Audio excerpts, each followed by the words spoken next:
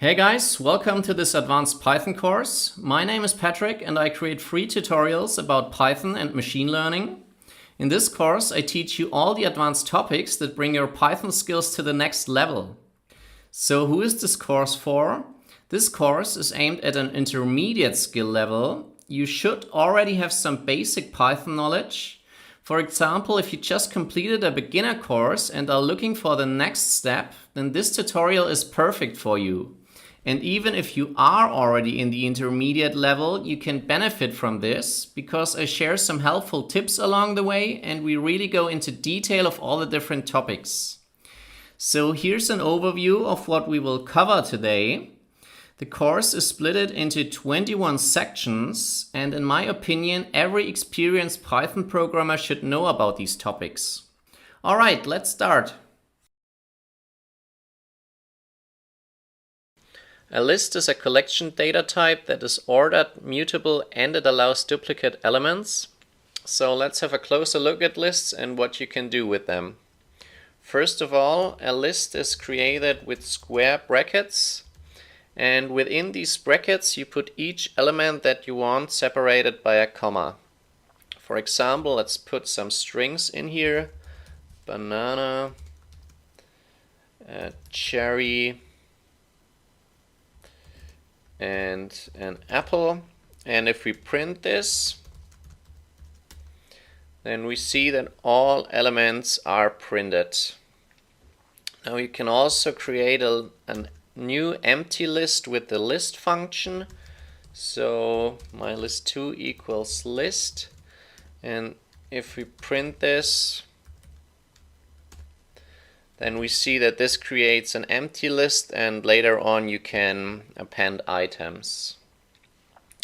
A list allows for different data types. So for example, we can say that our list can contain an integer, a boolean, and a string.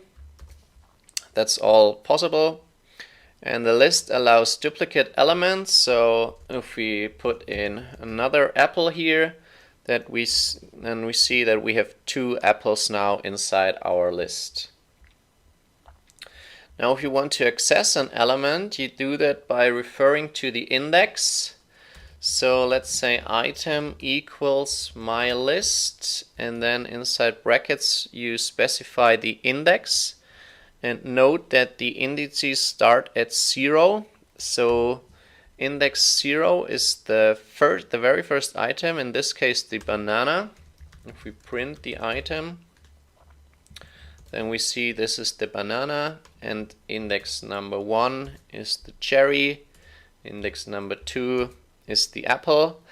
And now if we put in an index that is too large, what will happen? Then we get an index error, list index out of range. So be very careful with that. Now you can also specify a negative index, so -1. This refers to the last item, in this case the apple, and -2 is the second last item, and so on. Now if you want to iterate over your list, you can do that simply with a for in loop. For I in my list, colon, and then do something. In this case I just want to print it. So then we see that for each element inside our list we print it. And note that you don't have to call this I, you can call this also X or whatever you want. Now if you want to check if an item is inside your list, you can do that with an if, and then your item that you want to check, say banana in my list, colon, and say let's print yes, and else print no. Now if we run this, then we see that the banana is inside our list. So let's check if the lemon is no, the apple yes. So that's a very simple syntax to check if your index is inside your list. Now let's talk about some other useful methods that you can do with a list. First of all, if you want to check how many elements do you have inside your list, you can do that with the lang method. And now if we print this, and we see that we have 3 elements inside our list. Now if we want to append items, we can do that by mylist.append, and now let's append a lemon, and now print it. We see that a new item, the lemon, got inserted at the end of the list. Now if we want to insert an item at a specific position, we can do that with the insert method. And now first we have to specify the index. Let's say index number 1, and then the item, let's say a blueberry, and then print it. And we see that at index number 1, now we have the blueberry. Now if we want to remove items, we can do that with the pop method.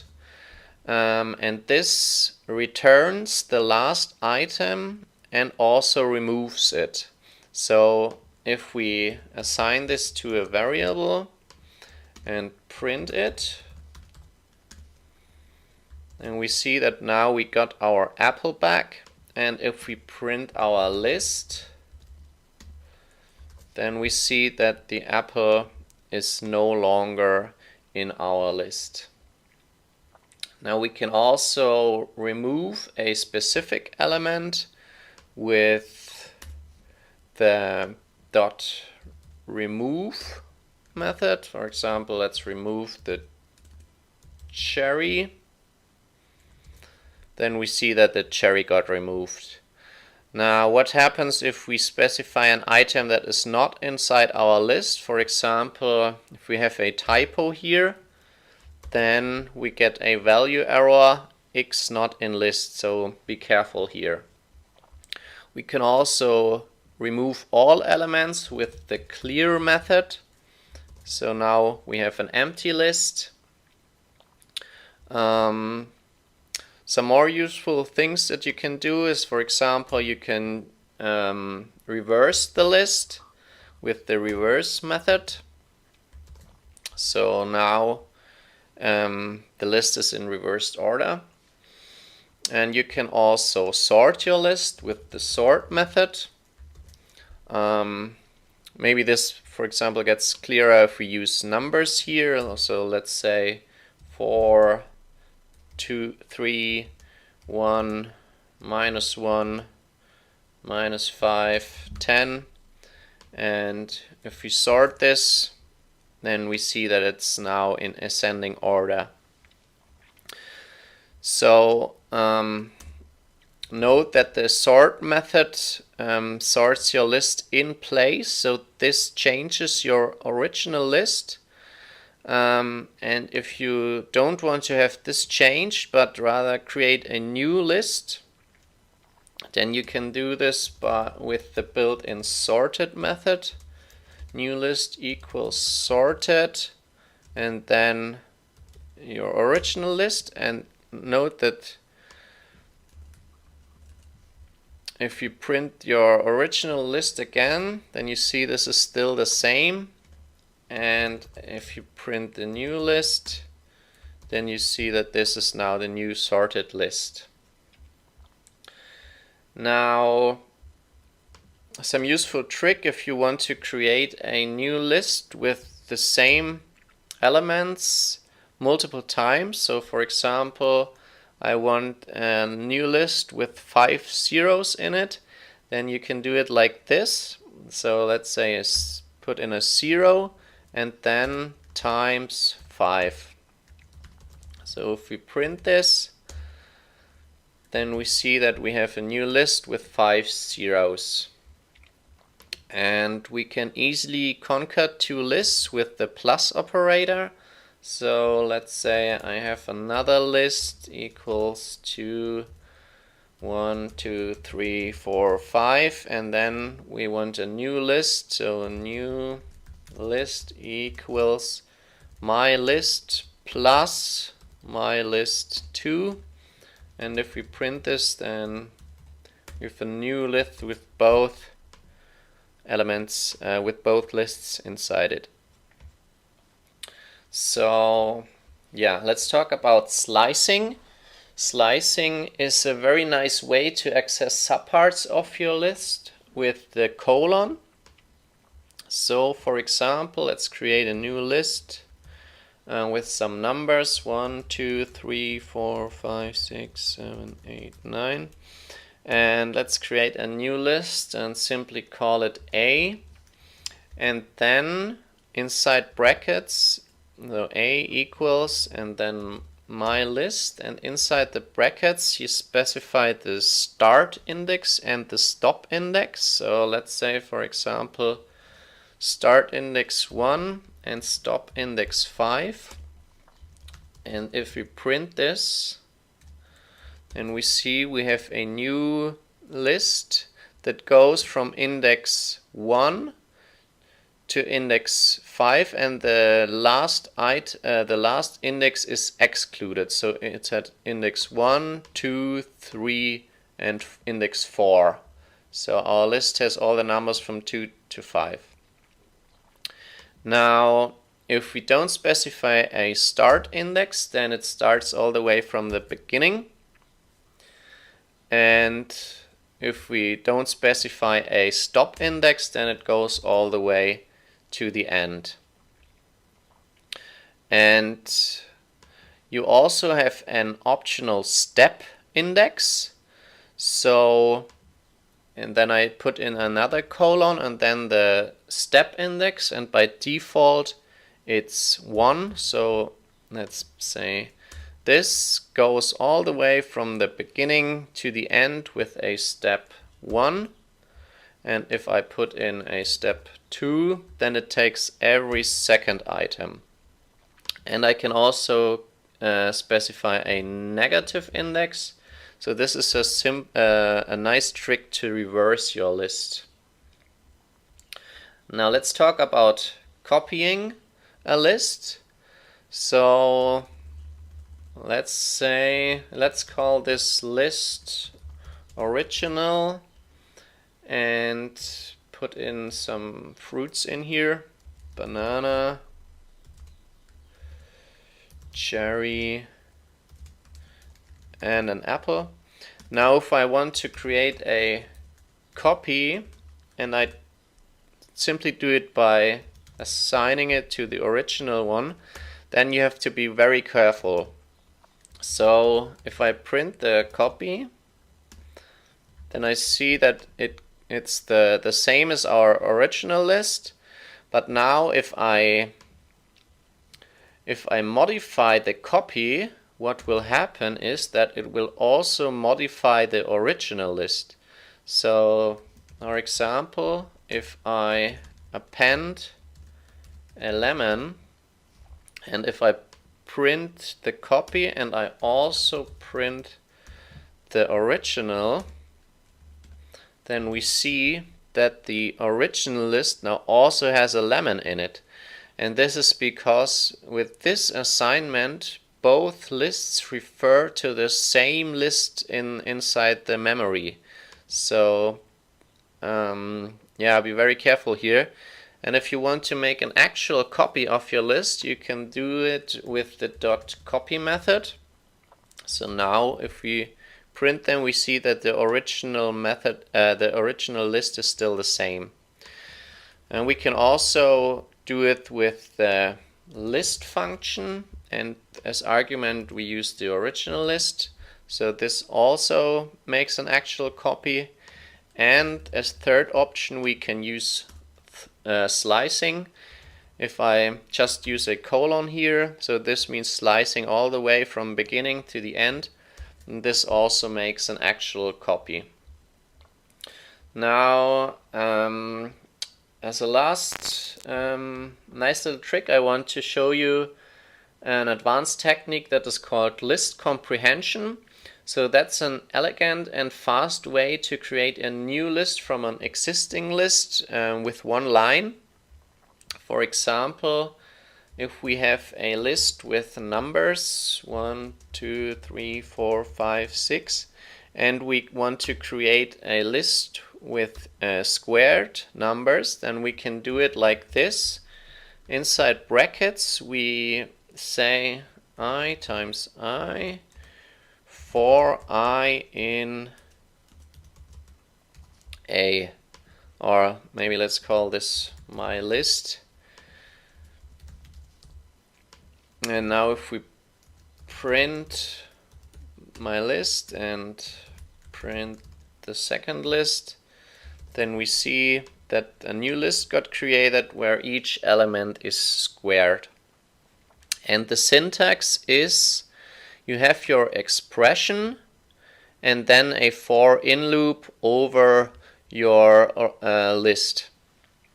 So note, like the same with iterating, you don't have to call this I, you can also call this X, and then also use the X here.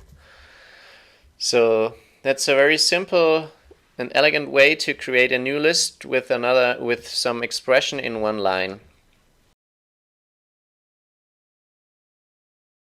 A tuple is a collection data type that is ordered and immutable.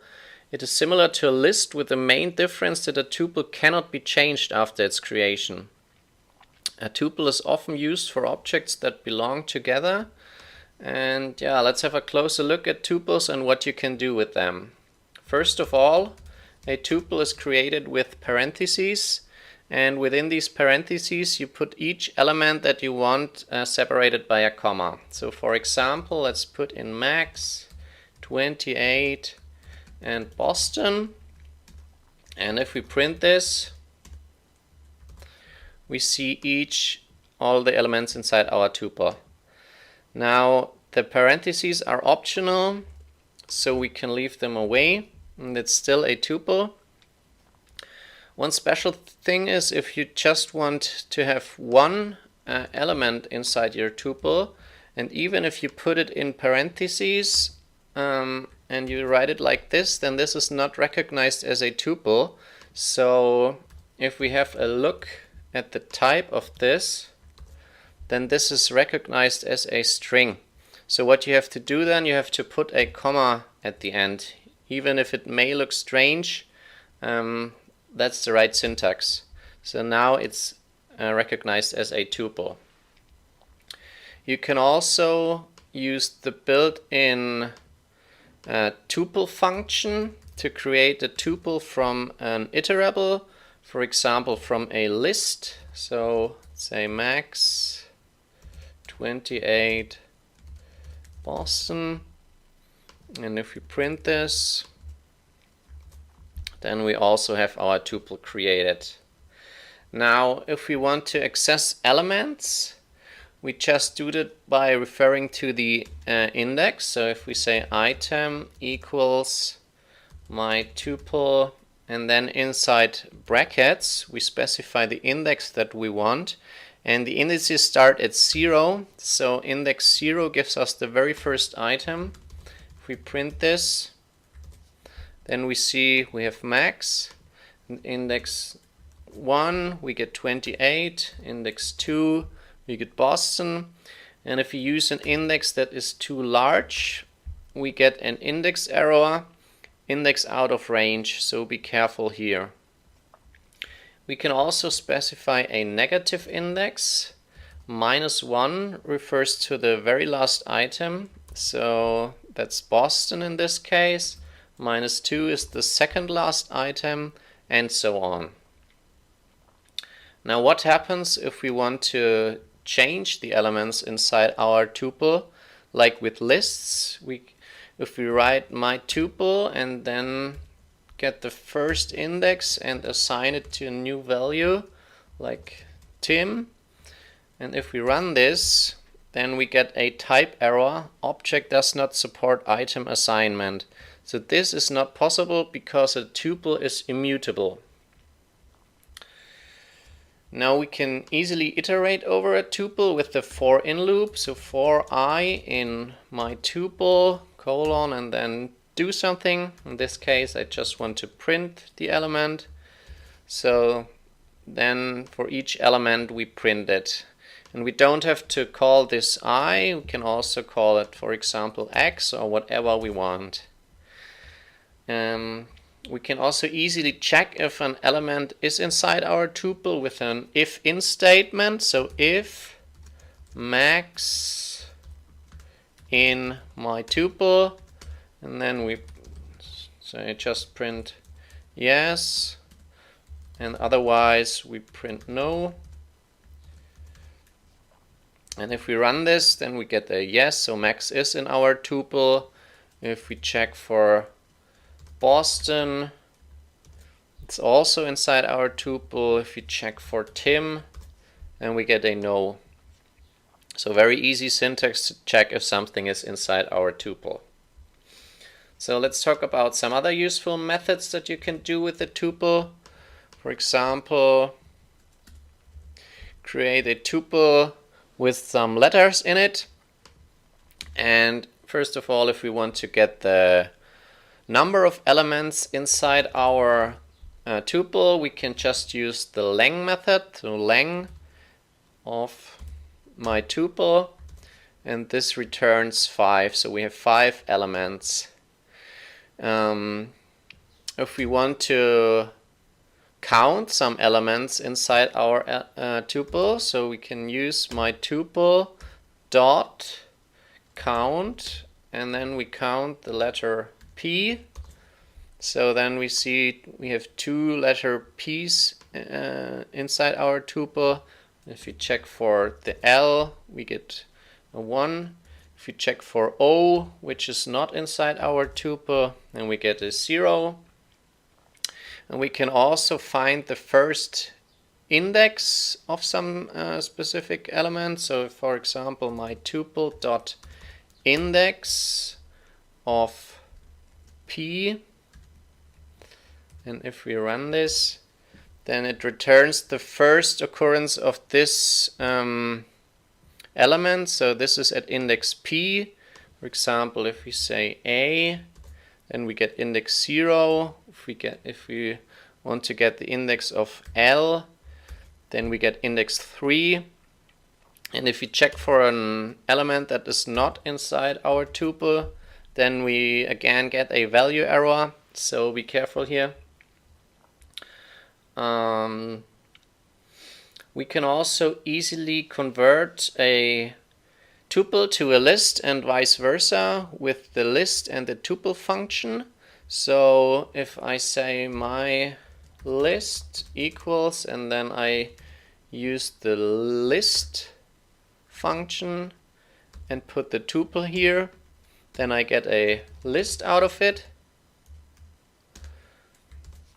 And I can convert it back. I say my tuple 2 equals, and then the tuple function, my list. And if I print this, so then I have a tuple again. Now let's talk about slicing with tuples. So slicing is a very nice way to access subparts of your tuple with the use of the colon. So for example, let's create a tuple with some numbers in it, and let's create a tuple.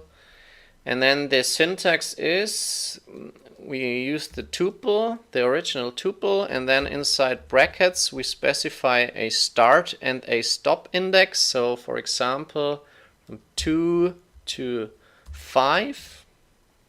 And if we print this, then we have number 3, 4, 5. So this goes from index number 2 to index number 5, and but the last index is not included, so it only has index 2, 3, and 4 in it. So if we don't specify a start index, then it starts all the way from the beginning. And if we If we don't specify a stop index, then it goes all the way to the end. Now, we can also use an optional step argument. So by default, this is 1. So in this case, it goes all the way from beginning to the end with a step of 1. And if we put in a 2 here, for example, then it takes every second element. And we can also use a negative step. So this is a nice little trick to reverse your tuple. Now we can, let's talk about unpacking. So if we create a new tuple, like at the beginning, let's use Max, 28, and Boston. Then we can unpack it. If we write at the left side, we write our variables, so name, age, and city, and then just say equals to my tuple. Then we get each separate element. And the city. But the number of elements that you put in here must match the elements inside our tuple. So if we just use 2 elements here, then we get a value error, too many values to unpack. But what we can do is we can unpack multiple elements with a star. So for example, if we use some numbers, so 1, 0, 0, 1, 2, 3, 4. And if we want to unpack this, so let's say I1 and then a star and say I2 and I3 equals to my tuple. And then if we print I1, this is the very first item. If we print I3, this is the very last item. And if we print I2, then these are all the elements in between and now converted to a list. Yeah, so one more thing that I wanted to show you is to compare a tuple and a list. And because a tuple is immutable, Python can make some internal optimizations, and thus working with a tuple can be more efficient sometimes, especially when working with large data. So let me copy this in here. In this example, we create a list and a tuple with the same elements, and then we use the sys.getSizeOf method to return the number of bytes in both of them. And if we compare them, then we see that a list is larger even though it has the same elements as the tuple. And also it can be more efficient to iterate over a tuple and also to create a tuple. So if we compare, if we use the timeIt method, so there's a very nice method in the timeIt module, timeIt.timeIt, and then you can use a statement and repeat this specific number of times. So in this case, it's 1 million times. 1 million times we want to create a list, and 1 million times we want to create a tuple, and then measure the time. And if we run this, then we see that it took much longer to create the list than to create the tuple. So yeah, keep that in mind, that working with tuples can be more efficient than working with lists. A dictionary is a collection data type that is unordered and mutable, It consists of a collection of key-value pairs, so each key-value pair maps the key to its associated value. And let's have a closer look at dictionaries and what we can do with them. First of all, a dictionary is created with braces, and inside these braces you put each key-value pair separated by a colon. So let's say key name and then colon and then the value max, and then you separate each item with a comma. So comma, and then let's put in another key value pair, H colon 28, comma, and another one, city colon New York. And if we print this, then we see all the key value pairs here. And we can also use the dict function to create a dictionary, and there we put all our keys as arguments. So name equals Mary, comma, age equals 27, comma, city equals Boston. And if we print this,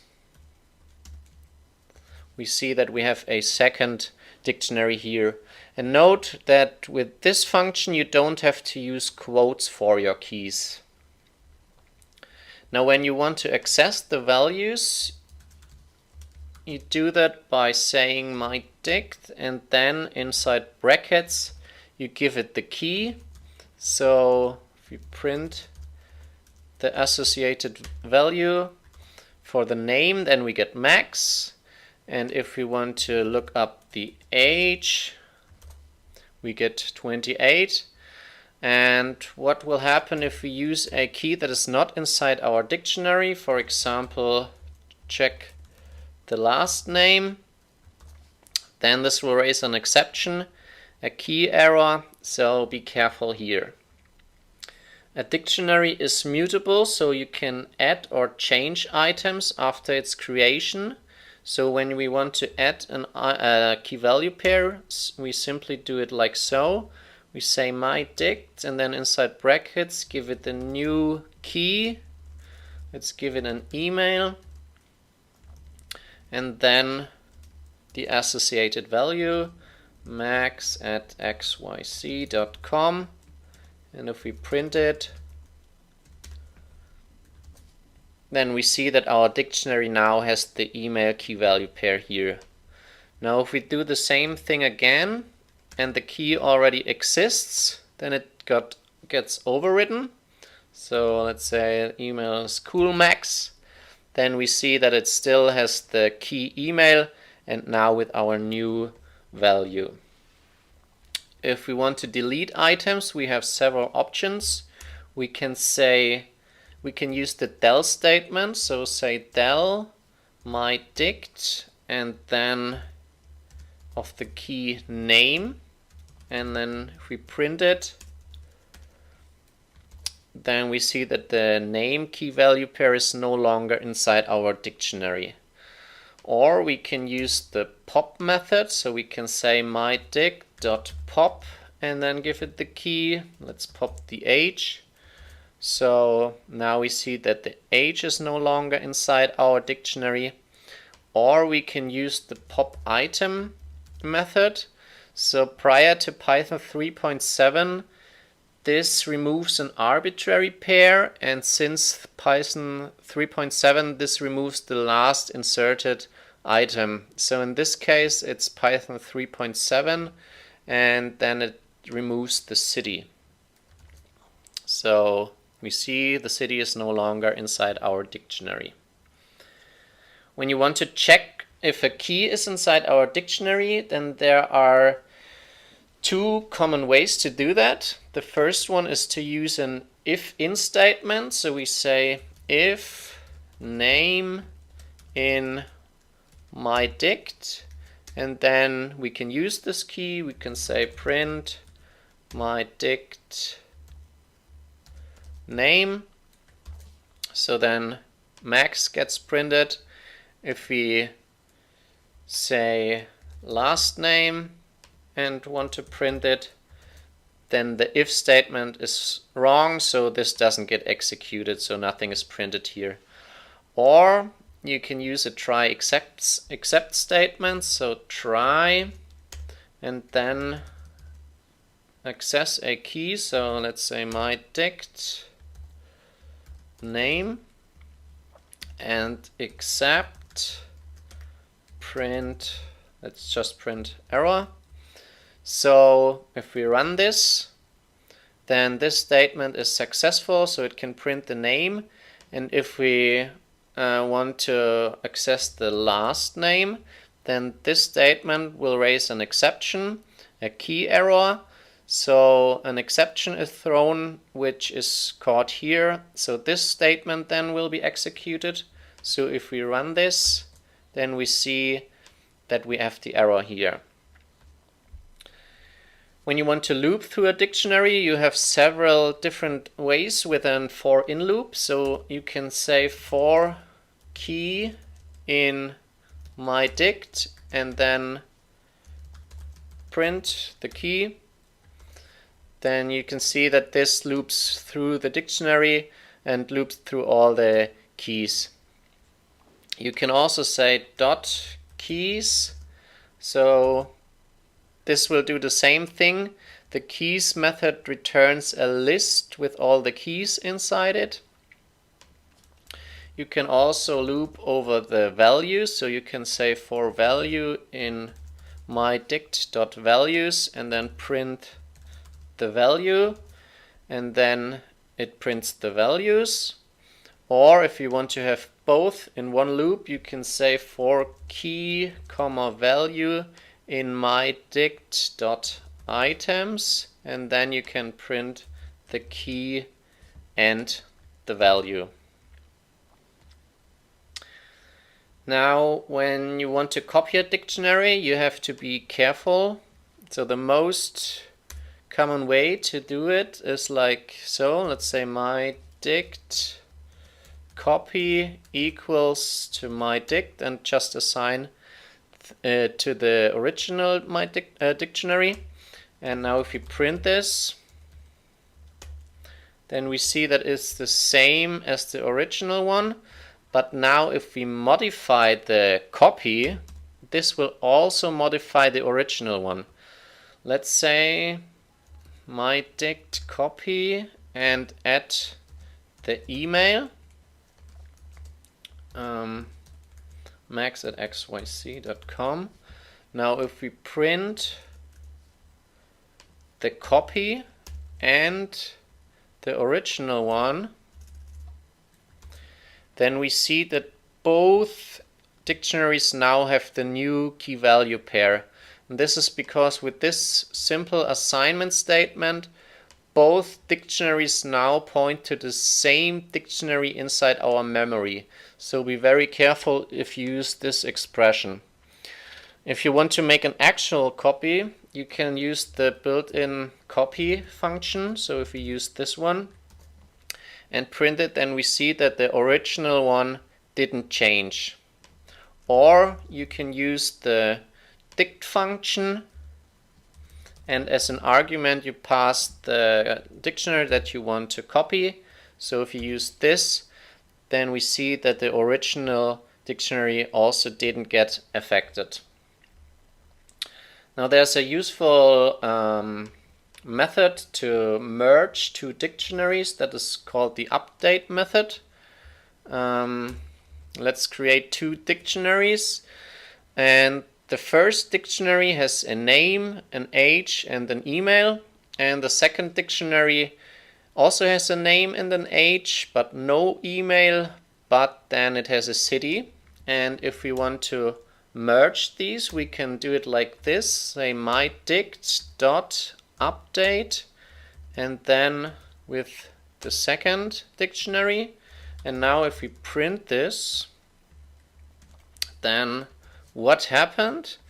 All the existing keys or key value pairs got overwritten. So the name is now Mary, the age is now 27, the email didn't change, and the non-existing keys the city got added. So yeah, that's a nice way to update two dictionaries. Let's talk about possible key types. So in all the examples before, I used a string as a key, but you can use any immutable type. For example, you can also use numbers as a key, or even a tuple if it only contains immutable elements.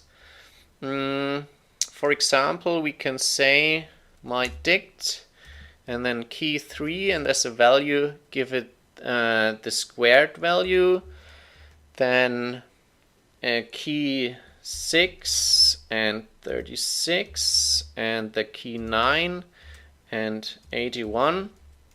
Now let's print this. So this is also possible, but then you have to be very careful, because when you want to access a value like so, and you want to do it like with lists, and you refer to the index number, for example, say index 0, then this will raise an exception because you have the key error, 0 is not in our list. What you rather want to do is you want to use the actual key. So the key 3 is 9, and then if you print the value, then we see we get the 9. So yeah, we also can use a tuple as a key. So let's say my tuple equals 8, 7, and then create a dictionary, and as key we use the tuple, and as value we use the sum. Now if we print this, then we see we have our new tuple here, and our new dictionary here. And yeah, so tuples are also possible, but what is not possible, for example, is a list. If we use a list here and run this, then this will throw an exception, type error, unhashable type. That is because a list is mutable and can be changed after its creation, and therefore it's also not hashable and cannot be used as a key. So be careful here. A set is a collection data type that is unordered and mutable, but unlike lists or tuples, it does not allow duplicate elements. A set is created with braces, just like a dictionary, but we don't put key value pairs in it, but instead just single elements separated by a comma. For example, let's put some numbers in here and print this. Then we will see our set here. And if we put, for example, another 1 and another 2 here and print this again, then we see that only one of each element is kept, because a set does not allow duplicates. We can also use the set function and use an iterable here. For example, let's use a list here. This will also create a set, or we can use a string here, for example, hello. And if we print this, first of all, we see that the order is arbitrary because a set is unordered and the order is not important. And we also see that there's only one L in our set. So this is a nice little trick to find out how many different characters are in your word. Now if you want to create an empty set and you do it like this, just with the braces, then you have to be careful, because now if you have a look at the type of this, then we see that this is recognized as a dictionary. So if you want to have an empty set, you have to do it with the set method. A set is mutable, so you can change it later on. So now we can add elements, and we do this with the .add method. So let's put in some numbers here.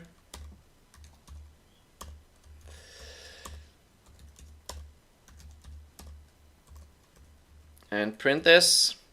And we can also remove elements again with the remove method. So let's remove the 3. And if we want to remove an element that is not inside our set, then this will raise a key error. So be careful here. So there's another method that's called the discard method that does the same thing. So it also removes the element, and if it does not find the element, then nothing will happen, so no error here. We can also use the clear method, of course. This will empty our set. Or we can use the pop method. So this will return an arbitrary value of our set and also removes it. So if we print this, then we see in this case it returned the 1 and also removed the 1 from our set. Now we can iterate over our set very easily with a for in loop. So for I in my set, and then do something. In this case, just print this. So this will iterate over each element and print it.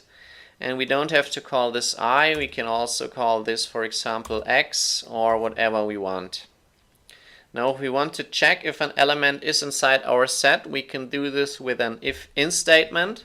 So if 1 in my set, and then we print yes.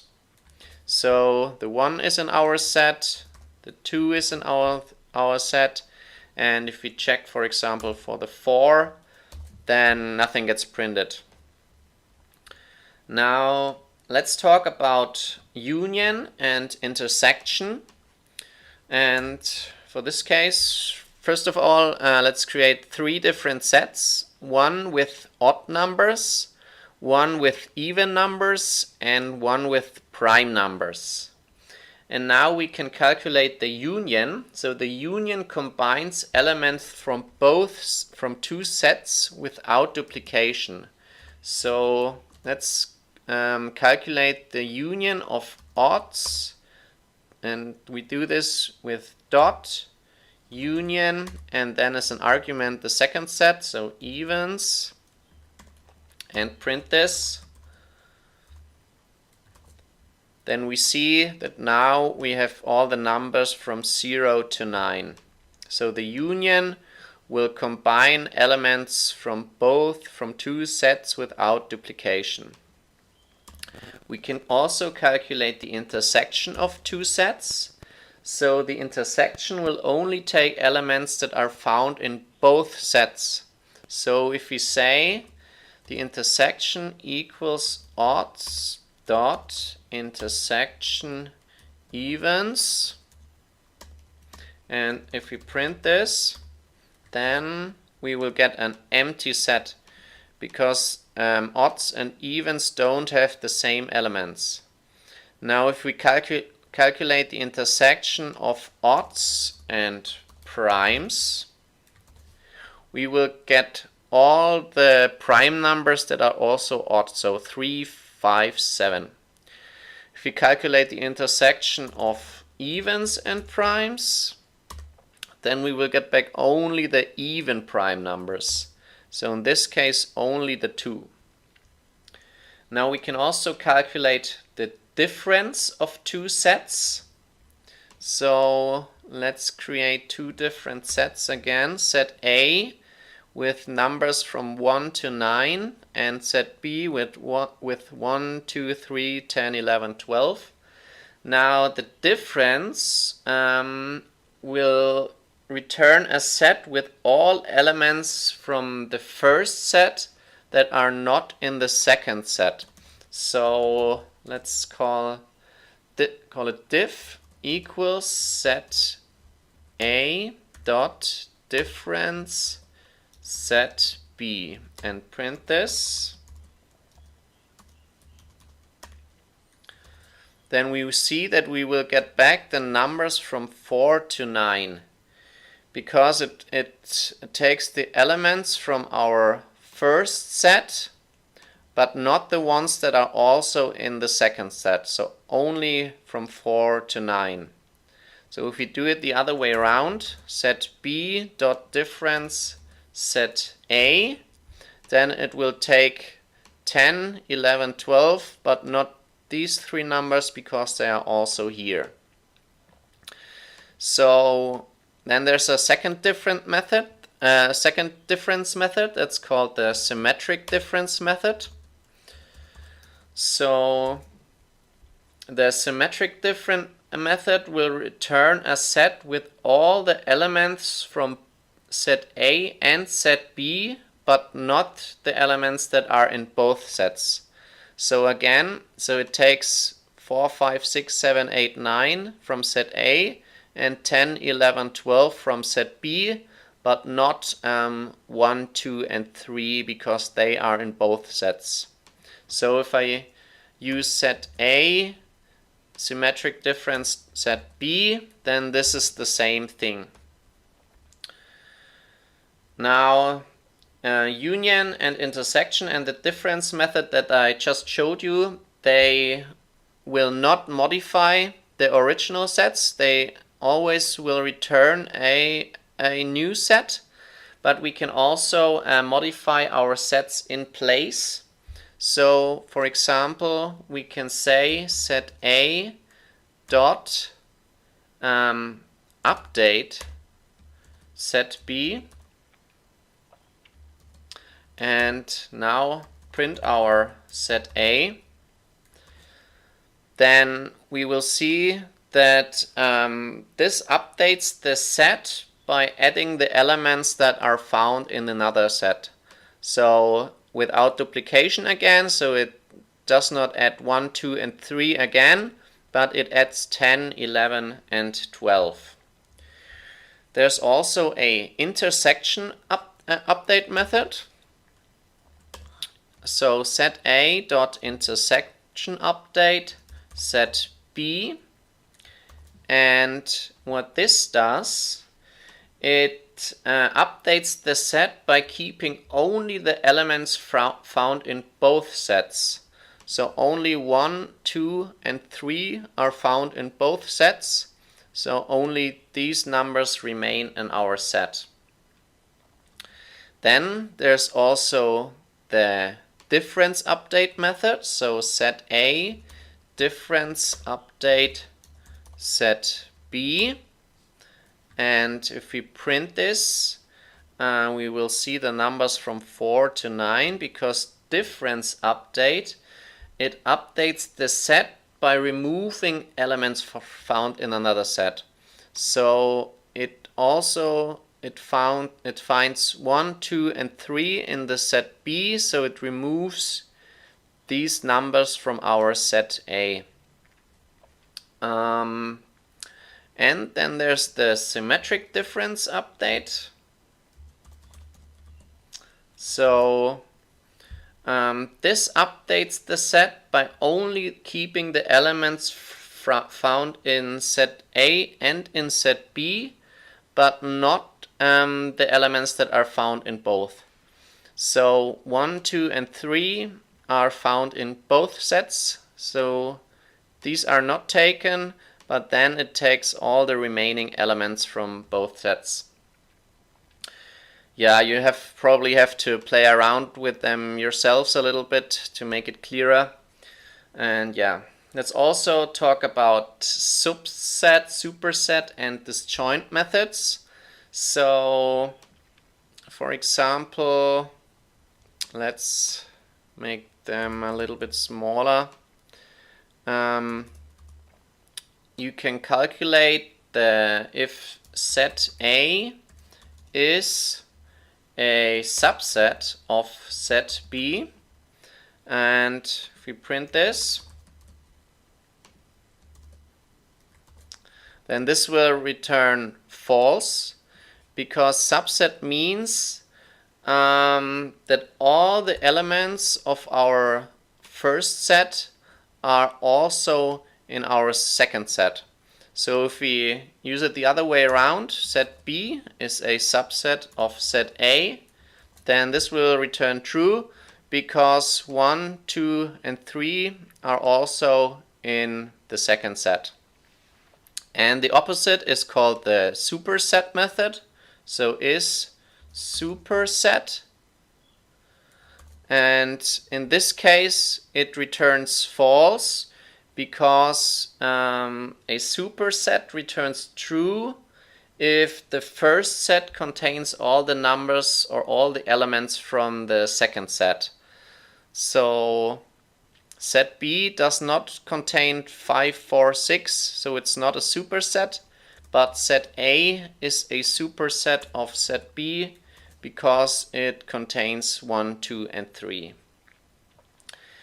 And we can calculate if two sets are disjoint. So disjoint returns true if both sets have a null intersection, so no same elements. So set A is disjoint set B, and if we print this, this will return false because they have same elements. And if we create, for example, a set C and put 7, 8 in here and check set A is disjoint with set B, then this will give us true.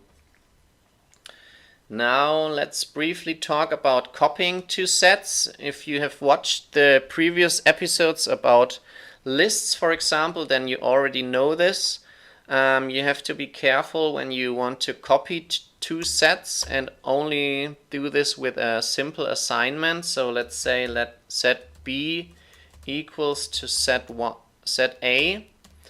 First of all, if we print this, then we see that we have a copy, but now if we modify the copy, let's say set B at 7, and if we print the copy and also print the original one, then we see that also the original one changed, because with this simple assignment both point to the same set.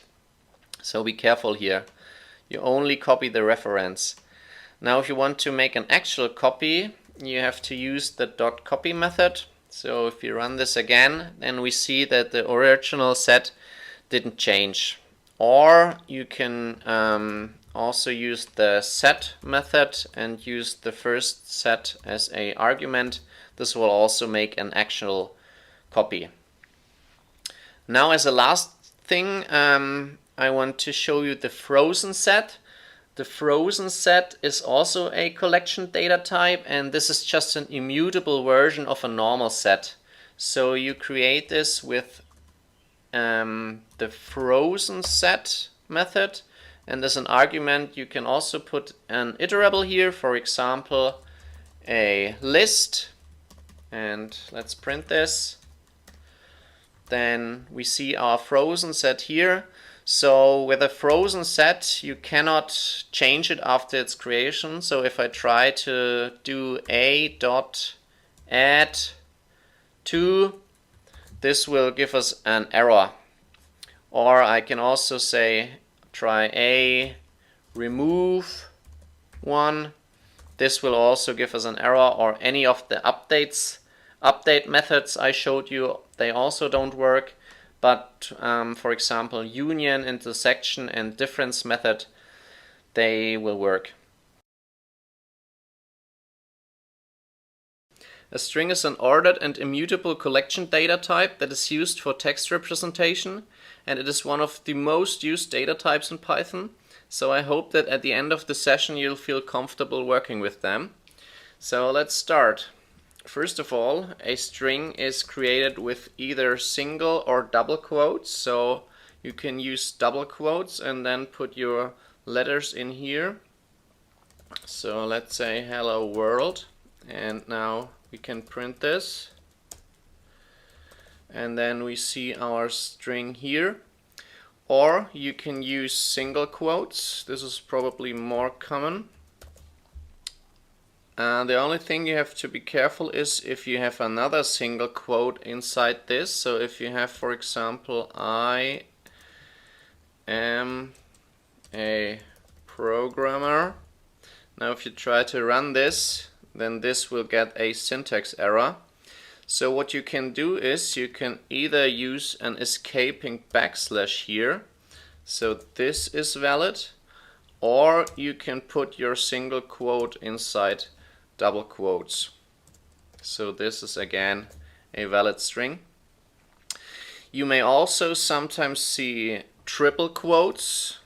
So this is typically used for multi-line strings. So now I can go in another line. And this is also used for documentation inside your code. So now if we run this, we see that our string goes over multiple lines. Now you may also sometimes see an escaping backslash like so, and this just says that the string should continue in another line, but it should not create a new line here. So now if we run this, then we see we have our one line hello world string. Now if you want to access characters or substrings, it's the same like with lists. You access it with, inside brackets. So let's say char equal, or let's create the string first, sorry, my string equals hello world, and then you can say char equals and then my string, and then in brackets you put the index you want. So if you want the very first character, you have to use index 0. So we can print this. So this is the H, and if we use index 1, we get the E, and so on.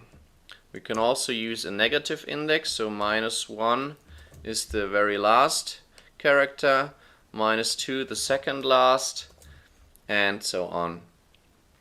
But what we cannot do, for example, is we cannot access a character and change it. So if I want to change the first character to a lower h, if I try to run this now, this will get a type error. String object does not support item assignment.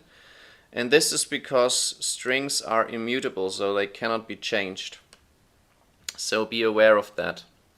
Now we can also access a whole substring with slicing. So then I will say my string, and in brackets I put the start index. So let's say 1, and then a colon, and then a stop index. And then if I print this, then I will see I get the string ELLO. So what this does, it starts at index 1 and goes until index 5, but index 5 is excluded, so be careful here. So it has 1, 2, 3 and 4, so our string is ELLO. Now if I don't use a start index, then it starts all the way from the beginning, and if I don't use a stop index, then it goes all the way to the end. So this goes all the way from beginning to end. And then there's another optional step index. So if I put another colon here, and by default this is 1. So this takes every character. And now if I put a 2 here, it takes every second character. And I can also put a -1 here. And then what it does, it will reverse our string. So that's a nice little trick to reverse the string with this slicing operator. Now we can concatenate 2 or more strings simply with a plus. So if I create another string, Tom, and I will just call this hello and say this is now a greeting, and then I can say my sentence, I will create a new string that is greeting plus, and then I want a space between them, and then plus again, plus the name. And now let's print this, and then we see we have our concatenated string. So very easy with this plus here. Now we can iterate over our string with a for in loop, so for I in greeting, and then do something, so just print every letter. So this goes over our whole string and prints each character. And we don't have to call this I. We can also call this, for example, X or whatever we want. Now if we want to check if a character or substring is inside our string, we can do this with an if-in statement. So I say if, and then I want to check for the letter E. So if E in greeting, and then I will print yes, and otherwise else I will print no. So E is inside my word, so it prints yes. So if I check, for example, for P, then it will print no. And I can also check for substring, so I can check for ELL. This will also print yes. Now let's talk about some more useful methods that you can do with strings. So let's say we have a string with some white space here, and then we have our hello world, and then some more white space at the end. So if we print this, we will see that our printed string also has the white string. Now if I want to get rid of this, I can do my string equals my string dot strip. So this method removes our white space. So now if I print it, we see that the white space is gone. And be aware that this method does not change our string in place, because as I said, a string is immutable. So if I just write it like this, then this will not change my original string. So if I run it, our original string still has the white space. So what we have to do is we have to assign it again to our original one, and then we have the new string with without white space. Now what we can do also with strings is we can say we can convert every character to an uppercase. So let's say my string dot upper, and then we have all in uppercases. We can also say my string dot lower, then we have all in lower cases. We can check if my string starts with a specific character or substring. So if we can say starts with, and then we can say H. So this will give us true, or we can also check for hello, also true. And there's a check with world, and we will get a false. But we can also check if it ends with something. So if it ends with world, so now we have true, and yeah, if it ends with hello, then we get a false. Now we can find the index of a character or a substring. So let's say my string dot find, and then we want to find O. So this will return the first index that it finds with an O. So index 0, 1, 2, 3, 4. So it returns a 4. We can also check for substrings. So this is at index 3 our LO substring starts. And if it does not find a string, then it will return a -1. We can also count the number of characters or substring it finds. So let's check for how many O's we have in hello world. So this will return 2. And how many P's do we have? We have 0. We can also replace characters or substrings inside our string. So we can say my string dot replace, and then we want to replace world with a new word, so we want to replace it with universe. And now if we print this, then we see our string is now hello universe. And also be aware here that this will return a new string and does not change this one. So if it does not find the string, so let's say for example we have a typo here, then it does nothing, so it will still print the original string hello world. Now let's talk about lists and strings. So let's say you have a string with some words. So let's say we have here, how are you doing? And you want to convert this to a list and put each word of my string as an element in my list. Now what you can do then is you can say my list equals my string dot split, and if we print our list, then we see that we have each word now as an element in our list. And by default, the delimiter it is looking for is a space. So here the default argument is a space. So it looks for each space and then splits our string here. Now, for example, if you have commas here,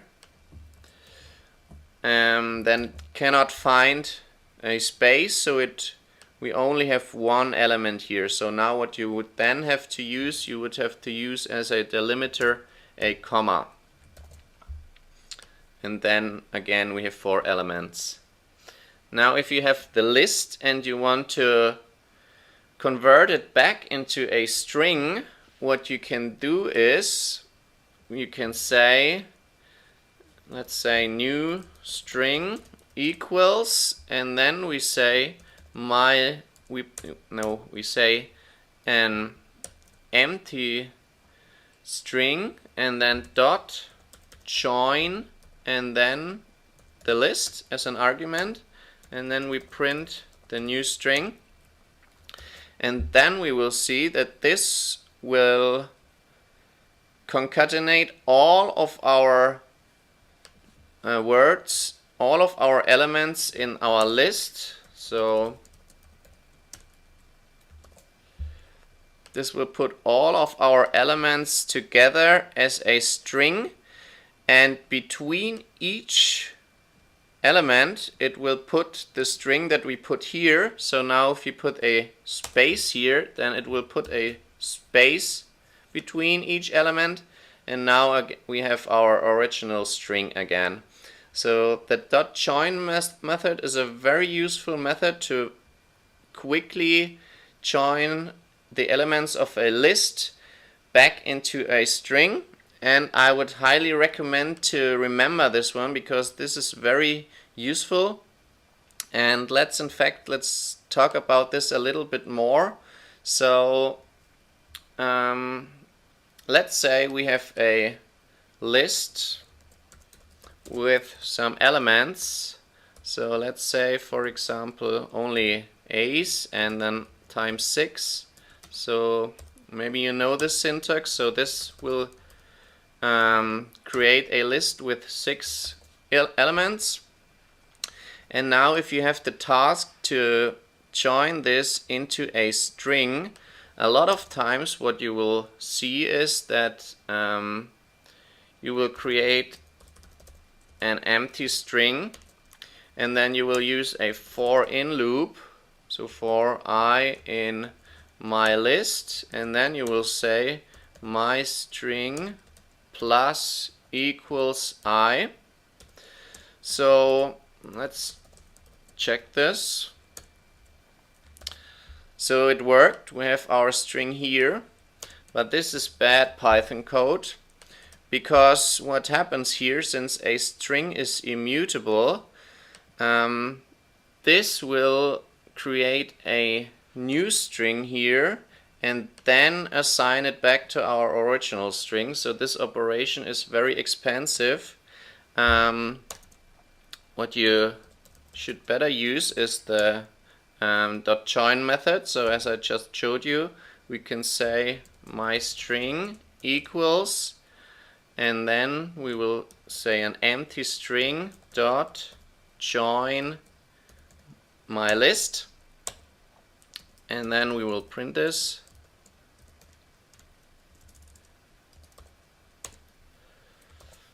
So this will also give us the same thing, but it's much cleaner and also much faster. So let's look at the time of both of these ways.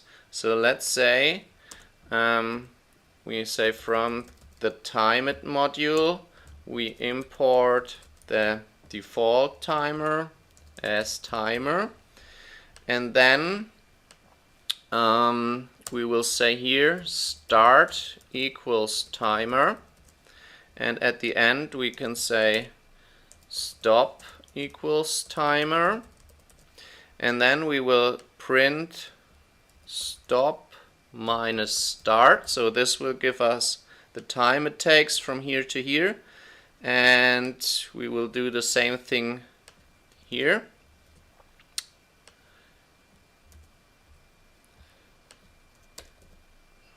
So if we run this, we will, let's remove this. We see that both was very fast, but now let's say we have, for example, a very large list with, let's say, 1 million elements, and now I don't want to print my list. So if we run this now, what we will see that this, the second way with the .join method, is much faster. So the first way took more than half a second, and the second only 0.01 seconds. So forget this way of doing it and remember the .join method. Now, as a last thing, I want to talk about formatting strings.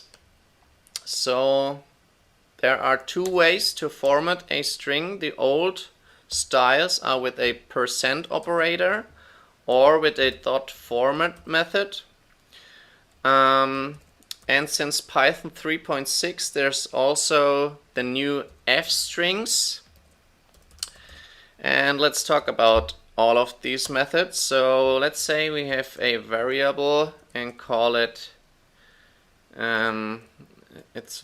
let's say variable equals a string, and we have the name Tom, and then we will create a string and say it's the variable is, and then we use the first method. So we used a %s, and then after our string again we use the % and then the variable.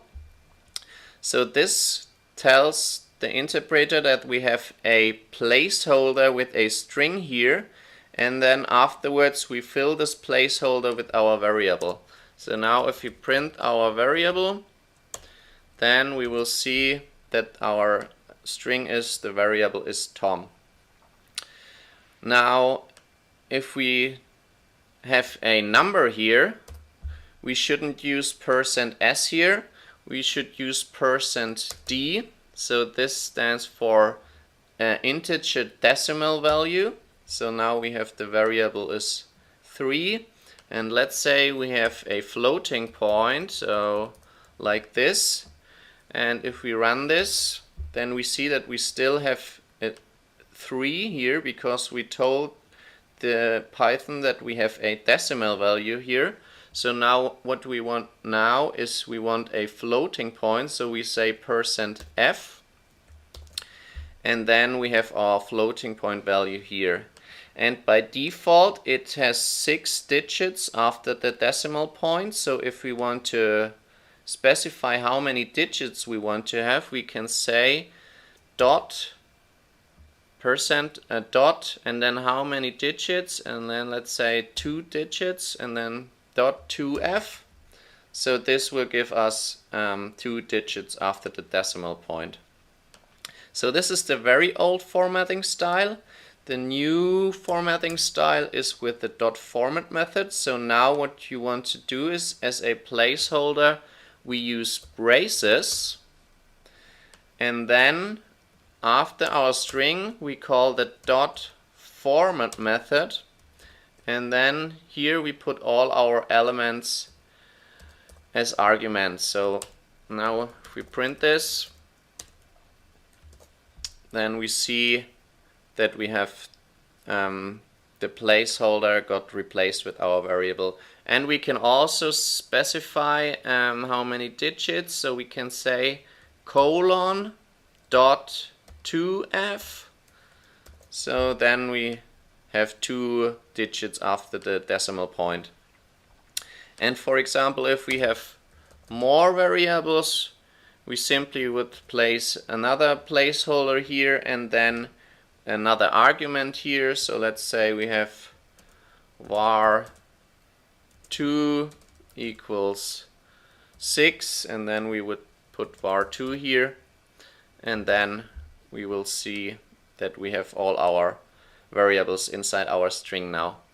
So these are the old formatting styles, and the newest way to do it is with the f strings. So this is, since Python 3.6 or newer, you can use the f strings, and with an f string you would simply put a f between the string and then the string, and then you would also use braces, and inside the braces you can use your variables directly. So you can use var here and var2 here, and then you don't need this anymore.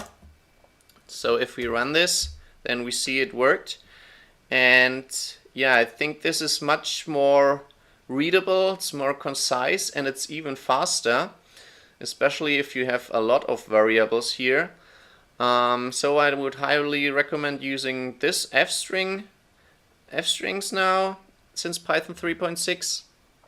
And yeah, what this does is it evaluates this at runtime, so we can also put some operation here. So let's say some mathematical operation like var times 2, and then this will be evaluated at runtime. So now we see we have our 2 times our variable here, and yeah, so that's it about f strings, and that's all I wanted to show you about the strings.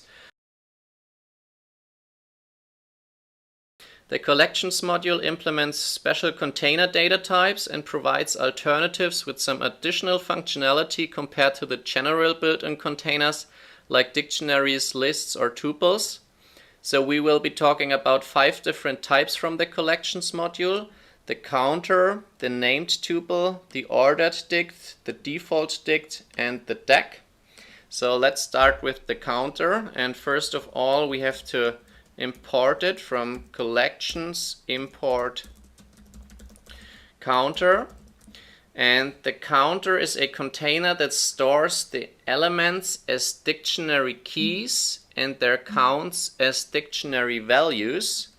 So let's say we have a string called A with some different characters, A, B, B, B, C, C, C.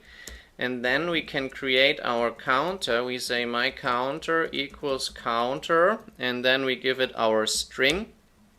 And if we print it, then we see we have a dictionary with all the different characters as keys and their count as values. So we have 5 times A, 4 times B, and 3 times C. And like with a normal dictionary, we can have a look at only the items. So this will give us all the key value pairs. We can have a look at the keys. So this will give us an iterable over the keys. And we can also only have a look at the values. So this will give us all the different values. And what's also very helpful is to have a look at the most common element in our counter dictionary. So we say, if we first print our counter again, and then we can say we want to print my counter dot most common, and then here how many different items. So I want to see only the very first, so the most common element. So if I print this, then I will get the A with the count 5 is the most common element. So if I say 2 here, then it will give me the 2 most common types. So it will also put the B in here. And this will return a list with tuples in it. So for example, if I want to have a look at only I want to see what is the most common element, then I will have to access the index 0. So this will give us the tuple at index 0. And then if I only want to see the element, then I will again have to access the first element of this tuple. So again 0. And then I will get the A is the element that is most common in our string. So we can also use a list here or any other iterable. We can also have a list with all the different elements. So if we say print my counter dot elements, and this will give us an iterable over elements, repeating each as many times as it counts. So I have to convert this to a list in order to print it nicely. So now if I print it, then I will see, I will get all the different elements here as a list. And I can, for example, iterate over this. So that's the counter. Next, talk about the named tuple. And of course, first of all, we have to import it. So we say from collections import named tuple. And the named tuples is an easy to create and lightweight object type, similar to a struct. So what I can do is I can define my named tuple. I say, for example, let's create a 2D point and call it point equals, and then I will say named tuple, and then as first argument I give it the class name. So typically this is the same name that I used here, and then as a second argument I use another string, and here I use all the different fields I want, separated by either a comma or a space. So I can say x, comma, y. So this will create a class called point with the fields x and y. So now I can create this point. So I can say pt equals point, and then I will give it values for x and y. So for example, I will give it 1 and -4. And now if I print my point, then I will see I have a point with x equals 1 and y equals -4. And I can also access the field, so I can say pt.x and pt.y. So then this will print the values for x and y.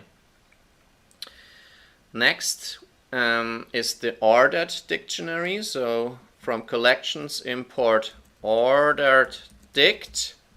And the ordered dict is just like a regular dictionary, but they remember the order that the items were inserted. So they have become less important now, since the built-in dictionary class has also the ability to remember the order. Since Python 3.7 this is guaranteed. But for example, if you use an older Python version, this may be a way to use a dictionary that remembers the order. So for example, let's create a dictionary like so, and then we can append key value pairs like with a normal dictionary. So we say here in brackets, give it a key A and a value 1, and let's do this with some more key values. So let's say we have B, C, and D, and 2, 3, 4. And now if we print this, then we see it's the same order as we inserted it. So for example, if we inserted the A at the very end, then it will also get printed at the end of our ordered dictionary. Yeah, since here I'm using Python 3.7, so in this I can also just simply use a normal dictionary now, and it still remembers the order. Next, we have a look at the default dict. So from collections import default dict. And the default dict is also similar to the usual dictionary container, with the only difference that it will have a default value if the key has not been set yet. So what we will do, we have to create a default dict, and as an argument we will give it a default type. So let's say we want to have an integer here as default type, and then we can fill our dictionary. Again, let's say D with the key A is 1, and D with the key B equals 2, and let's print our dictionary. So we will see it here, and then we can access the keys. So for example, let's access the key A, and then it will give 1, and the key B will return 2. And now if I put in a key that does not exist, so for example C, then what will happen, it will return the default value of an integer, and this is by default a 0. So I can also, for example, say I want a float default value, so then this will return 0.0 if it does not exist. Or for example, I will have an empty list if it does not exist. So yeah, with a normal dictionary this would raise a key error. So now this would raise a key error, but with the default dict it would return the default value of the type that we specify. So as a last collections type, we will talk about the DAG. So the DAG is a double-ended queue, and it can be used to add or remove elements from both ends, and both are implemented in a way that this will be very efficiently. And yeah, let's create a DAG. So let's say D equals DAG, and then we can append items like with a list. So let's say D append 1 and D append 2, and then print it. So now we see our DAG here, and also we can say D dot append left. So this will add elements at the left side. So now we can see our 3 got added here. And we can also again remove elements from both sides. So we can say d.pop. And now if we print our deck, then we will see that with pop, this will return and remove the last element. So now the 2 got removed. Or we can say d.pop left, so this will return and remove the element from the left side, so now the 3 got removed. Can also of course say d.clear, so this will remove all elements. We can extend our deck with multiple elements at a time, so we can see d.extend and then give it a list. Let's say 4, 5, 6. So this will add all the elements at the right side.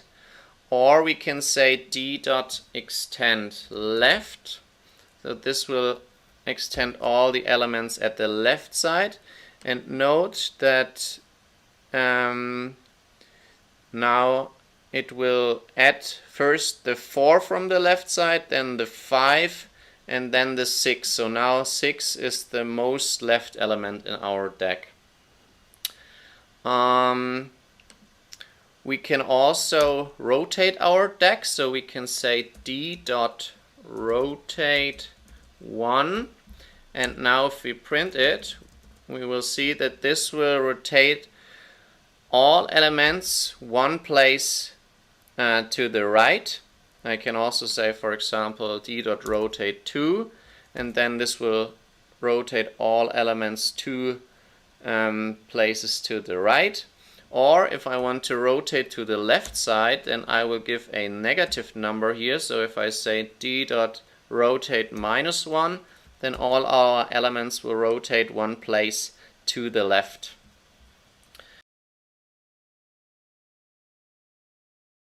The itertools module is a collection of tools for handling iterators.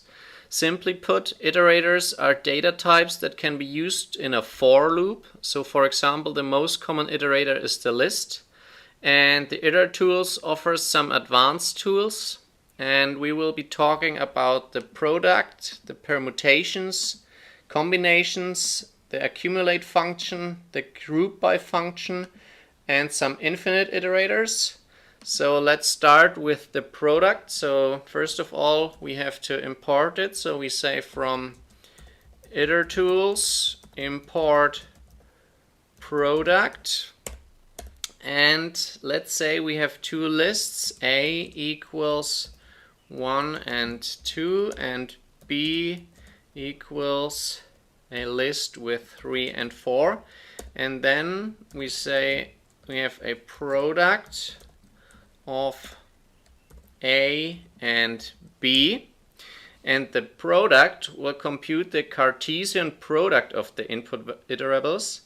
So let's print this. So print the product, and then we will see that we have a itertools object. So this is an iterator, and to see the elements we can convert it to a list, and then we will see the product. So the product will combine 1 and 3 and 1 and 4, and then 2 and 3 and 2 and 4. So this is the product.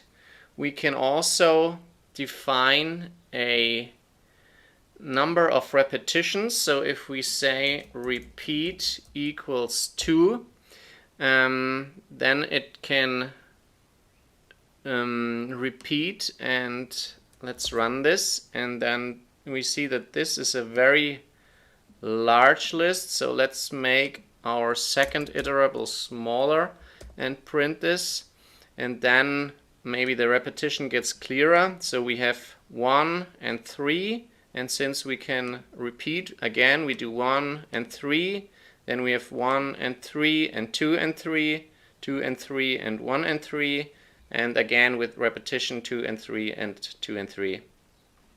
So that's the product. Then we also have something called permutations. So permutations will return all possible orderings of an input. So let's say we have 1, 2, and 3 as a input, and then we calculate the permutations of A and print this again as list. And then we see all the different orderings. So we have 1, 2, 3, 1, 3, 2, 2, 1, 3, 2, 3, 1, 3, 1, 2, and 3, 2, 1. So that's permutations. And we can also specify the length of the permutations as a second argument. So if we want to have shorter permutations with only length 2, we give it the argument 2. And then we see different orderings with the length of 2. So 1, 2, 1, 3, 2, 1, and so on. That's permutations. Then we have combinations. So from itertools import combinations. And the combinations function will make all possible combinations with a specified length. So let's also make an example here. Let's make a list 1, 2, 3, and 4, and then say comp equals combinations of A, and the second argument with the length here is mandatory. So in this example I only want the length 2, and then print this again as a list. And then we will see all possible combinations with length 2. So 1, 2, 1, 3, 1, 4, 2, 3, 2, 4, and 3, 4. And note that we don't have combinations of the same argument, so no repetitions here. And if we want that, we can also use the combinations with replacement function. So then we import it. So import combinations with replacement. And then let's make another combination iterable and say combinations with replacement of A and also of length 2, and print this. Comp with replacements, and then we see that it will make combination of 1 and itself, so 1 and 1, 1 and 2, 1 and 3, and so on. So this is combinations and combinations with replacement. Now then we have the accumulate function. So the accumulate function makes an iterator that returns accumulated sums or any other binary function that I will give as input. So let's make an example. First of all, import the accumulate function, and then we can say we leave the list A equals 1, 2, 3, and 4, and then we say accumulate equals accumulate of A, and print this. First of all, let's print our list and then print the accumulated list. So we see that our list is 1, 2, and 3, and the accumulated sums is 1, 3, 6, and 10. So the first element stays the same, and then we have 1 plus 2 is 3, 3 plus 3 is 6, and 6 plus 4 is 10. So that's the accumulate function, and by default it will compute the sums, but we can also, for example, multiply the elements. So let's import operator, and then we can give as second argument, we can say func equals operator dot mul. So this will multiply each element, so 1 stays the same, 1 times 2 is 2, 2 times 3 is 6, and 6 times 4 is 24. And as a third example, let's just use the max. So this will return the max for each comparison. So for example, if we have a 5 here in between and have a look at our list, then 1 is the same, 2, now 2 is the max, then compared with 5, and then 5 is still the max, compared with 3, then 5 still the maximum, and compared with 4, 5 is still the maximum. So that's accumulate. Now let's talk about the group by function. The group by function makes an iterator that returns keys and groups from an iterable.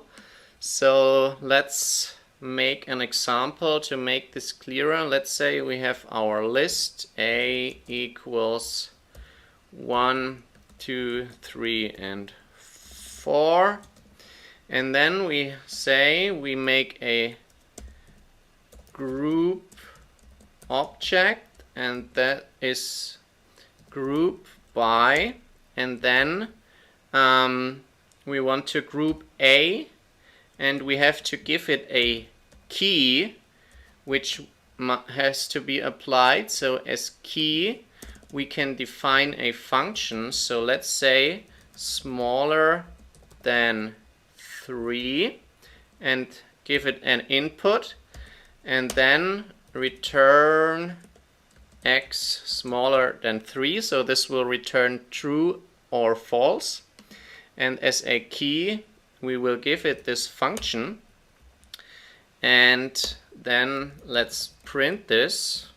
So we will see that this is a group by object, and we can iterate over this. So we can say for key and value in our group object, and then we want to print the key and the value, and then we will see it prints the key and an iterTools object and grouper object. So we can convert this to a list to see the values, and then it gets clearer. So we have our input array A, and we group this into other lists with the comparison if it's smaller than 3. So for 1 and 2 are grouped together because they are smaller than 3 and the key is true, and 3 and 4 are grouped together and the key is false. Now we can also use a lambda function here, so I will talk about this in the next video, but as a very short explanation, lambdas are small one-line function that can have an input and will do some expression and then will return an output. So I can write the same function in one line with a lambda expression. So I can write lambda x and then colon and then simply x smaller 3. So this will do the same thing. If I run this, then it will print the same thing. Now let's make another second example for this. Maybe this is not clear at the first sight. So let's define a object persons, and this is a list, and inside this list we have different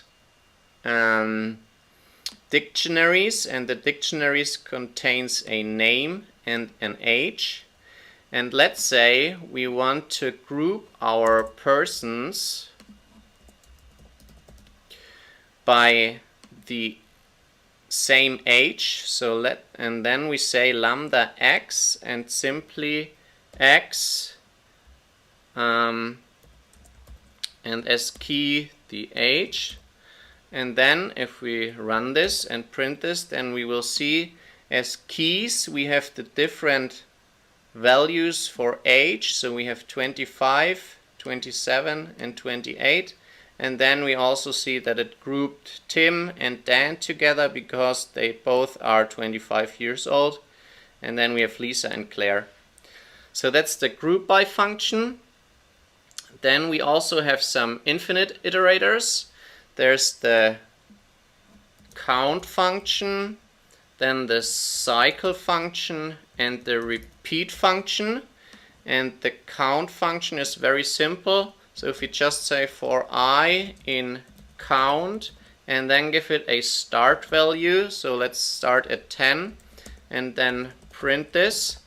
So this will make an infinite loop that starts at 10 and then adds 1 for every repetition. So 10, 11, 12 and so on. And this is still going now. So then, for example, if I say if I is 15, then we break, so then it will stop at 15. That's the count function. Then there's the cycle function. So this will cycle infinitely through an iterable. So let's say we have a list that has 1, 2, and 3. And we want to cycle through A and print this. So this will print 1, 2, and 3 and then cycle again 1, 2, and 3 and again infinitely until I make some stop condition. So that's the cycle method. And now as a last thing, the repeat method. So repeat for I in repeat, and then I want to repeat, for example, just the 1, then this will simply make an infinite loop and will print 1. And I can also, as a second argument, give it the stop repetition. So how many times do I want to repeat? For example, if I say 4 here, then it will repeat the 1 4 times. A lambda function is a small one-line anonymous function that is defined without a name, and it looks like this. First, it has the lambda keyword, then it can take some arguments, then a colon, and then an expression. And what this will do, this will create a function with some arguments, and it evaluates the expression and returns the result. So let's look at an example to make this clearer. Let's call a function and we call this add 10, and this is equal a lambda with an input, and let's call our input x, and then it should evaluate x plus 10. So this will create a function with one argument, and it adds 10 to the argument and returns the result. And we assign this function to our variable add 10. So now this is a function that we can call with an argument. So let's call it with 5. And now if we print this, then it will print 15. So this is practically the same as a normal function like this. Let's call this add 10 func, and this will take an argument x and return x plus 10. So these two things do the same thing, but the lambda function is much shorter and only in one line. So lambda functions can also have multiple arguments. So let's create another lambda function and call this mult, and this is equal lambda, and now we give it x and y, and it should evaluate x times y. So this will create a function with 2 arguments, and it will multiply these 2 arguments and returns the result. So now if we print, for example, mult 2 and 7, then it will print 14. So that's the lambda syntax. Lambda functions are typically used when you need a simple function that is used only once in your code, or it is used as an argument to higher order functions, meaning functions that take in other functions as arguments. For example, they are used along with the built-in functions sorted, map, filter, and reduce.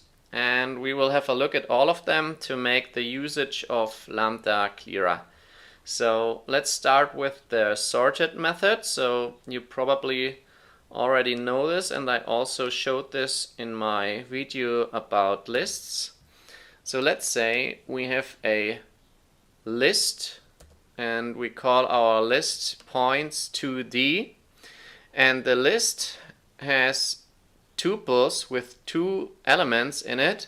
So you can think of this as the x and the y values of our points. And now if we want to sort this, so let's create a points 2D sorted list, and then we can call sorted. This is built in, so we don't need to import anything. And now we can sort our list. So we want to sort points 2D, and now first print our points and then print our points 2D sorted.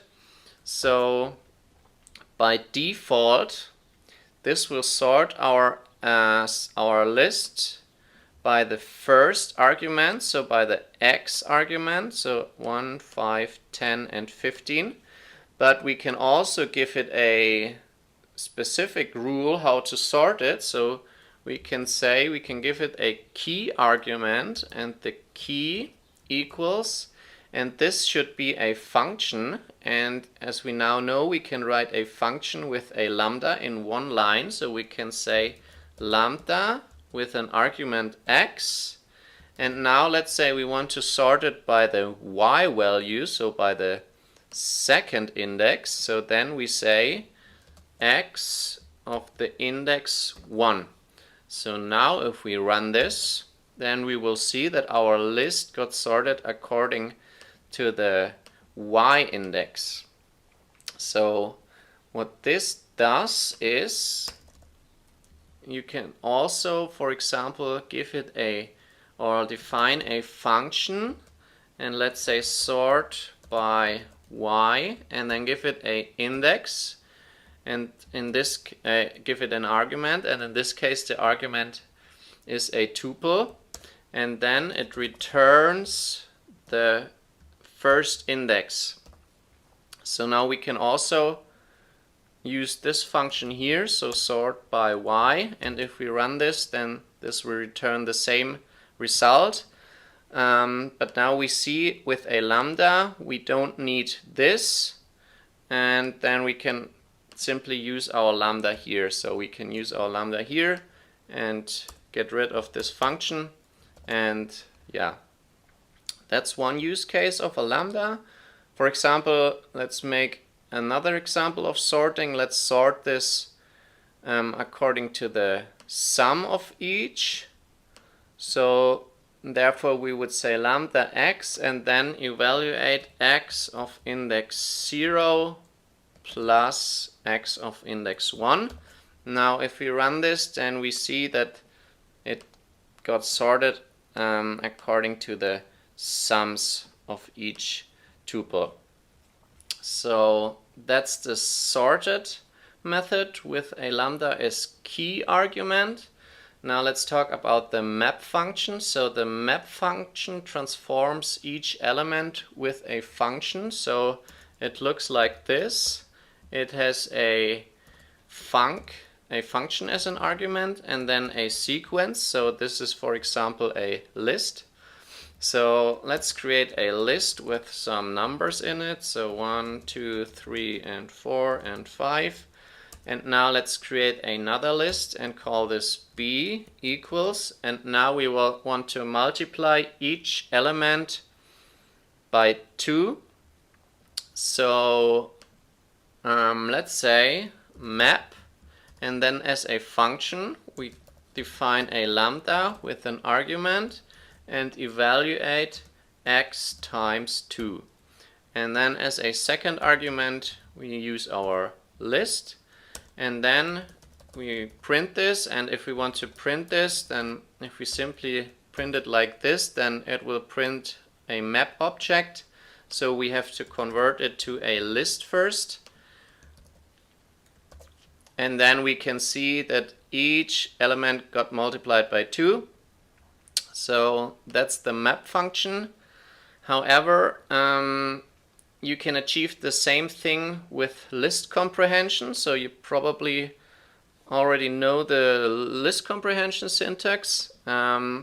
It's a little bit easier, so you can write it like this.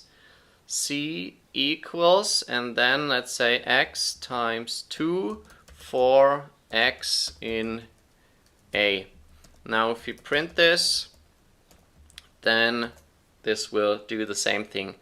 So personally I would prefer this syntax. It's a little bit easier, but you should have heard about the map function. Now the second function is the filter function. So the filter function also gets a function and a sequence, and this function must return true or false, and the filter function will return all elements for which the function evaluates to true. So let's also give it a 6, and let's say we want to filter this, and we say b equals filter, and let's say in this example we only want to have the even numbers. So then we create a lambda with x, and we evaluate x modulo 2 equals 0. And then if we run this, we should get only the even numbers. So again, here we can achieve the same thing with list comprehension. So we can also write C equals a list, and then inside our list we write x for x in A, and then we can give it a condition. We can say if x modulo 2 equals 0. So if we print C, then we see that this will do the same thing. And as a last function, I want to show you the reduce function. So the reduce function also takes a function and a sequence, and it repeatedly applies the function to the elements and returns a single value. So let's say I have a list here, and I want to compute the product of all the elements. So let's call this product A equals, and then I can say reduce, and in Python 3 I have to import this now. So I have to say from functools import reduce, and then I can call the reduce function, and as a first argument I give it a function. So I define the function here again in one line with a lambda. I say lambda x, and now it has 2 arguments here. So the function for the reduce function always has 2 arguments. So let's say x and y, and then it should evaluate x times y, and as a sequence I give it A. So let's print the product. So this will print, let's make this for example smaller. Then we can see it has 1 times 2 equals 2, 2 times 3 equals 6, and 6 times 4 equals 24. So yeah, that's the reduce function, and that's all I wanted to show you about lambdas. A Python program terminates as soon as it encounters an error, and an error can be either a syntax error or an exception. So in this tutorial we will have a look at what's the difference between a syntax error and an exception.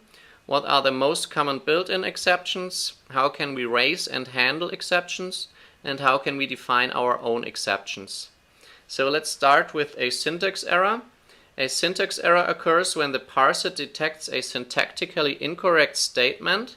So for example, if I write a equals 5 and then in the same line I want to print this, this will raise a syntax error because I have to use a new line here.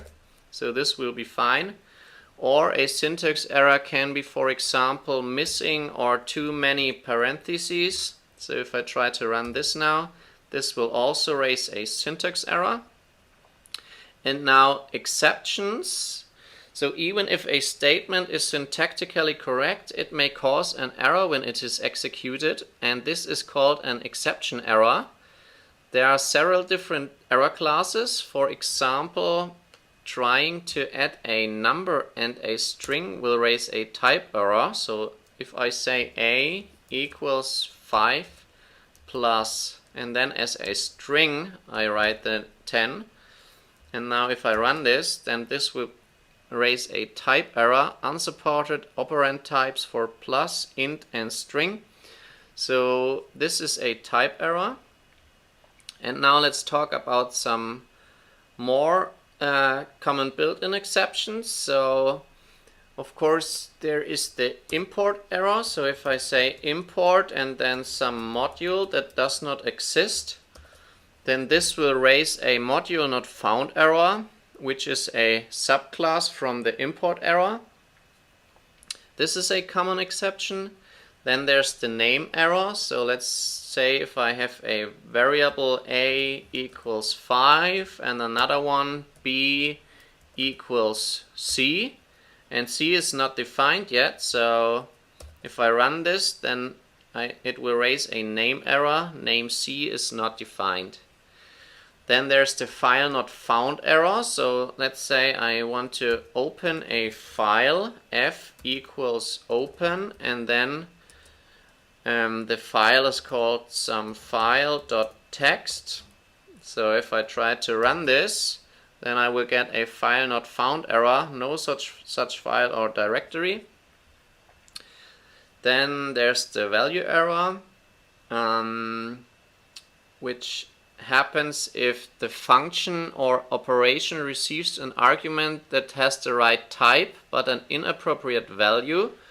For example, let's say I have a list with some numbers here, 1, 2, 3, and now I can remove elements from a list with the .remove method. So I say a.remove 1, so this works fine. So now if I print a, then the 1 got removed, and if I try to remove the 4, which is not in the list, then this will raise a value error. So list remove x, x not in list.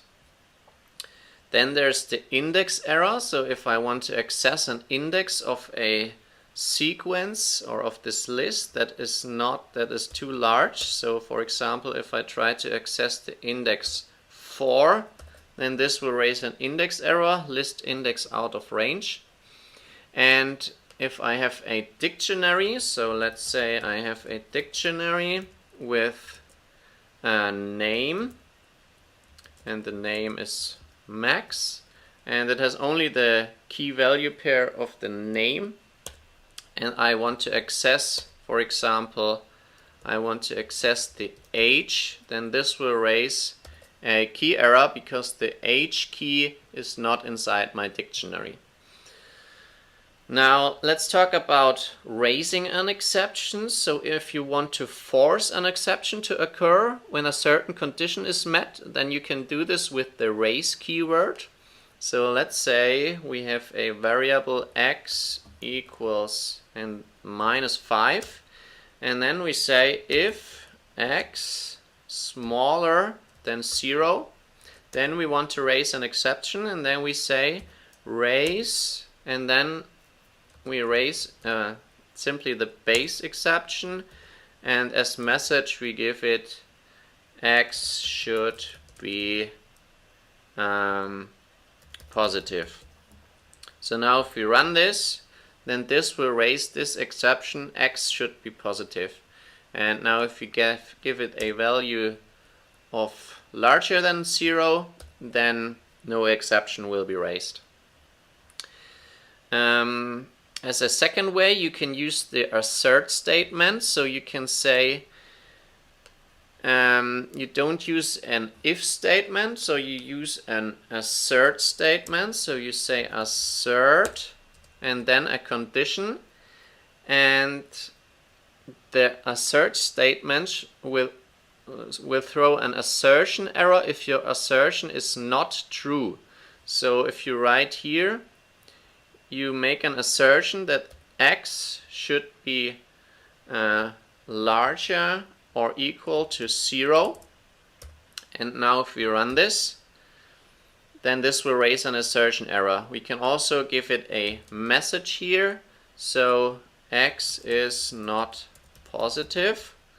And now this will print the message here. And if our statement is correct, so x is positive, then your code will be just fine. So if I run this, then no assertion is here. Now, if you want to handle exceptions, so you can catch exceptions with a try except block. So you write, for example, you write try and then colon, and then you can do some operations. So let's say I want to try a equals 5 divided by 0, and this will raise an error. So let's simply run this and show you what happens. So this will raise a 0 division error because division by 0 is not allowed. So what I can do then, I can make a try except block. So I will try this statement and then I can write except. So if an exception is raised, then the code will continue here, and then I can simply print an error happened. So if I run this, then your program doesn't stop here. It will continue, and it will continue in this line. And you can also catch the type of exception. So you can write except exception as E, and then you can print your exception. So you can, if I run this, then it prints the division by 0 message from the 0 division error class. Now, it's good practice to specify the type of exception you want to catch, and therefore you have to know the possible errors. So for example, if you know that this is a 0 division error, you can simply write, or you should write, except 0 division error, and then you can do something here. You can also, for example, use multiple statements here, so you can try multiple operations. So let's say we want to try 5 divided by 1, so this is fine. And then we say b equals a plus, and then a string. So we've already seen this. So this will raise, this will raise a type error. So let's print here, so let's catch this except 0 division error as E and print E. And now we also want to catch a type error, so then we write type error as E, and then we can also print this. So now if we run this, this will catch the type error and prints this message: unsupported operand types for float and string. And now if this fails, then this will be catched here, and then this message gets printed. So now we have division by 0. that's how you can handle exceptions. Now you can also, with a try except block, you can also have a else clause. So an else clause is run if no exception occurred. So here I print everything is fine, and now if I, for example, make divide by 1, that's fine, and I want to say a plus 4, that is fine, and then the code continues in the else clause. And I also can have a finally clause. So the finally clause runs always, no matter if there was an exception or not. And this is, for example, used to make some cleanup operations. So here we print cleaning up. So now if we run this, then the else clause runs and the finally clause runs. And if there is an exception, for example this, then this line is running, and again the finally clause also is running. So yeah, that's how you can handle exceptions. Now, as a last thing, let's talk about how we can define our own exception. So we can simply define own error classes by subclassing from the base exception class. So we can say, for example, class value to high error, and typically you want to give your class a name with an error at the end. So class value to high error, and then as a base class we use the exception class, and then we can simply say pass. So this is already a valid defined error. So now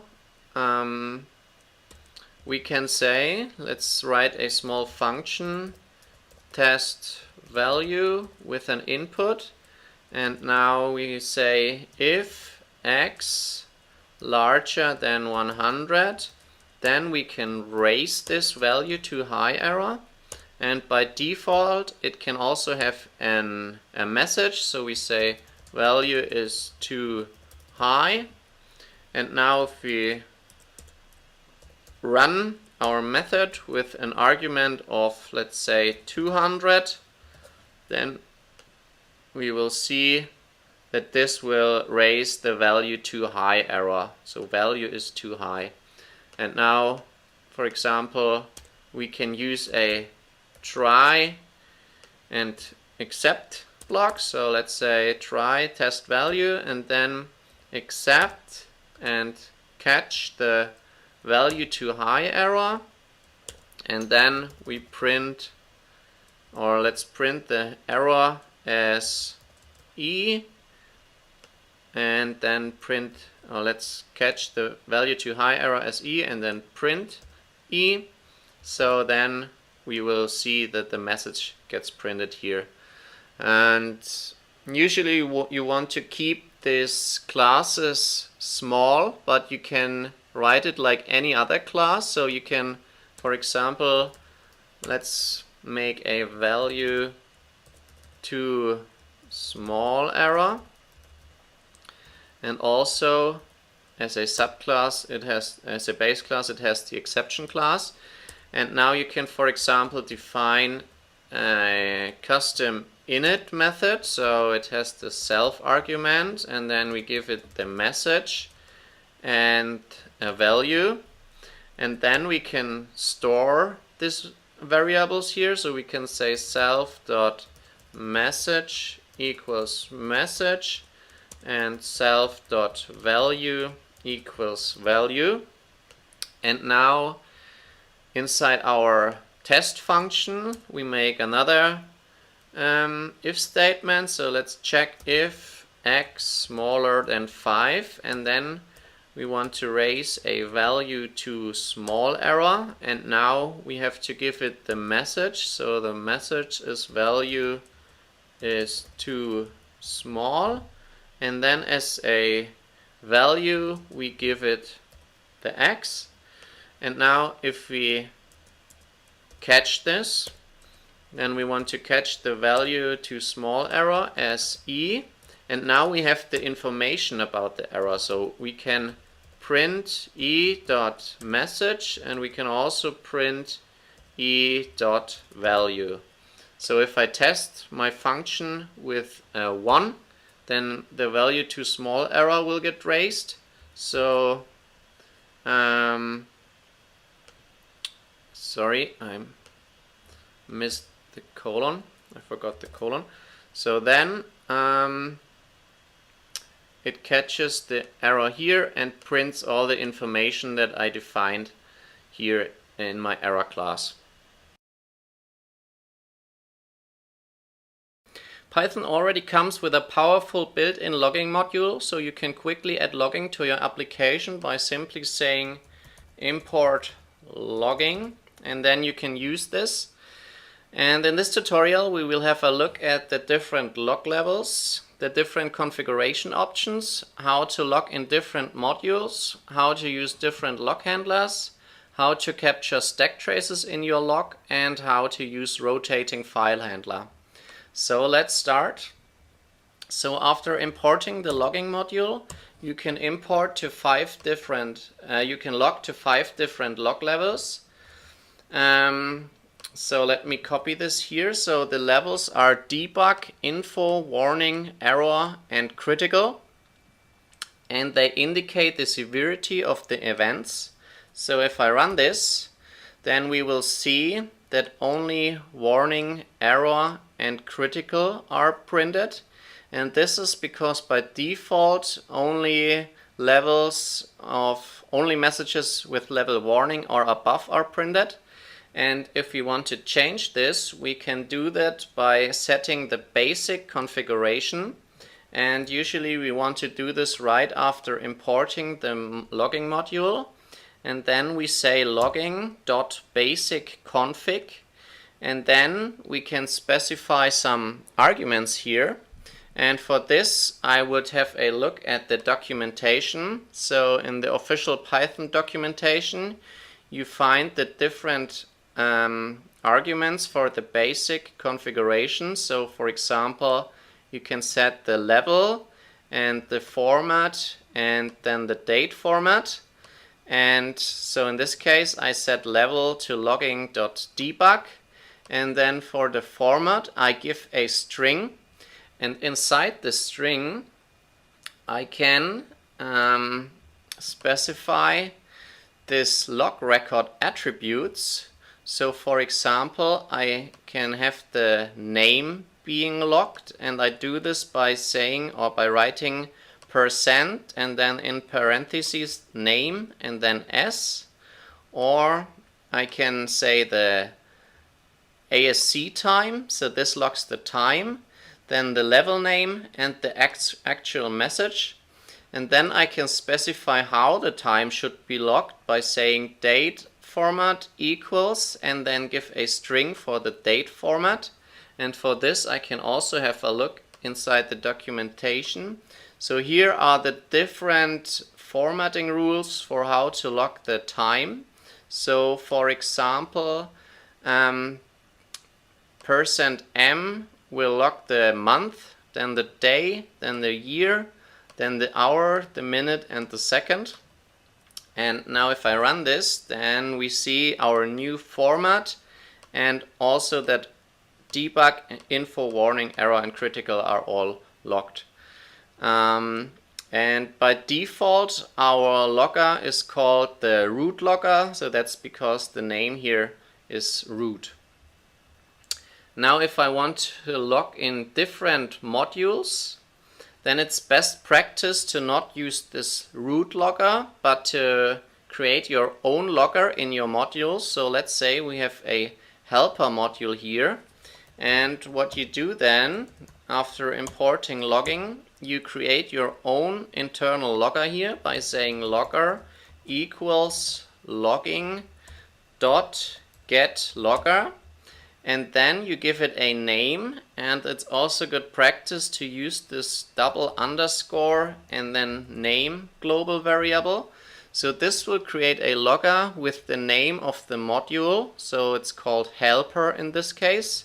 And then you can use this logger to log something. So for example, say logger.info hello from helper.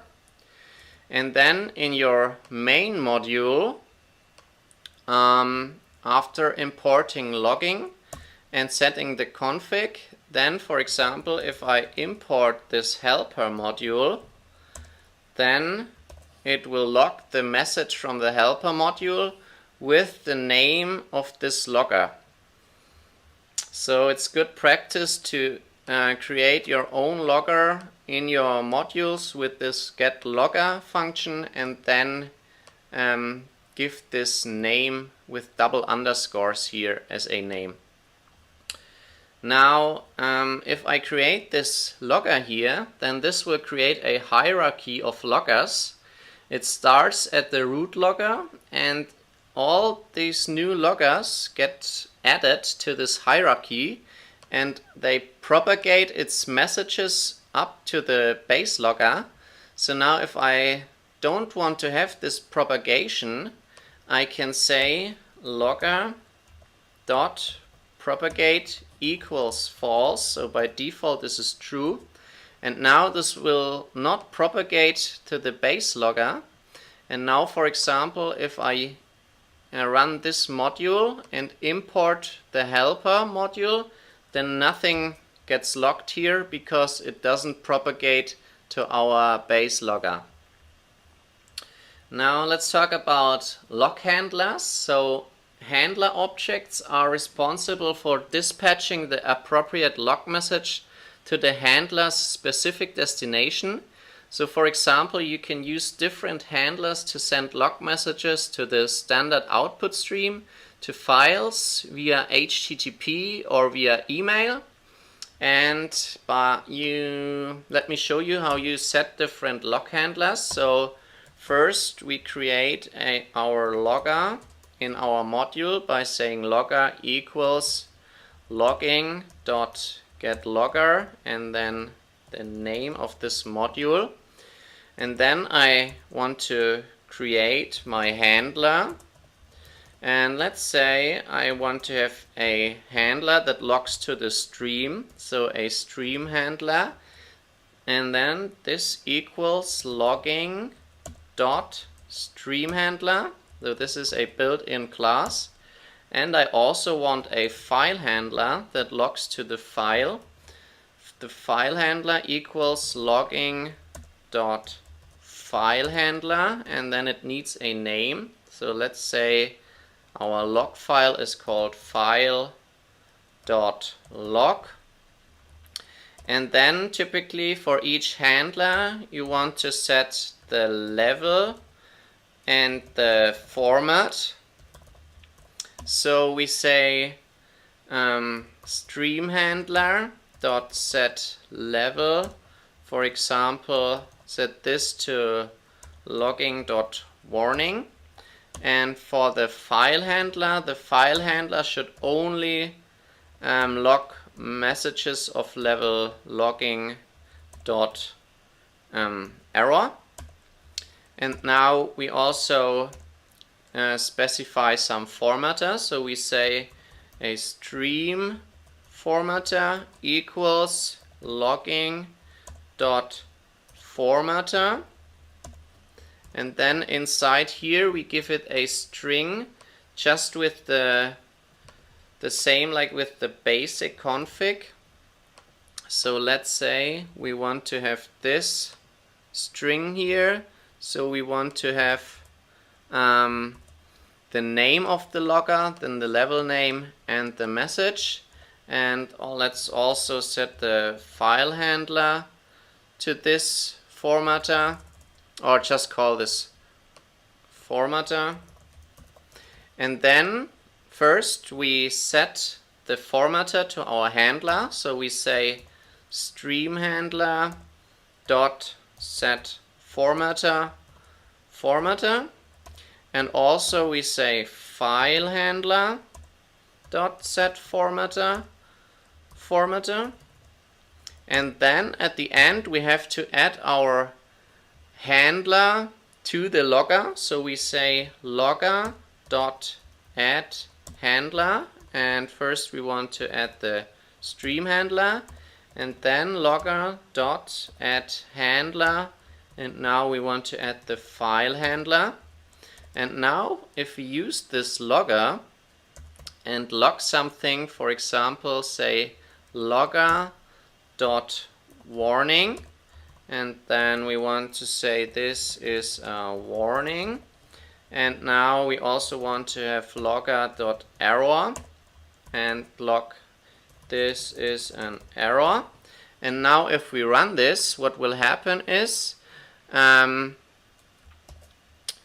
in our stream we have warning and error because our stream handler logs messages of level warning and above, and then also a file handler logs to a file. So now if we have a look in our folder, there is now this file log, and this only has the error message. So this is how we can define different log handler. Now let's talk about other configuration methods. So we've already seen the basic config method, but we can also use the file config or dict config method. And for this you will create a file in your folder and you specify it with this syntax. So you call it logging.conf or logging.ini, and then you define the loggers, the handlers, and the formatters. So in this case we define 2 loggers with these names, 1 handlers and 1 formatter, and then you specify each of these further. So you say logger and then underscore and then the name of the logger, and then you give it its arguments. So let's say, for example, we have a logger called simple example, and this should log to level debug and above, and it should have a console handler, and then we define the console handler, and this is a stream handler with this formatter, and then we define this formatter and give it the format. And now if we want to use this config file, then in our file we say import logging.config, and then we can call logging.config.fileconfig and then give it the file name. So we say logging.conf, and now what we can do is we can create a logger with, for example, with this name. So this will get the simple example logger. So let's say logging.getLogger simple example, and now if we log something with this logger, say logger.debug, because it also logs debug, this is a debug message. And now if we run this, then we see we have the message here with this format, the time, then the name, the level, and the actual message, just like we defined here for our formatter. And we can also use a dict config, but I won't cover this now. So for this you should also have a look at the documentation. So the dict config is just a different syntax that you can use, and then you would write here logging.config.dictconfig and set this config from a dictionary. So with these 2 methods you don't have to hard code your configuration in your code, but you can use a separate file that you can easily change without changing the code.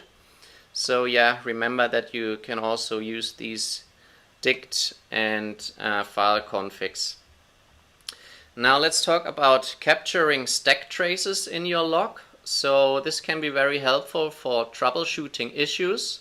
So let's say you run a code that raises an exception. So let's say we have a list with some values 1, 2, 3, and we want to access a value, but we use an index that is too large. So this will raise a index error, and we can catch this by saying except index error as e, and then we can say logging dot error, and by default this will only now log the error message index out of range.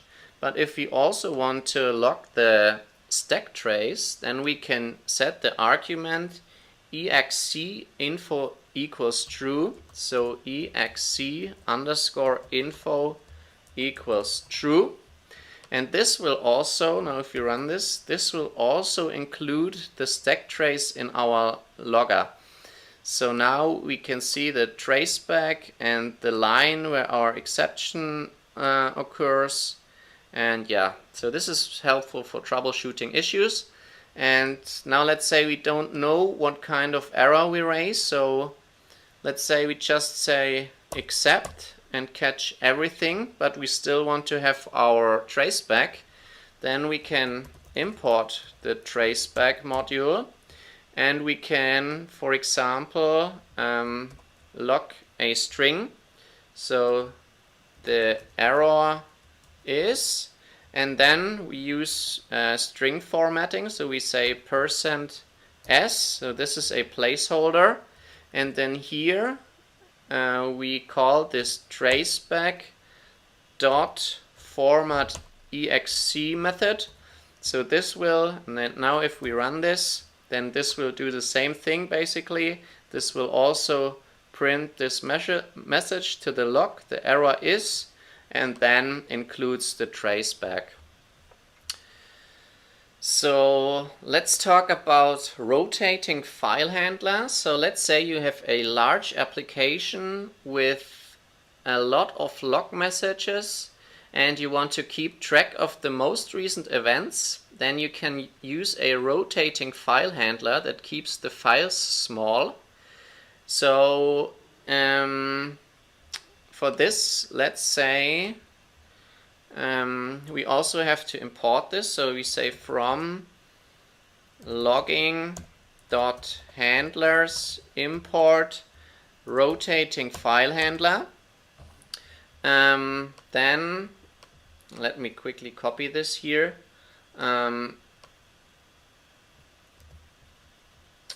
You create your logger here, you set a level, and then here you create your file handler. So your handler is now a rotating file handler, and then you give it the name of the log file, then the max bytes. So this means that after 2 kilobytes it will roll over the log to another log file, and it will also keep 5 backup counts.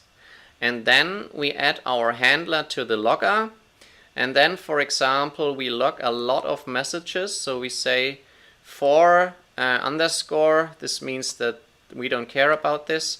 So for underscore in range 10,000 we log hello world. And now if we run this, we see that in our folder we now have different log files, all with this hello world message. And now if we also have a look at the folder, then we see that each of these files is 2 kilobytes, and after 2 kilobytes it gets rolled over. So this is how you can use a rotating file handler. And sorry. Now let's say your application will be running for a long time, then you can use a timed rotating file handler. So for this you say from logging.handlers import timed rotating file handler, and this will create a log, a rotating log based on how much time has passed. So what we will do here is we also create our handler that is now a timed rotating file handler, and then the name of the log, and then we say when should it roll over, and therefore we can give, for example, we can give an S for seconds, an M for minutes, an H for hours, then a D for day. We can also say midnight, or we can give it the weekdays. So W0 means Monday, W1 means Tuesday, and so on. So in this case, let me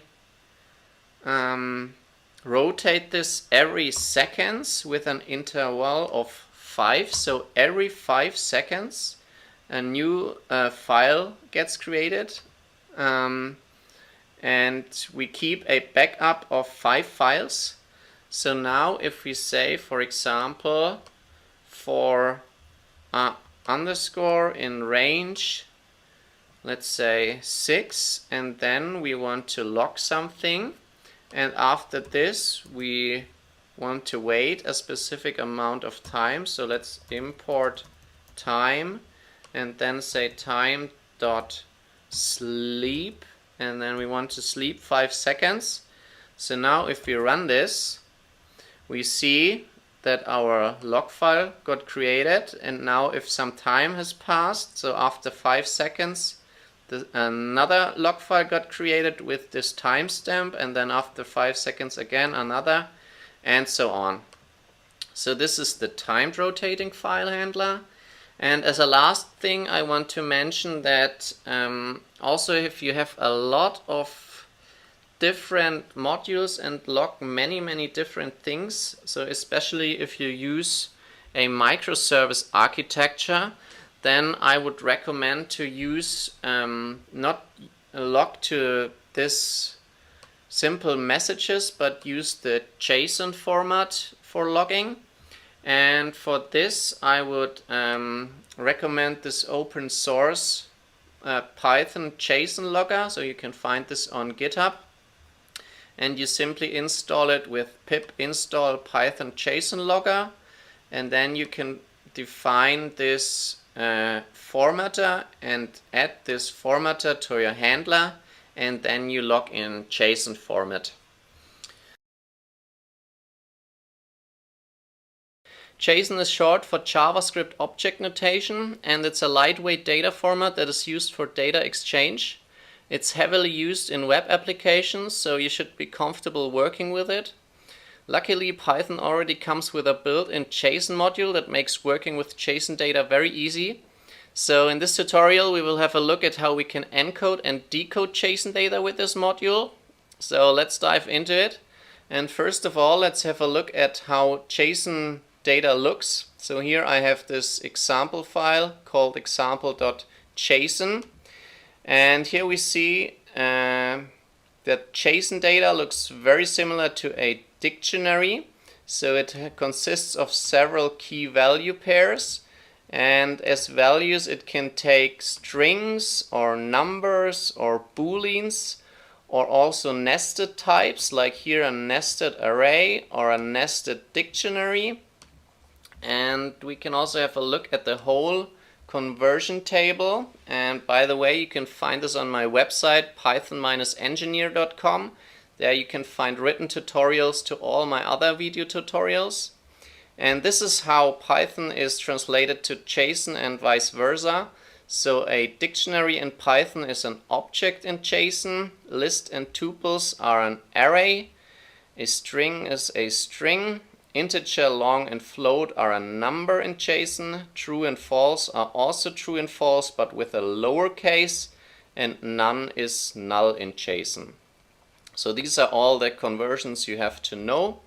and let's start working with it. So let's say we have a Python dictionary and want to convert it to a JSON format, and this is also called serialization or encoding.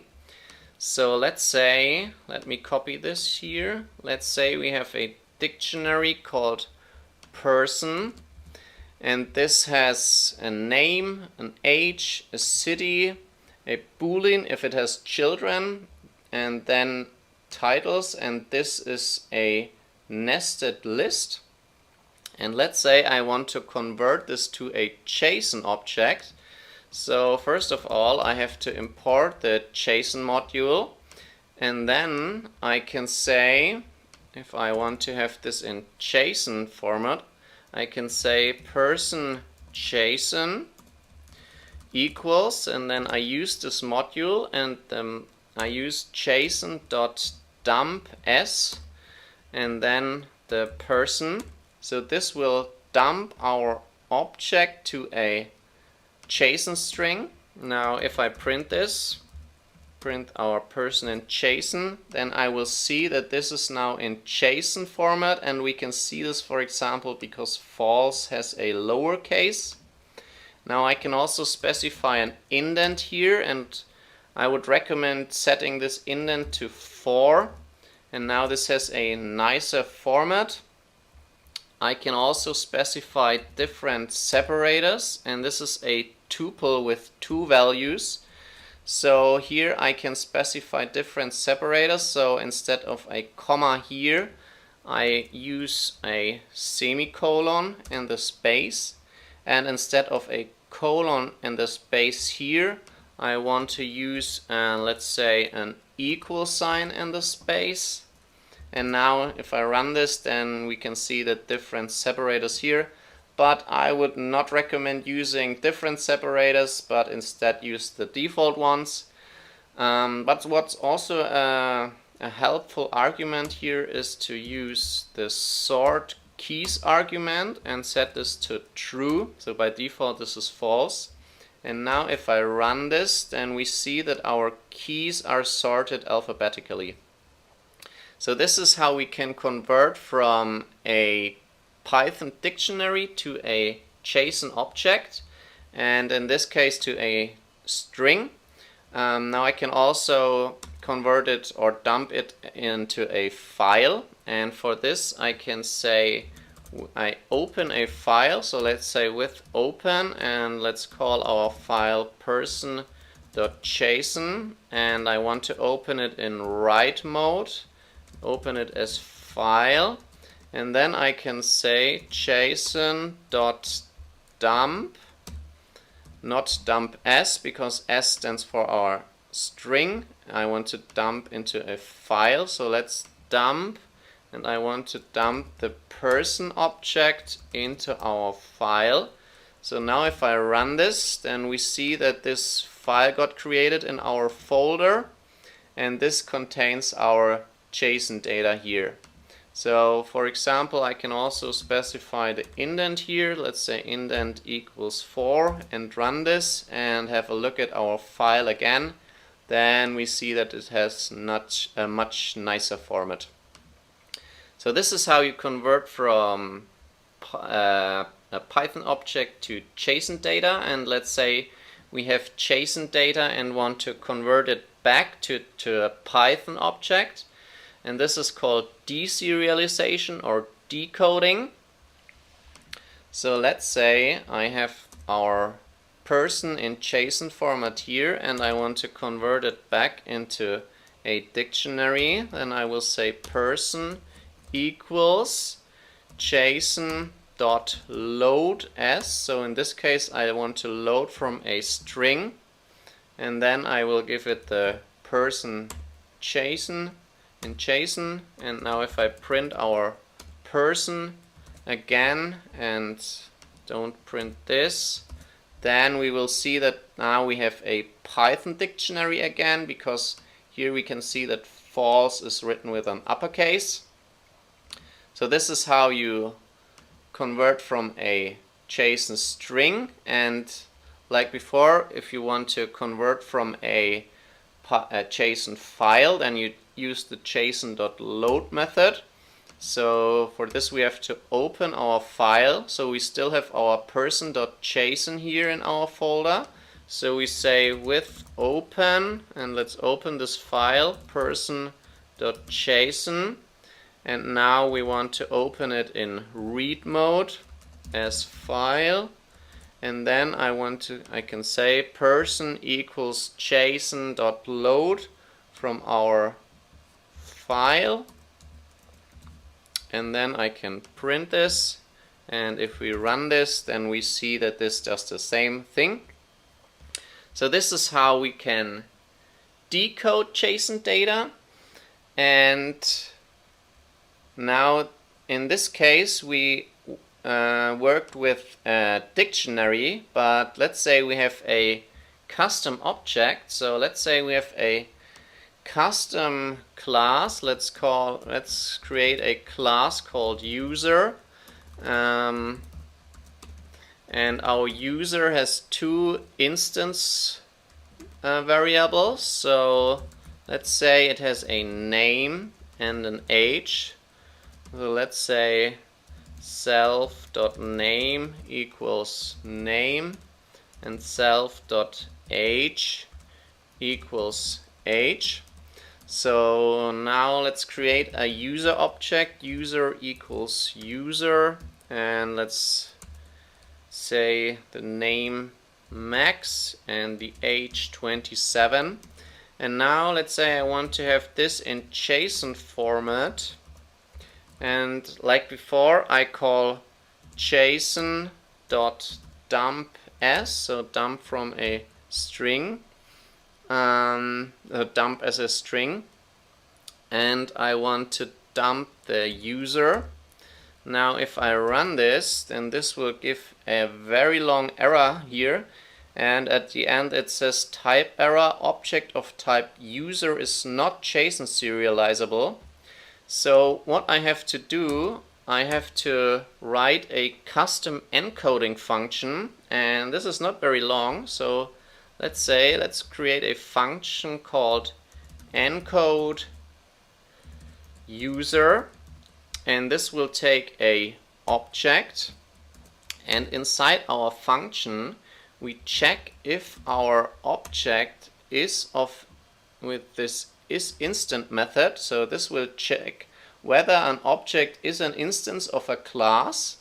So let's check if our object is of class user, and if so, then we will return a dictionary with all the instance variables as key value pairs.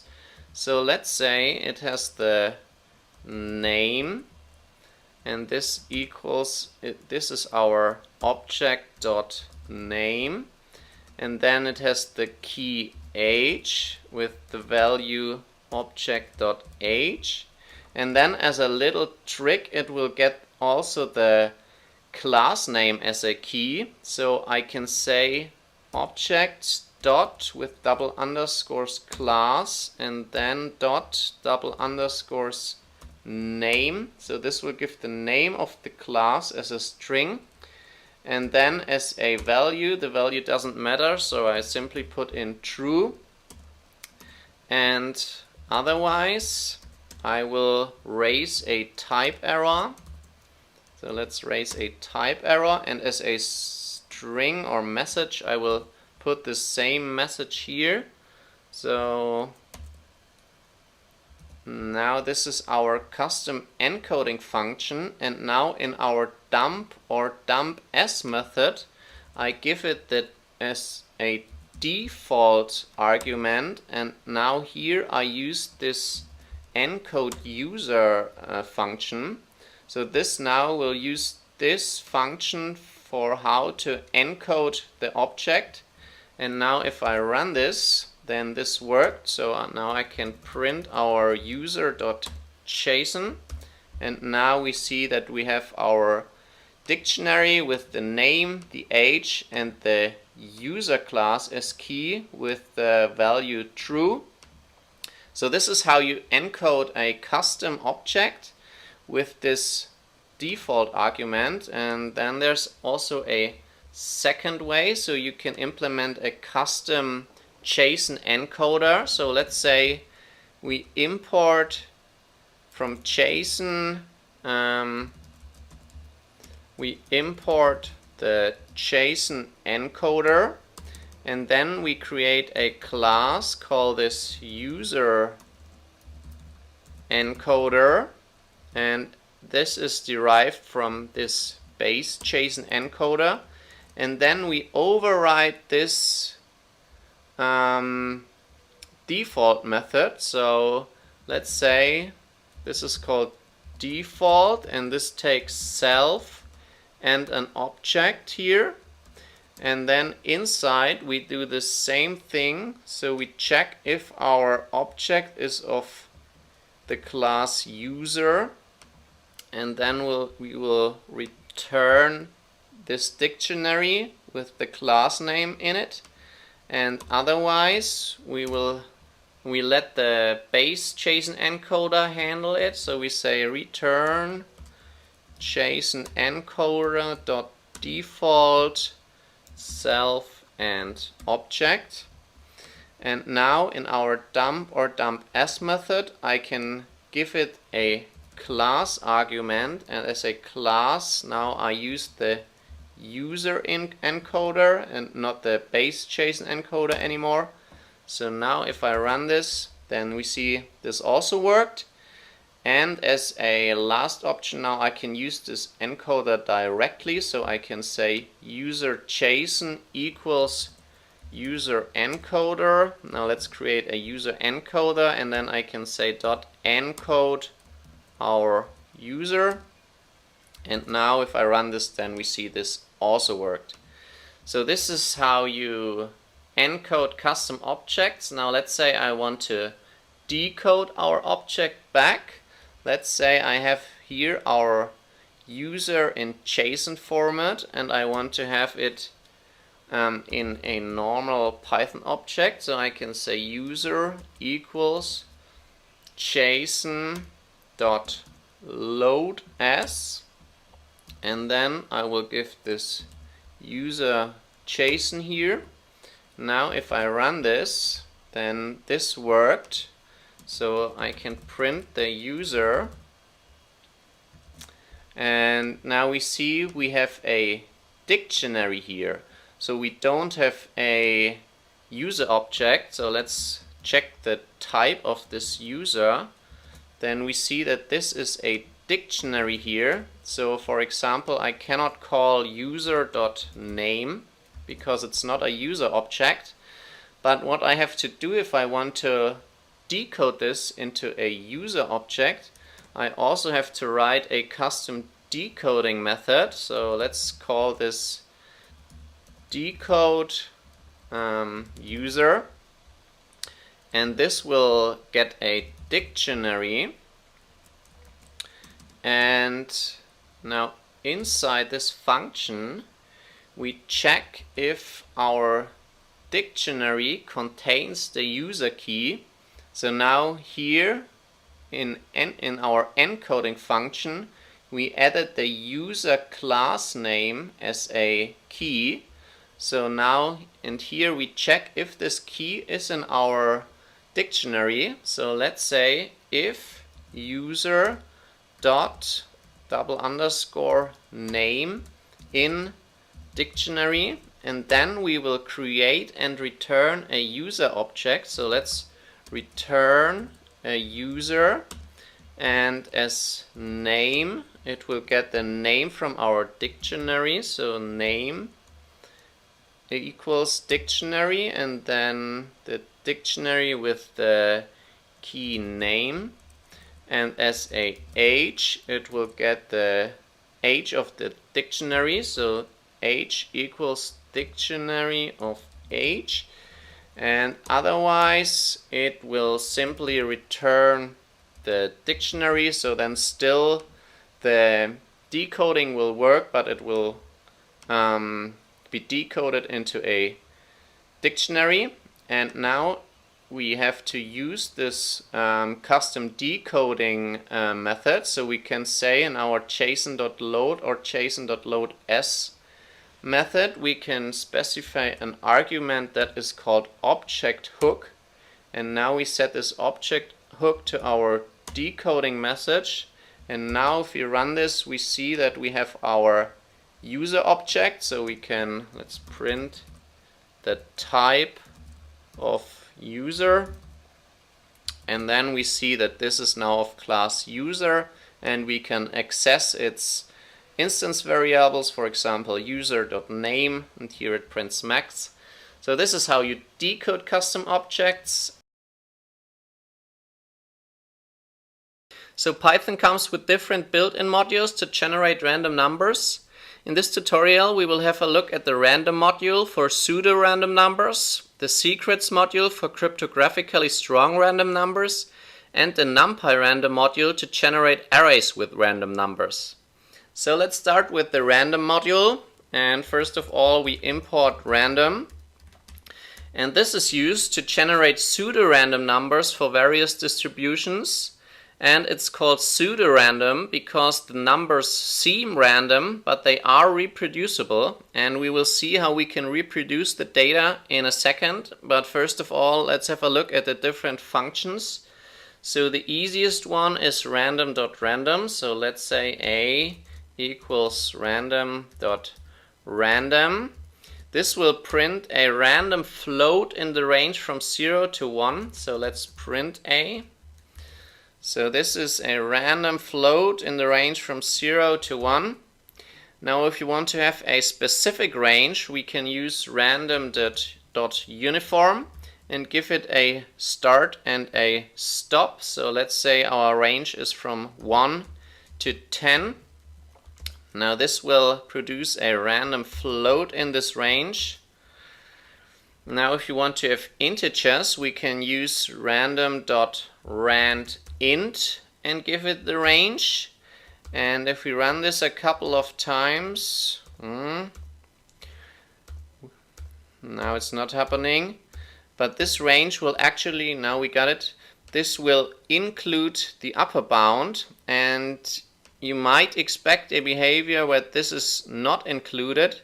So for this reason you can use the rand range method. So this will do the same thing. It will pick a random integer in this range, but here the upper bound is not included. So this will never pick the 10 here. Then there's the random.normal variate function with a mu and a sigma. So let's give it 0 as mu and 1 as sigma. And this might be useful if you're working in statistics. So this will pick a random value from a normal distribution with a mean of 0 and the standard deviation of 1. So let's have a look at how this normal distribution looks.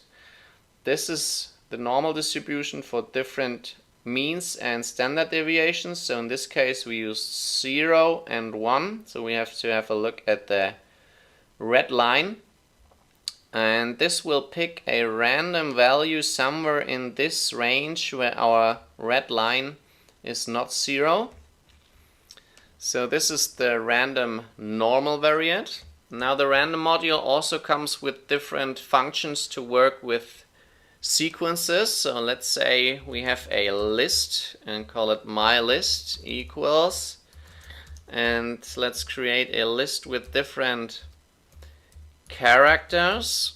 So if we print this, we will see that each character is now an element in our list. And for example, now we can pick a random choice. So let's say a equals random dot choice from our list and print this. So this will pick a random element. Now if we want to pick more elements, we can use random sample and give it the number of different elements we want to pick. and this will pick unique elements. So it will, for example, never pick A twice. And if we want to have a behavior where elements can be picked multiple times, we can use the random.choices method. And here we have to use k equals 3. So this will do the same thing, but now we see it can pick elements multiple times. Then there's also the random shuffle method. So let's say random.shuffle our list. So this will shuffle a list in place. Now if we print this, then we see that the elements are now shuffled. So these are the most common functions to generate random numbers. Now earlier I said that these are pseudo-random numbers because they are reproducible, and you can do this with the random seed method. So I can say random.seed and give it a value here. So let's say, for example, 1. And then I can do different random operations. So let's say I want to print random.random, and I also want to print some random integer. So let's say random.randint in the range from 1 to 10. Now if I run this, this will produce some random numbers, and then I can reseed again with this value, with the same value here, 1, and then do the same set of operations. And now if I run this, then we see that these are now exactly the same numbers here. Now I can also, for example, now I can seed with a different value here, let's say 2, and then I do these operations, and then again I will seed with 1 and do these operations, and at the end I will seed with 2 again and do these operations, and then I run this, and now let's have a look. And now we see that all our operations or our random numbers with a seed of 1 are now the same, and then all where I used the seed 2, all these random picks are now the same. So this is how you can reproduce your data with this random seed functions. And because these numbers are reproducible, they are not recommended to use for security purposes.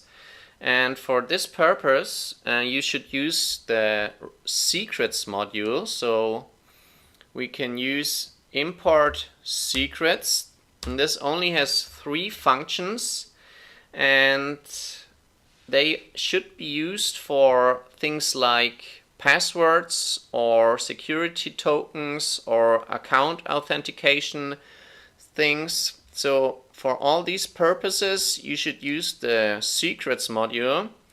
The disadvantage is that it takes more time for these algorithms, but they will generate a true random number. So, and it only has 3 functions. So the first one is secrets.rand below. So let's say A equals secrets.rand below, and then it has an exclusive upper bound. So this will produce a random integer in the range from 0 to 10, and 10 is not included. Then you have the secrets.randBits method. So this will return an integer with k random bits. So for example, let's give it 4 bits. Now if you're familiar with bits and bytes, so for example here 4 bits means that it can have 4 different random binary values here. So the highest possible number here in this case would be 1111. So this is 15. So this is 2 to the power of 3, which is 8. And then this is 2 to the power of 2, which is 4. So 8 plus 4 plus 2 plus 1 equals 15. So this will generate a random number in the range from 1 to 15, or from 0 to 15, sorry. Then you also have a secrets choice method. So let's say I have a list, my list equals list, and with some characters in here, and then I can use a equals secrets dot choice and my list, and this will pick a random choice that is not reproducible. So this is the secrets module, and now if you're working with arrays, then you can use the numpy module. So if you have not installed it, just use pip install numpy, and then you can say import numpy as np. So usually you will do it like this. And then you can say, for example, you want a array with random floats. Then you say a equals numpy dot random dot rand, and then give it the dimensions. So in this case I will put in 3 here. So this will produce a 1D array with 3 elements in here. So 3 random floats here. Now if I can also use more dimensions here. So I can this is now a 3 by 3 array. Now if I want to have random integers in a range, I can say rand int and give it the range from, let's say, 0 to 10, and here 10 is excluded. And then I can give it the size, so let's say also size 3, a 1D array with random integers. Now if I want to have a array with higher dimensions, I have to use a tuple here. So I can use a tuple and say 3 by 4, for example. So this will create a 3 by 4 array with random integers. Then this will also have a random shuffle method. So let's say I have a numpy array with different dimensions. Now print this array, and then I can say numpy dot random dot shuffle, and then our array, and now print the array, and this will only shuffle the elements along the first axis. So this will never switch elements in between, but only switch elements in the first axis. So this is the numpy random module, and one important thing you have to know is that the numpy random generator uses a different number generator than the one from the Python standard library, and it also has a different seed seed function. So I can also say numpy.random.seed and then give it a value, let's say 1, and then I can do some operations. So let's say numpy or print this, print numpy.random.rand 3 by 3, and then I can reseed and do the same thing, and this will now reproduce the same array. And the important thing is that you should use the numpy random seed method instead of the seed method from the random module that we've seen previously. So these are two completely different seed generators. Decorators are a very powerful tool in Python, and every advanced Python programmer should know it. In this video I show you the concept behind decorators, how you can write your own decorators, the difference between function and class decorators, and some typical use cases. I promise you that once you have understood the concept, it is not as difficult as it seems in the beginning, and it might improve your Python knowledge a lot. So let's start. There are two different decorators, function decorators and class decorators. More common is the function decorator, and it looks like this. So you have a function, call it def, and let's say call it do something, and it does nothing in this case. And above your function you have an @ sign and then some other function name, so some decorator function name, let's say my decorator. So this is how the decorator syntax looks. And what this does, a decorator is a function that takes another function as argument and extends the behavior of this function without explicitly modifying it. So in other words, it allows you to add new functionality to an existing function. So in this case, this function would be extended with the functionality of this decorator. And in order to understand this concept, we have to know that functions in Python are first-class objects. This means that, like any other object, they can be defined inside another function, passed as an argument to another function, and even returned from other function. So now let's have a closer look at the concept. So let's say we have a function and call it print name,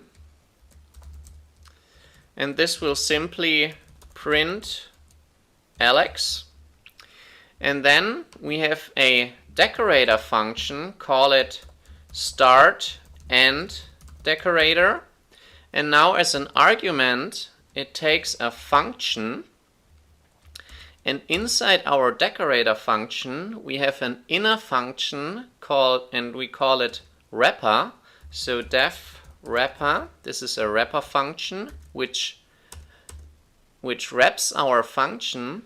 So inside this wrapper function we execute the function, and then, as I said, I can extend the behavior, so I can do something before and I can do something after it. So before I say, in this case, simply print start, and after it I want to print end. And then after creating this inner wrapper function, I also have to return it. And now to apply this, let's first of all let's execute the print name function. So now if I run this, it prints Alex.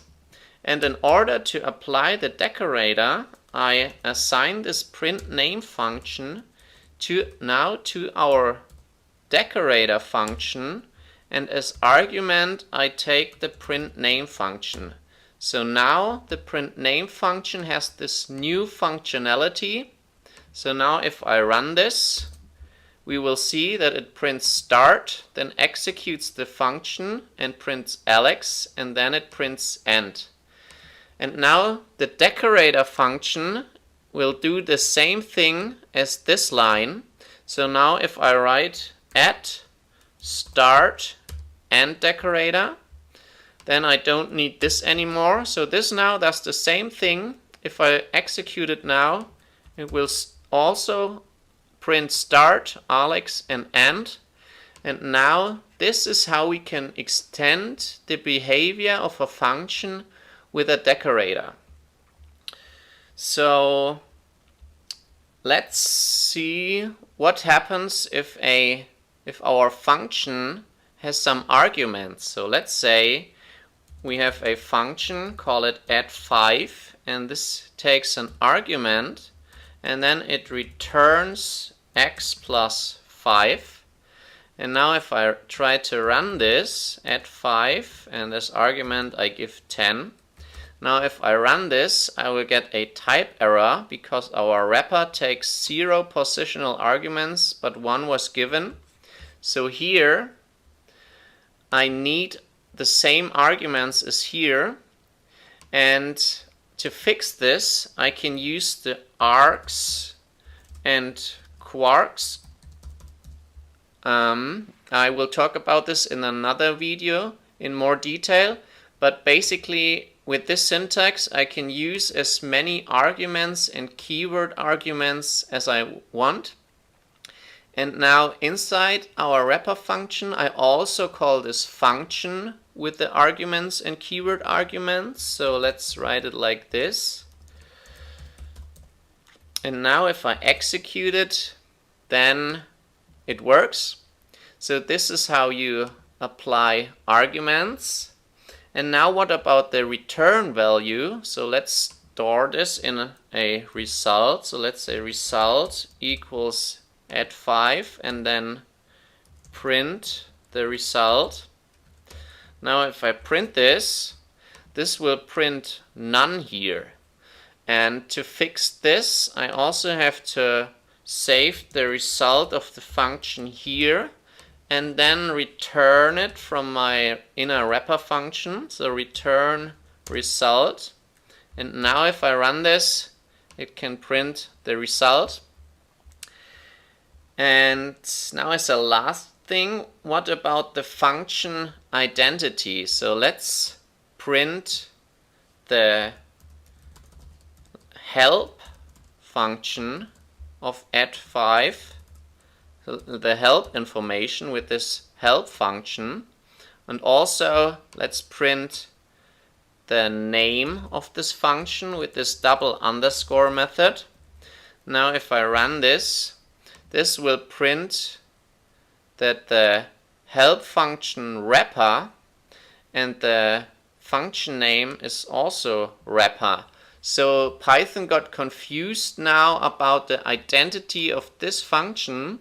So in order to fix this, I can import functools, and here before my wrapper I apply also a decorator. It's called functools.wraps_func.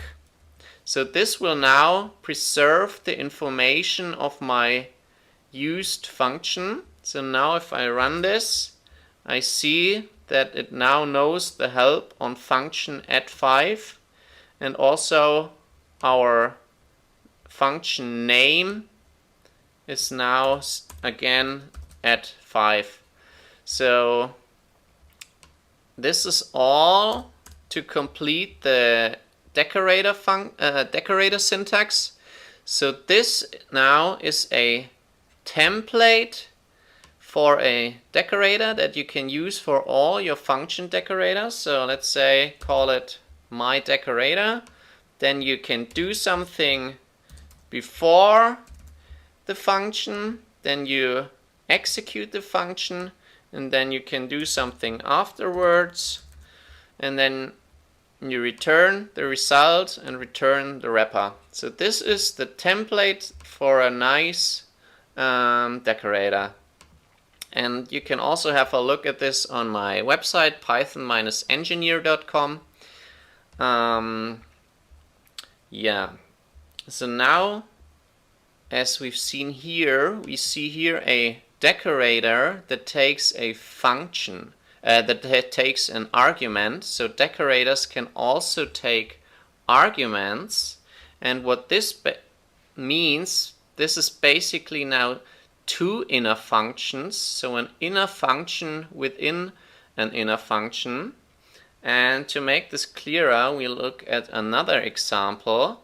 So let's say we have a function, call it greet, and then it takes a name, and then inside it will print, and now we use an f string, and I've shown this before in another video about strings. So you can say hello, and then inside braces we use the name, and now we use a decorator and call it repeat and give it an argument num times and set it to 3. So I want a repeat decorator that executes this function 3 times. So how does this decorator now look? First of all, we have the outer function repeat, which also takes num times, and then inside it takes our decorator function as we've seen it before. So we have a decorator, so define a decorator repeat, and this takes a function, and then inside here we have our wrapper, and this takes args and quarks, and we decorate this with our functools.wraps decorator. And then inside our wrapper, I simply want to repeat this the number of times I've given here. So I say for underscore, because I don't need this, for underscore in range num times. And then I say result equals our function with the args and the quarks, and then I return the result, then I return the wrapper, and then I return the decorator. So now if I execute greet Alex, then this will be executed the number of times I've given here. So now if I say execute it 4 times, so this is how the concept behind decorators with arguments work. And now let's also talk about nested decorators. So you can stack decorators on top of each other. So you can, let's say we have a function and call it, let me copy this here. So we have a function, say hello, which gets a name. Then it prints a greeting and returns the greeting. And now we can debug this. We can decorate this with our start end decorator as we've seen it before. Now let me copy this here inside.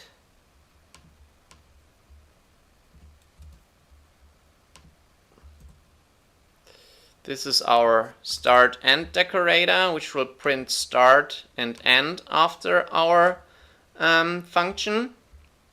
And we also decorated this with a second decorator and call it debug.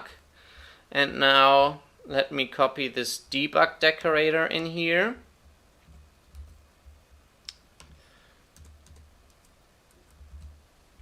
So this debug decorator extracts the name and the arguments and the keyword arguments, and then it prints the information of this function. It executes the function, and then it also prints the information about the return value. So this will basically print some more information about this function. And so now if I apply multiple decorators to a function, they will be executed in the order they are listed. So this means now if I execute, say hello Alex, this will first of all execute the debug function, and then inside the debug function it will execute the start and decorator function, and then inside this function it will execute the say hello function. So now if I run this, we will see that first of all it prints calling say hello. This is from my debug wrapper. Then it prints start from the start end decorator. Then it prints hello Alex, then end, and then again I'm here. It prints the function name and the return value hello Alex. So this is how you can apply multiple decorators. And now as a last thing, let's talk about class decorators. So instead of a function decorator, you can also define a class decorator. So let's say we have our function say hello, and then it simply prints hello, and I want to decorate this with a class decorator, and I call this count calls. So class decorators do the same thing as function decorators, but they are typically used if we want to maintain and update a state. So in this example, I want to keep track of how many times I have executed this function. So let's create a class, call it count calls, and this has a init method, and it takes self of course, and then it takes the function just like the decorator function, and then inside the init I will save the function as class variable or as member variable, and I say self func equals func, and then I will also create a state, and I call this self.num calls. So, and this is 0 in the beginning, so I want to keep track of how many times this got executed. And now in order to write a class decorator, I have to implement the call method. So this also takes self, then the args and the quarks. And this is the same as the inner function in our function decorator. And now, sorry, this also has trailing double underscores. And now the call method allows me to execute a object of this class just like a function. So let's, as an example, let's just print hi there here. And now let's say I create a object of this class called cc equals count calls, and this takes a function here. So in this example I just use none. And now since I've implemented this call method, I can say cc and execute this as a function. So now if I run this, it prints hi there. So in our example, I don't want to print hi there. So what I want to do now, I want to update the state. So I say self.numCalls plus equals 1. Then I want to print the number of calls. So I print this is executed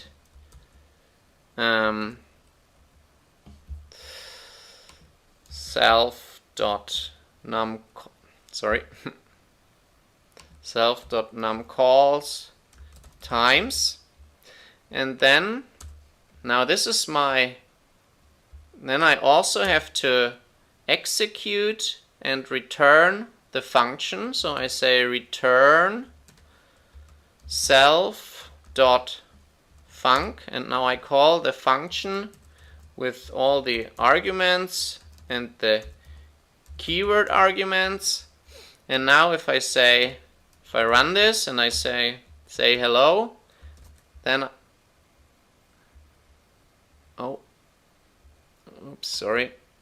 self num calls. Now if I run this, then I will see this is executed 1 time, and now if I run this again, then I will see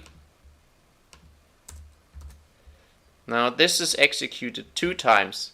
So here I can keep track of how many times this is executed. So this is how you can implement class decorators. And now let's talk about some typical use cases of decorators. So for example, you can implement a timer decorator to calculate the execution time of a function. You can use a debug decorator like you've seen before to print out some more information about the called function and its arguments. You can use a check decorator to check if the arguments fulfill some requirements and adapt the behavior accordingly. You can register functions like plugins with decorators. You can cache the return values, or you can add information or update the state. Generators are functions that return an object that can be iterated over, and the special thing is that they generate the items inside the object lazily, which means they generate the items only one at a time and only when you ask for it. And because of this, they are much more memory efficient than other sequence objects when you have to deal with large data sets. They are a powerful advanced Python technique, so let's have a look at some examples to understand how they work. A generator is defined like a normal function, but with a yield keyword instead of the return keyword. So let's define a function, call it my generator, and here I can return or I can yield some values. So here I use the yield statement and yield a value, so I want to yield 1. And then I can have multiple yield statements inside a generator function. So I can, for example, also yield 2 and then yield 3. And now I can create a generator object. So I can say g equals my generator. And now if I print this, then this will only print that this is a generator object. And now what I can do, for example, I can loop over this object. So I can say for I in g, and then I print the value. So this will print 1, 2, and 3. And I can also get the values one at a time with the next function. So I can say value equals next g, and then I can print the value. So this will print 1, and this will execute the function and runs until it reaches the first yield statement, and here it returns the value and pauses at this line. So the next time, if I want to get the next value again with this next function, so again I say value equals next g, then it will continue here and runs until the next yield statement. So it runs until here and returns 2 and pauses here. So if I run this now, it will print 1 and 2, and if I do it again, then it will also return and print 3. And now what will happen if I try to run it a 4th time? So now if I run it, this will raise a stop iteration, because a generator object will always raise a stop iteration if it does not reach another yield statement. So yeah, this is how generators work, and you can also, for example, use them as inputs to other functions that take iterables. So for example, the built-in sum function takes a iterable, so I can give the generator object here, and I can print this. So this will calculate 1 plus 2 plus 3 equals 6. Or I can, for example, use the built-in sorted method and put the generator object here. So this will create and return a new list with all the objects in a sorted order. So for example, if I have it the other way around, 3, 2, 1, and then with this I can sort it again, and then it prints 1, 2, and 3. And now let's have a closer look at the execution of a generator function again. So let's say I have another generator and I call it countdown, and it takes a starting number, and then I say, first of all, I want to print starting, and then I say while num is larger than 0, I yield the num, and then I also want to update the number, so I say num minus equals 1, and then I create my generator object, so I say cd equals countdown, and for example I want to start at 4. And now if let's first of all run this, and notice that this will not print starting here, so nothing will be executed here. And now the first time I want to get the first value with, let's say, value equals next of this countdown generator object. Now if I run this, then now it will start from the beginning of this function and execute it. So this will print starting, and then it will run until it reaches the first yield statement, and here it will return the number and stops at this statement. So I can also print the value, and then it prints 4. And again, the next time I want to continue here with this next statement. Let's say print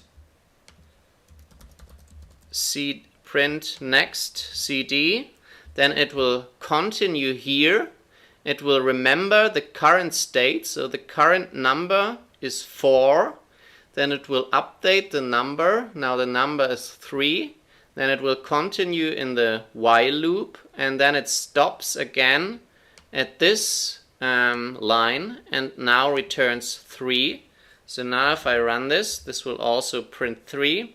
And then again it remembers the state, and the next time I continue, it will continue from here, and so on. And again, if I run this a couple of times, so again if I print next, then it will also print 2, and now it will also print 1, and now it will raise the stop iteration. So this is the execution in detail. And now let's have a look at the big advantage of generators. So as I said, generators are very memory efficient, so they save a lot of memory when you work with large data. So what this means is, let's have a look at an example. Let's say I want a function, call it first n, and it takes a number as input, and this will return a sequence with all the numbers starting from 0 all the way up to n. So usually what you would do is you create a list, call it nums equals an empty list, and then you also say num equals 0, so this is your start number. And then you say while num is smaller than n, nums dot append num. So you add the current number to your list, then you update the current number, so you say num plus equals 1, and at the end you will return this list, so you return nums. And now I can say, for example, I can say my list equals first n, and give it, for example, 10, and then I can simply print this. So now this will print all the numbers from 0 to 9 in a list. And for example, I can also calculate now the sum of this. So this will print 45. And now here, with this way, all the numbers are stored in this list. So this takes a lot of memory. And now if I use a generator instead, I can say I define another function, first n underscore generator, and now it also takes n as input. And now I don't need the list anymore. I simply say num equals 0, and also the while loop, while num is smaller than n. And here I simply yield the current number, so I yield num, and then I also have to update the number, so I say num plus equals 1.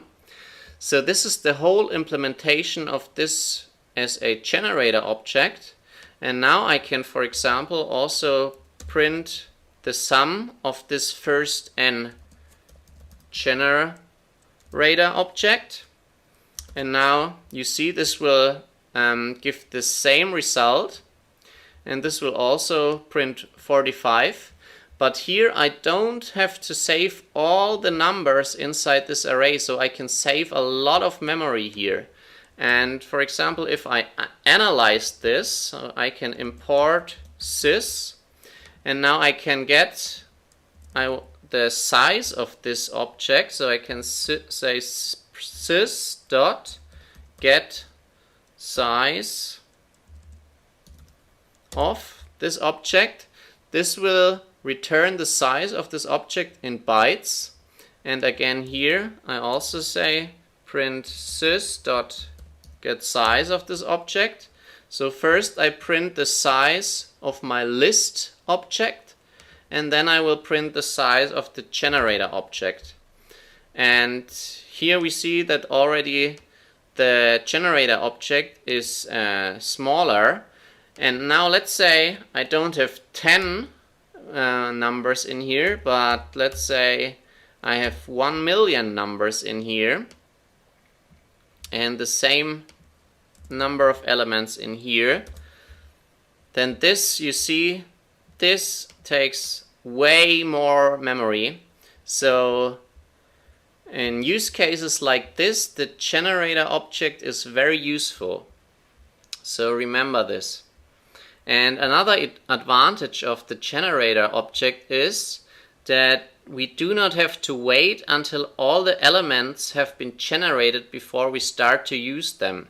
Because we can, for example, get the very first item with the first next statement, and we don't have to calculate all the numbers. Yeah, so this is the big advantage of generators. Now let's have a look at another example to practice the generators. A typical example is the Fibonacci sequence. So we say define Fibonacci, and this will get a limit as argument. And the Fibonacci sequence works like this. So the first two numbers are 0 and 1, and then all the following numbers are a sum of the previous two numbers. So now we have 0 plus 1 is 1, now 1 plus 1 is 2, 1 plus 2 is 3, and so on. So then we have 5, 8, 13, and so on. And to implement this as a generator, first of all, we have to store the first two values. So we say a and b equals 0 and 1. And then we say while a is smaller than our limit, we yield the current value. So the current value is a. And then we update the current value. So now we say a equals b. And also we, in the same line, we update the b value. And now the b value is the sum of a plus b, the sum of the previous two numbers. So we say a, b equals b, and so a is b and b is a plus b. So this is the whole implementation of the Fibonacci sequence, and now we can say, for example, fib equals Fibonacci, and as a limit, for example, I give it 30, and now I can loop over this object. I can say for I in fib and then print I, and now we see this will print the sequence until this limit. And now as a last thing, let's have a look at generator expressions. So generator expressions are written the same way like list comprehensions, but with parentheses instead of square brackets. And this is a very simple syntax and a shortcut to implement a generator expression. So I can say my generator equals, and now I use parentheses, and here I can use an expression with a for in loop. So I can say I for I in range, for example 10, and I can also use an if statement. I can say if I modulo 2 equals 0. So this will put all the even elements from 0 to 9 in my generator object. And so for example, I can print or I can loop over this object. So I can say for I in my generator and then print I. So this will print 0, 2, 4, 6 and 8, and this is similar to the list comprehension. So the list comprehension works the same way, except that they use square brackets here instead of the parentheses. So I can say my list equals this expression, and then if I print the list, this will print the same sequence as a list. And by the way, I can also say I can convert a generator object to a list with the list function. So I can say print list my generator, and this will do the same thing. And again, let's analyze the size of this. So let's say print sys dot get size of this object, and here also I want sys dot get size of this object. And now they are almost equal, but let's say again I have a large number, 100,000. Then again my generator object is much smaller and saves a lot of memory. So with threading and multiprocessing, you can run code in parallel and speed up your code. And in this tutorial we will learn what is the difference between a process and a thread, the advantages and disadvantages of both, how and why threads are limited by the GIL, and how we can easily use the built-in threading and multiprocessing module to create and run multiple threads or processes. So let's start with the difference between a process and a thread. So a process is an instance of a program. So for example, if I'm running one Firefox browser, then this is one process. Or if I'm running one Python interpreter, then this is one process. And a thread, on the other hand, is an entity within a process. So a process can have multiple threads inside. Processes take advantage of multiple CPUs and cores, so you can execute your code on multiple CPUs in parallel. Processes have a separate memory space, so memory is not shared but between processes.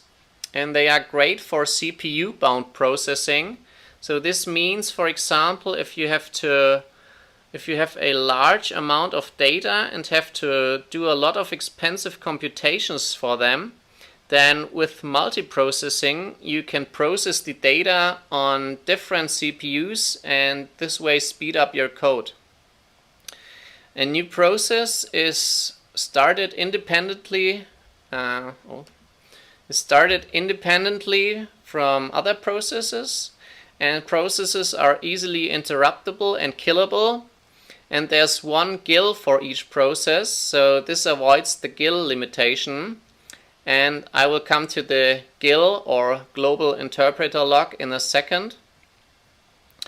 Now there are some disadvantages. So a process is heavyweight, so it takes a lot of memory, and starting a process is slower than starting a thread. And since processes have a separate memory space, the memory sharing is not so easy, so the so-called inter-process communication is more complicated. And now on the other hand, threads. So as I said, a thread is an entity within a process that can be scheduled for execution, and it's also known as a lightweight process. And a process can spawn multiple threads.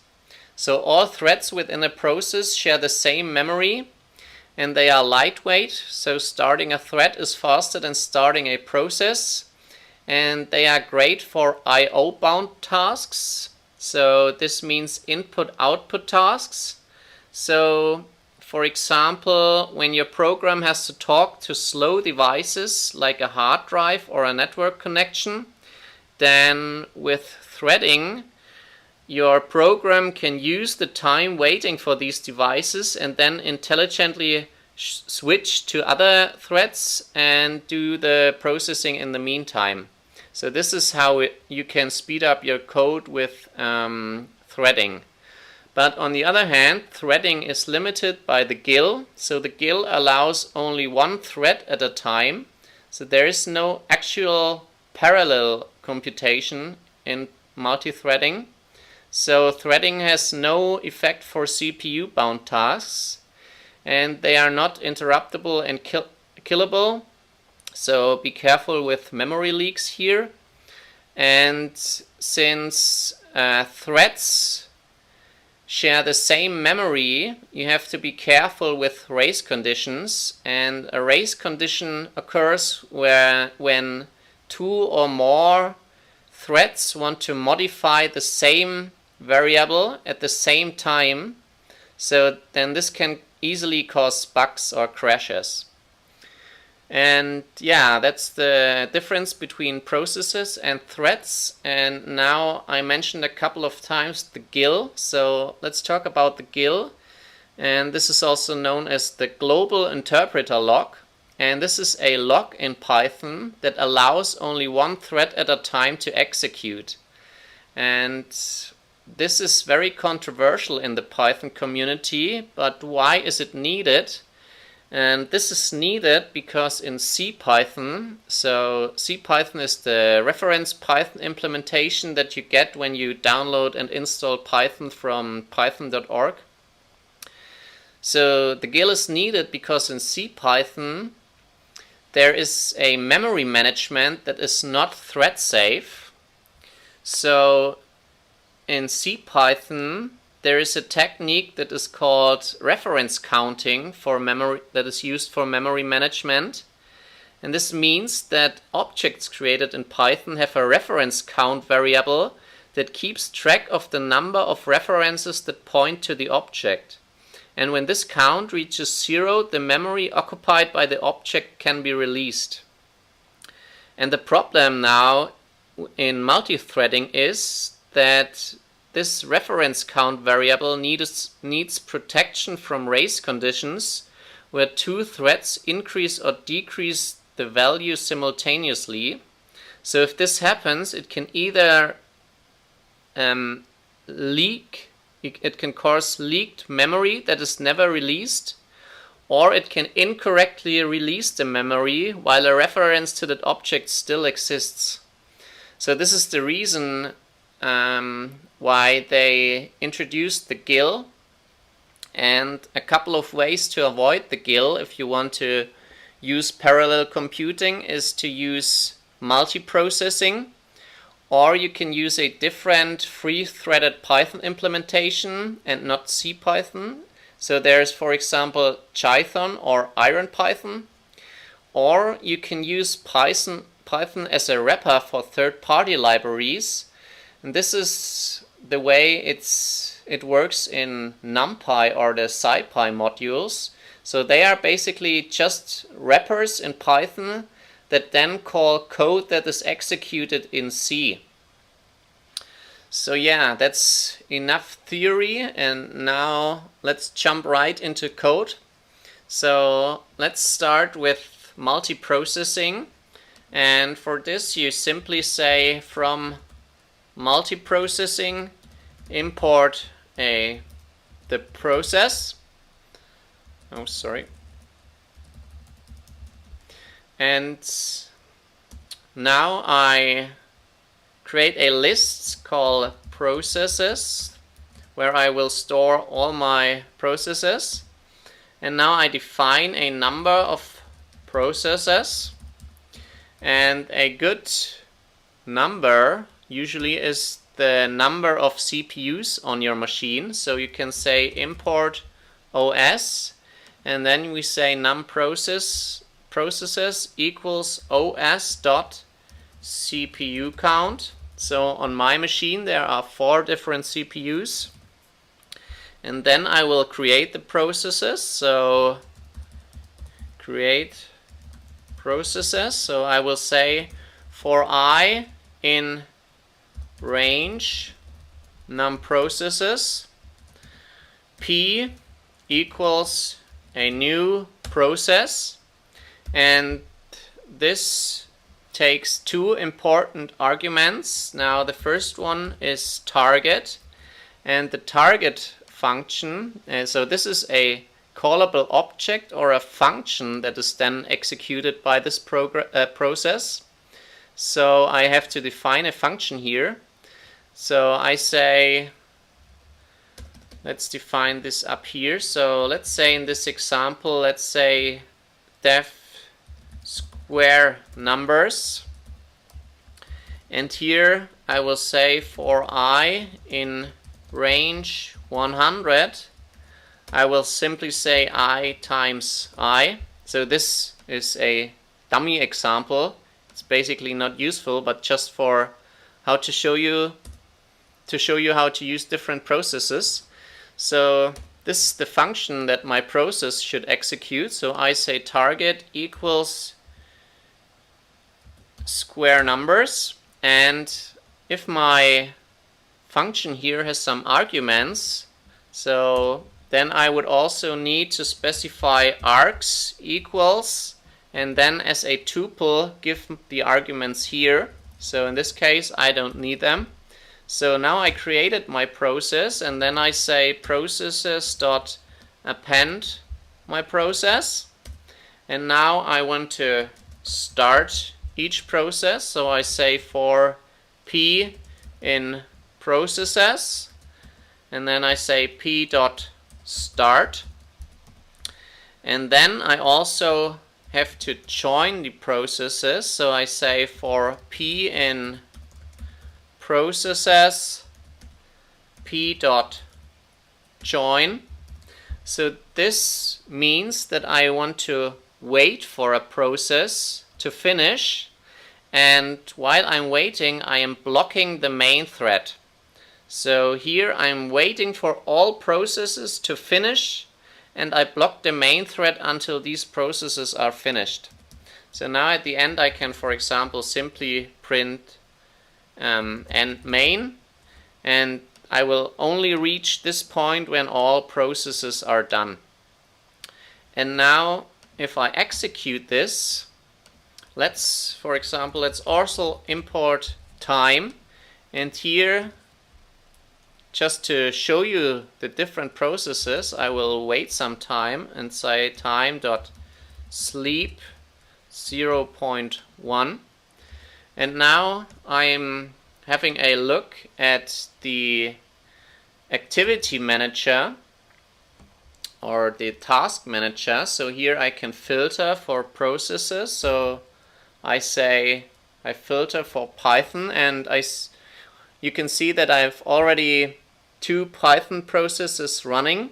They all have a different process ID, and it's also shown how many threads are inside my process.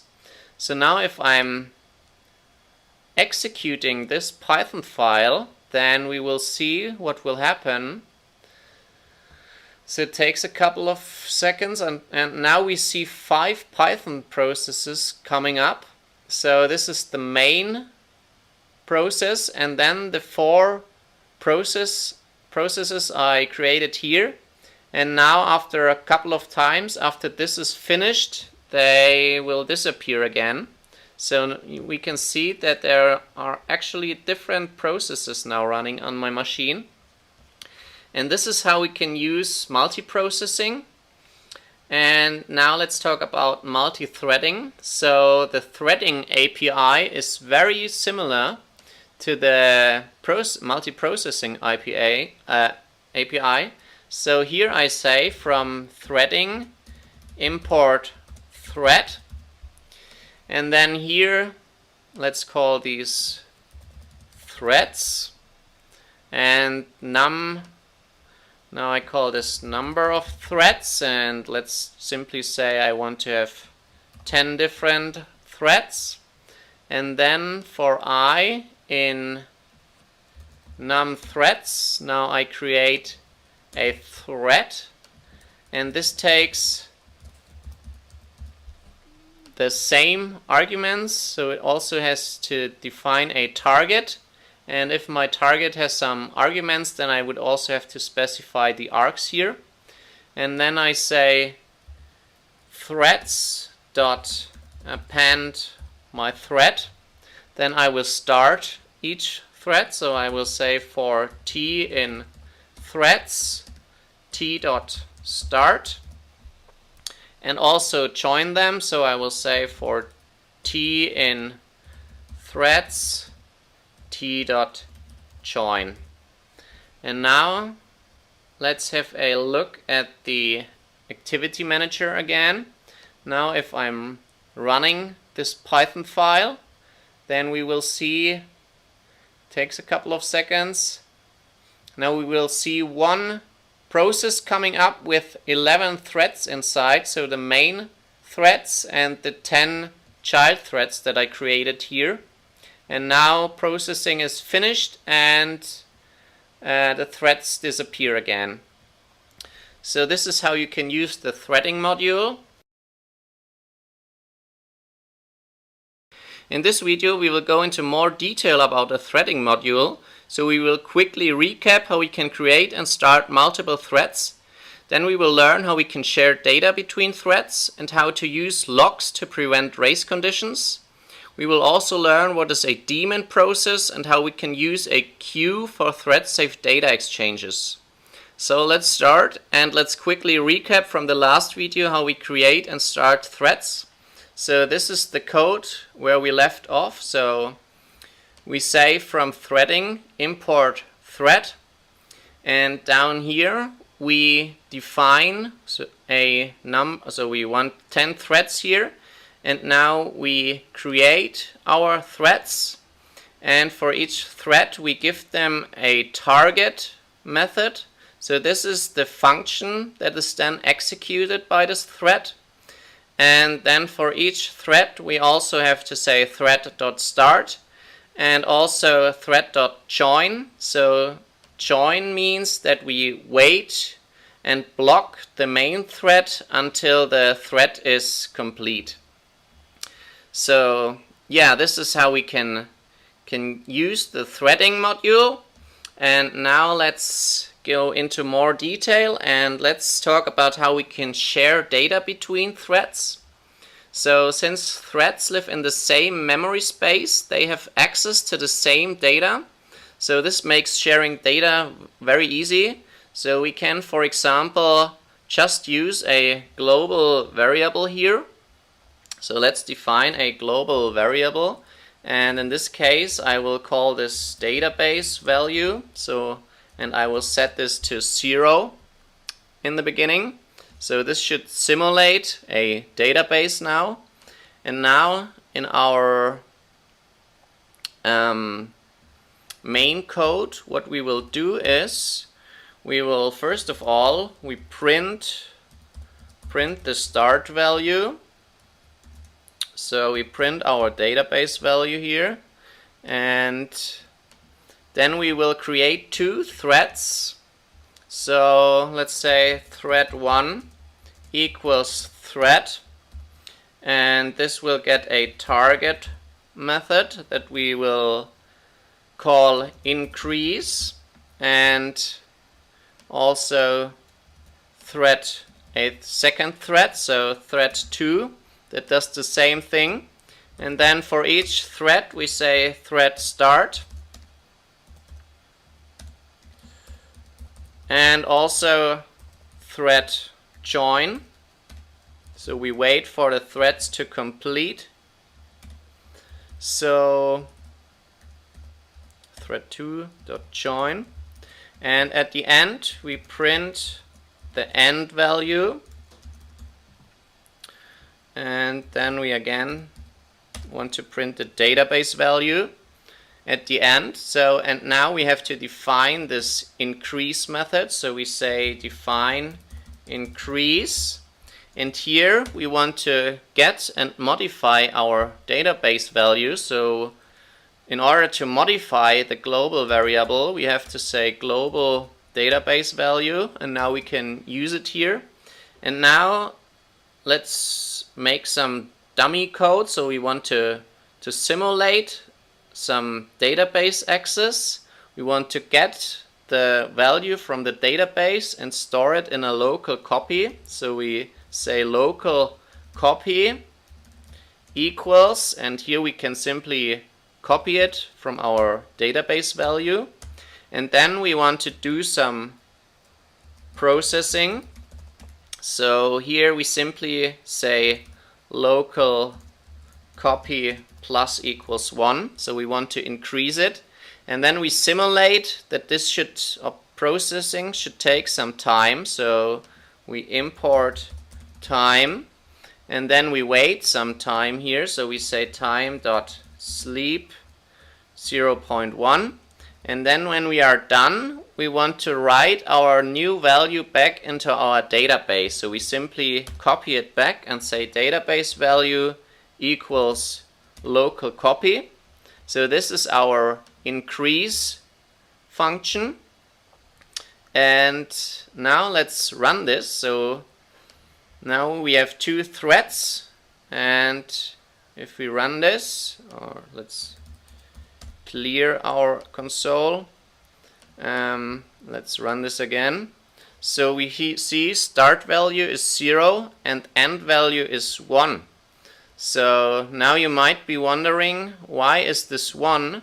Because we have 2 threads, and both threads should increase our database value. So now the end value should actually be 2.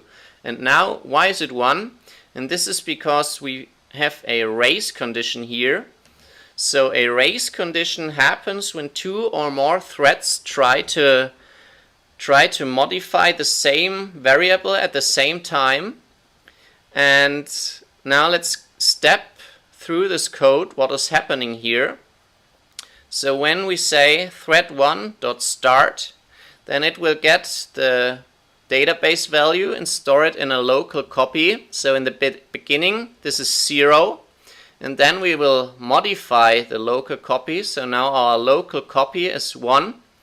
And now, since we say time.sleep, our program can intelligently switch to the other thread and use the waiting time. So now it switches to thread number 2, and now thread number 2 invokes this increase method.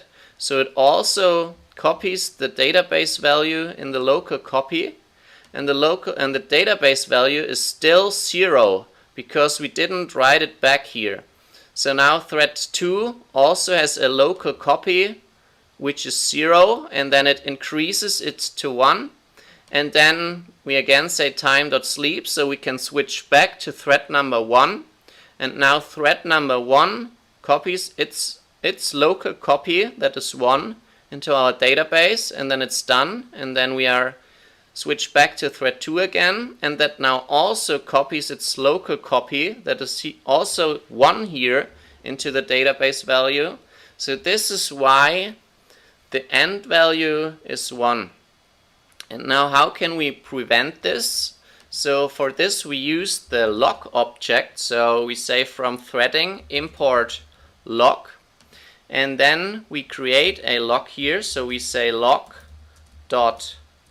equals lock, and now we say our increase method gets a lock. So we have to give this here in the arguments. So we say args equals lock, and since this is a tuple with only one element, we also need a comma here. So Python needs this comma here in order to know that this should be a tuple. And also for our second thread, this will now get the lock as an argument. And now with a lock, we can, so a lock prevents another thread to access this this code part at the same time. So now we can say lock.acquire. So it basically has only two methods.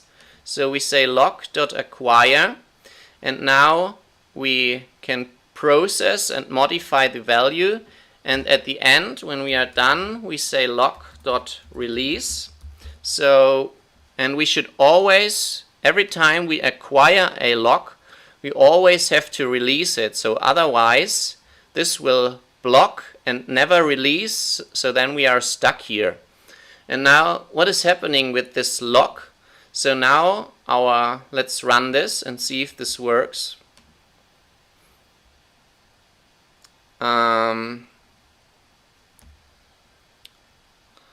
Lock.acquire. So, oh, sorry. This is a lock object. So now let's run this, and now we see that it's correct. Our end value is 2. So what happened here? So now our first thread got here, and since it locked the state, now it can modify the value, and it will not switch back to our thread number 2 here because the state is locked. So it continues and runs and copies the local copy that is now 1 into our database, and then it releases the lock. So now our second thread can enter this code part, so it also gets the database value, and this is now already 1, and then it modifies it to 2 and writes it back. So now this is working fine, and as I said, you should never forget to say lock.release. So there's a recommended way to use logs, and this is to use a log as a context manager. So you can simply say with log colon and then use the part of the code here, and then we don't need to say log.release. So let's also get rid of this. So if we run this, then we see this also works correctly. So this context manager acquires and releases the log for you. So yeah, this is the concept of logs. And now let's talk about how we can use queues in Python. So queues are excellent for thread-safe and process-safe data exchanges and data processing in multi-threaded or multiprocessing environments. And for this, we have to import the queue. So we say from queue import queue, and now let's get rid of this, and first let's have a look at how a queue is working. So a queue is a linear data structure that follows the FIFO or first in first out principle. So a good example of a queue is a queue of customers that are waiting in line, where the customer that came first is also served first.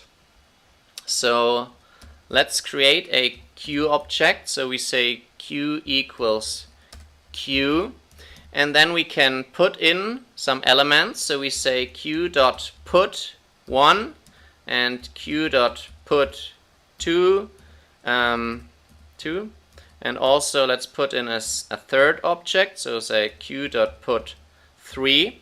And now our code looks like this. So first the 1 enters our queue, then we put in the 2, and then we put in the 3.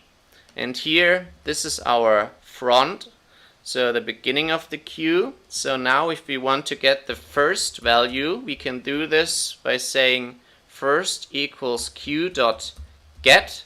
So this will get and remove the first item. So if we print first, then this will print 1, and now our queue only has 3 and 2 inside. So this is how the queue principle is working, and there are a couple of other important methods. So first you can check if a queue is empty with queue.empty. So this will return true if the queue is empty. And then in a threading environment, whenever you get a object with queue.get and then you process this object, when you are done processing, you should always call queue.taskDone. So this now tells the program that we are done processing with this object and can continue. And there's also a queue.join method. So this blocks until all items in the queue have been gotten and processed.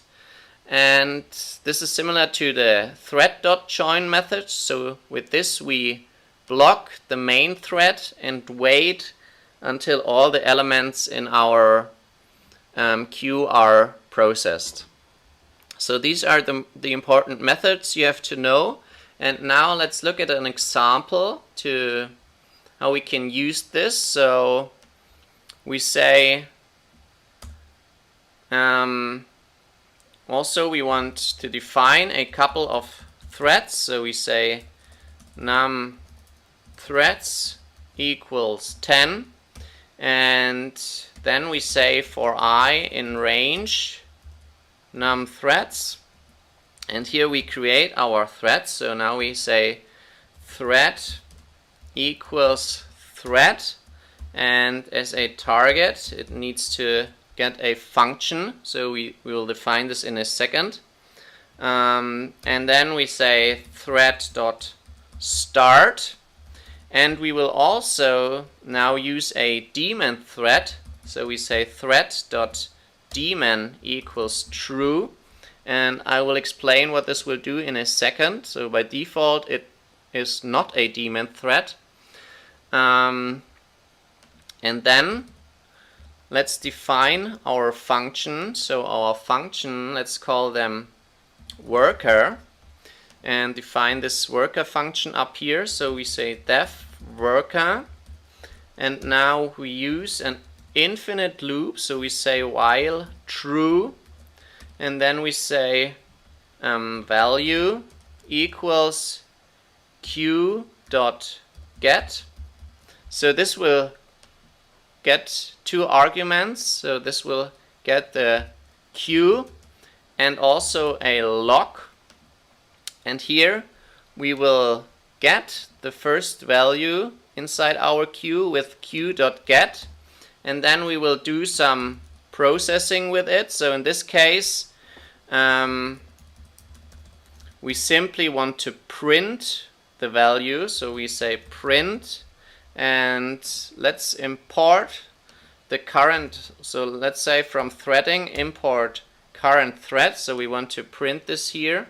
So let's use an f string, so we can say we are in, and then we are in our current thread dot name, and in this thread we got the value, so we simply want to print this here, and then we are done. Remember, we have to say q dot task done.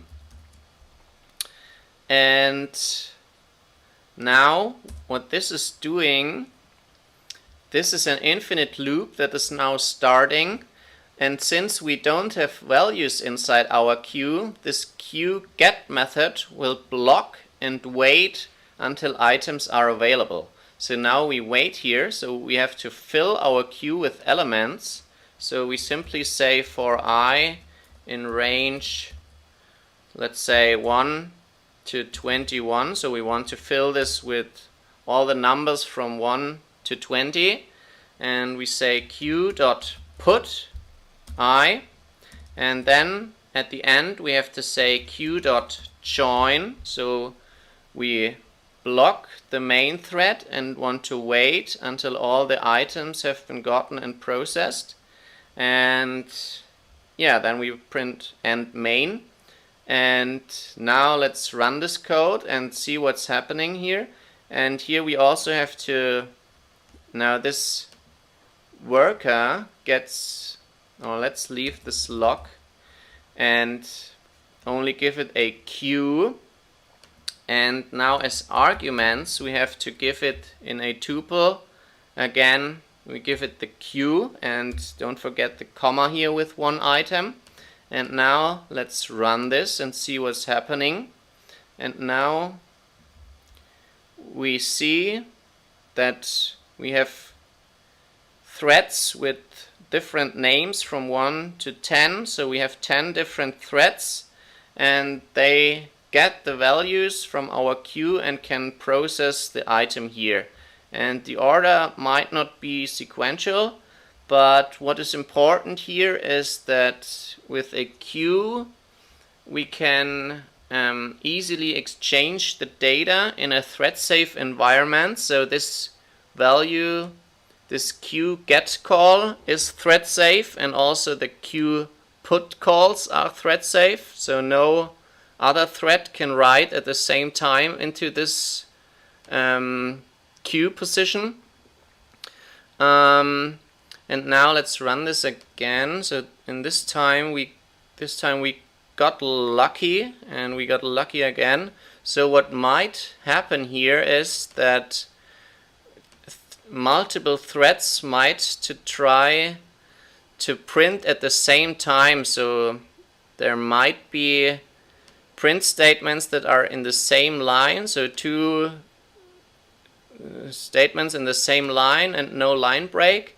So to make it work correctly, we should say with lock and use a lock here. So let's also give this a lock.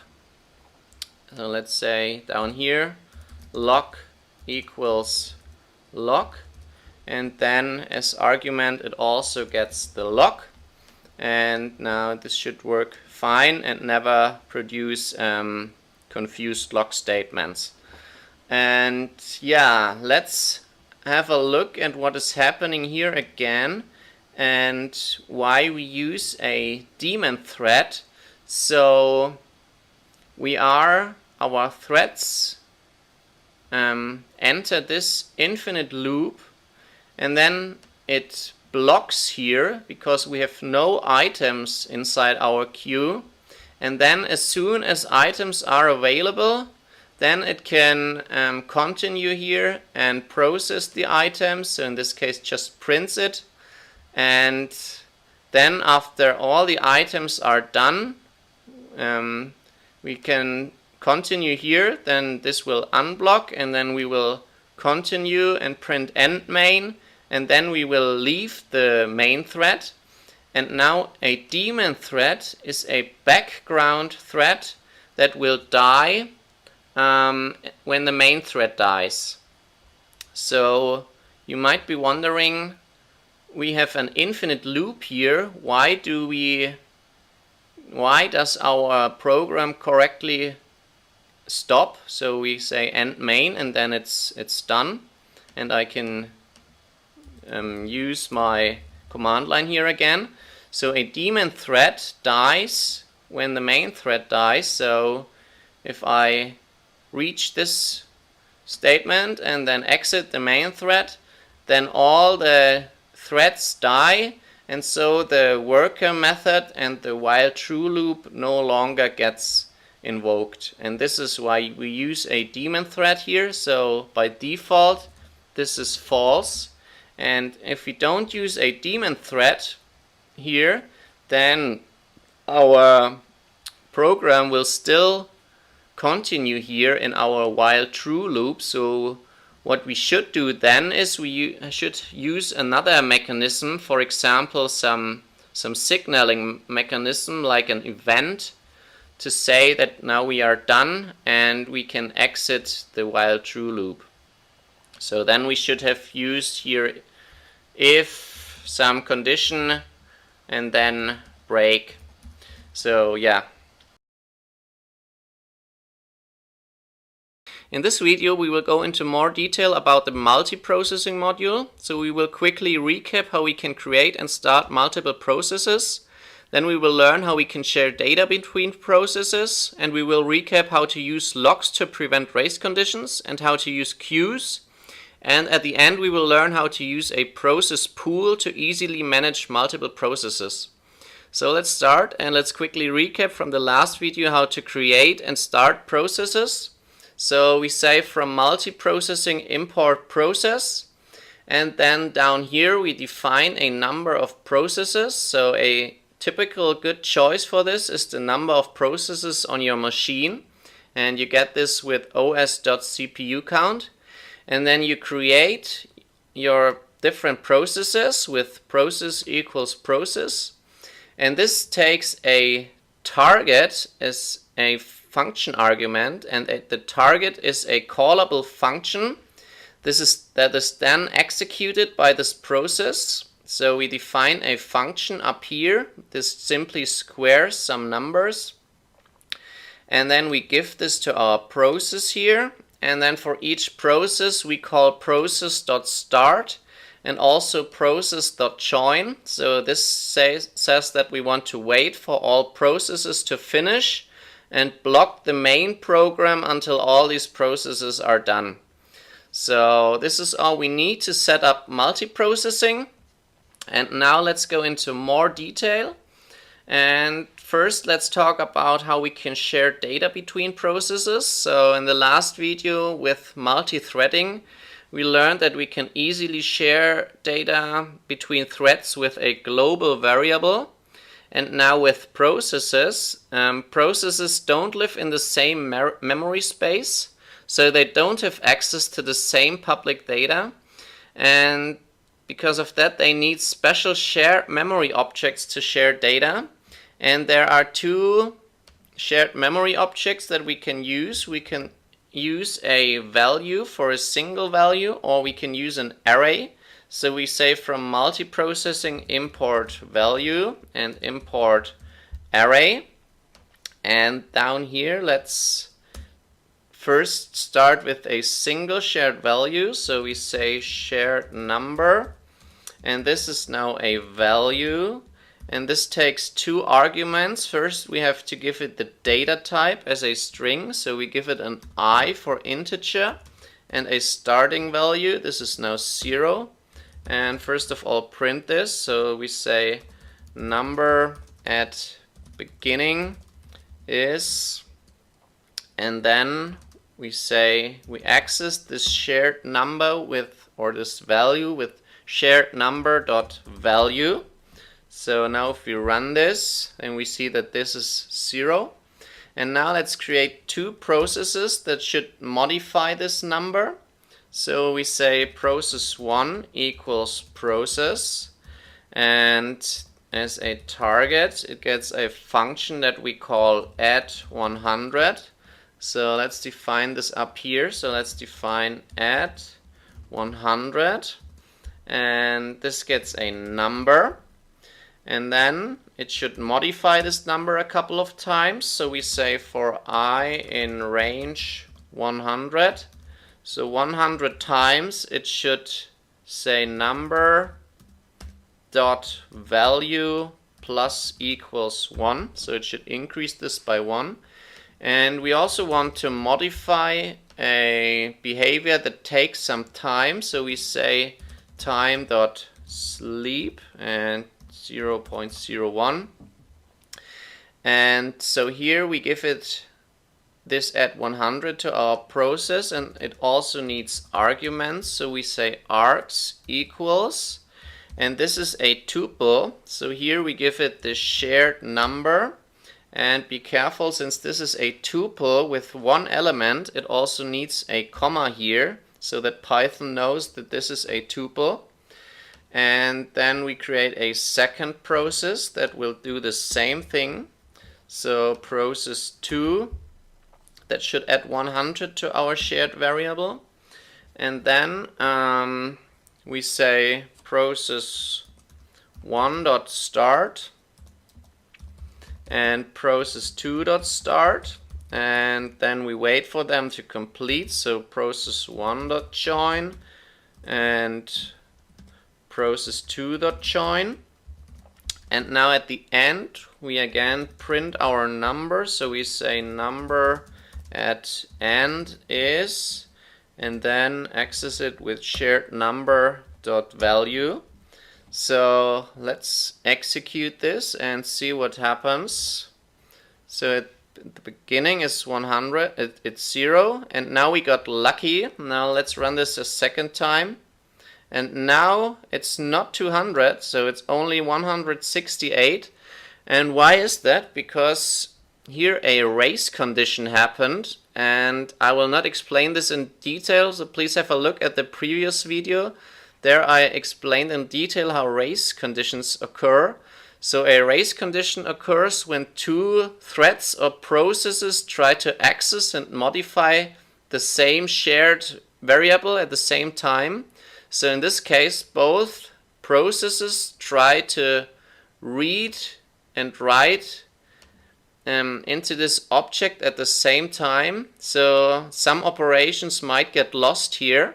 So in this case it's only 168, and to prevent this we must use a lock. So we say from multiprocessing import lock, and I also talked about this in the last video, so please check this out. So a lock prevents another process from accessing this at the same time. So to use this we create a lock object. So we say lock equals lock, and then we give this to our function, to our function, yes. So this now also takes a lock, and a lock has two important methods. So first we say lock.acquire, and then at the end we say lock.release. So as soon as we say lock.acquire, it will set this in a locked state. So this means that while this is running, no other process has access to this code and can execute this part here. And then when we unlock the state again with lock.released, and the second process can also execute this. So this is all we need to prevent multiple processes to modify this at the same time. So now let's run this. And now we get 200. Let's run this again. And yeah, it's still working. And a better way to use locks is to use locks as a context manager. So whenever you say lock acquire, you always have to call locked release then at the end. Otherwise this will block and your program cannot continue, so don't forget this. And you can use a lock as a context manager. So we say with lock colon and then your code. So this automatically will acquire and release this for you. So yeah, this also works. And now this is how we can share a single value. And now let's share a array. So we say shared array equals array, and this also needs a data type. So in this case, let's give it a D for double, and here give it a list as initial values. So we say put in 0.0 here, 100.0 and 200.0, and then we say our array at the beginning is, and let's say shared array, and then we have to access each element with inside brackets and then with the index. And we can also use slicing here to access all indices. So let's just put in a colon here, and then again print this at the end. So at the end we want to print our array. So array at the end is this. And now we have to change our function. So this now takes multiple elements. So this takes numbers. And then we have to go over each number here and increase it. So first of all, let's also change this parameter here. So let's say shared array. And now in our function, what we want to do is we want to go over each number and increase it. But be careful here. So we cannot say for number in numbers and then simply say number plus equals 1. So now if we run this, this will print our array at the beginning and at the end, and this is still the same. And this is because this loop here will create a local variable called number that is then increased. So this has nothing to do with our shared value object. So in order to do this, we have to say for, and let's say for I in range, and then the range has the length of our array, and then we access each element with numbers dot I and say plus equals 1. And now let's run this, and now we see that it got modified, but we also had race conditions here, so don't forget the lock. So we say with lock and then our modification operation, and now we increased each element in our array by 200. So this is how we can use the shared value and shared array.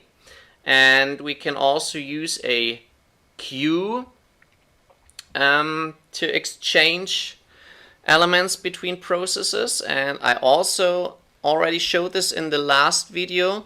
So a queue can be used for process safe data exchanges. And so in the last video we said from queue import queue, and there we have to use a slightly different queue that is from the multiprocessing module. So this has all the same methods except the task done and the join method. So a queue is a linear data structure that follows the first in, first out principle. So the first element that you put into your queue, that is then also the first element that gets retrieved when you want to get elements. So let's make an example to use a queue and exchange data between multiple processes.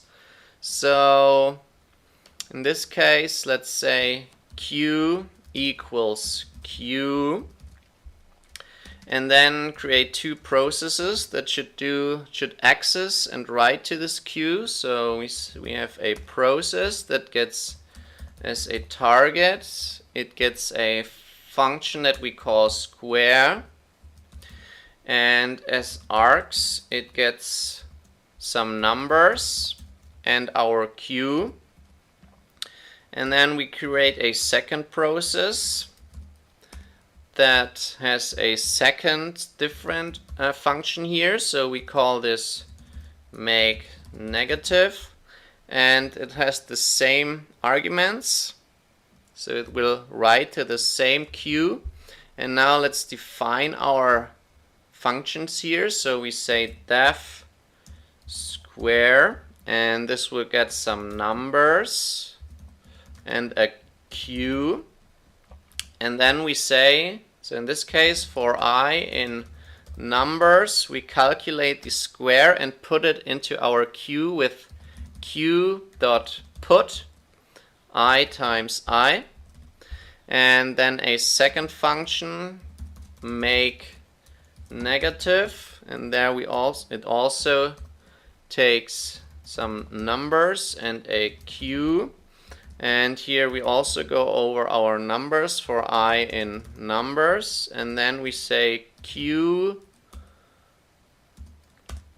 dot put -1 times I.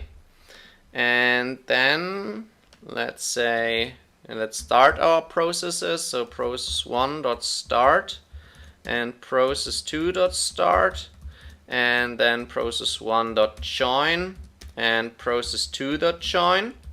And here we don't have to call queue dot join because there is no method queue dot join. But what we can do is we say while our queue is not empty, so while not queue dot empty, and then we want to print each element, so print queue dot get. So this will return and also remove the first element in our queue. And yeah, now let's run this and see what happens. Numbers is not defined. Oh, sorry, I have to create a numbers variable, and I will say this is a range object from 1 to 5. So, or 5 should be included, so I say from 1 to 6.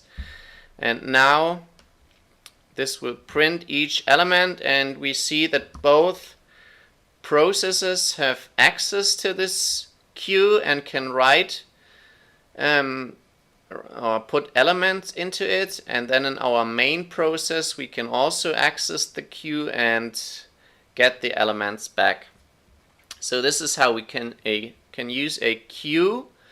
And now as a last thing, let's talk about a process pool. So a process pool can be used to manage multiple processes. So a process pool object controls a pool of worker processes to which jobs can be submitted, and it can manage the available processors for you and split, for example, data into smaller chunks, which can then be processed in parallel by different processes. So let's have an example how this works. Basically, a pool takes care of a lot of things for you, so you don't have to consider a lot. So we simply say from processing import pool, and then down here we create a pool, and we say pool equals pool, and then it has it has four important methods that you have to know. For the rest, I would recommend to have a look at the documentation, because there are a lot of more methods, but the most important ones are map, apply, join, and close. So what we want to do is we want to create multiple processes that should access or execute a function. So we define a function cube, and this takes a number and returns the cube. So it will return number times number times number. And now here we can simply say, or we create some numbers. So numbers equals a range object from 0 to 10 or only to 9. And then we say pool dot map, and now we map, we have to give it a function, so we give it the cube and the numbers, and this will return a result that we can then print. So print our result. But first of all, we have to, so this will, what this will do, this will automatically allocate the maximum number of available processors for you and create different processes. So typically this will create as many processes as you have cores on your machine, and then it will split this iterable into equal sized chunks and submit this to this function, and this function is now executed in parallel by different processors or by different processes. So this is all you need to write, and then the pool will take care of the rest. So this will allocate the pools, it will split the data, and then run this method in parallel. And when it is done, it will return the result, and we have to call pool.close,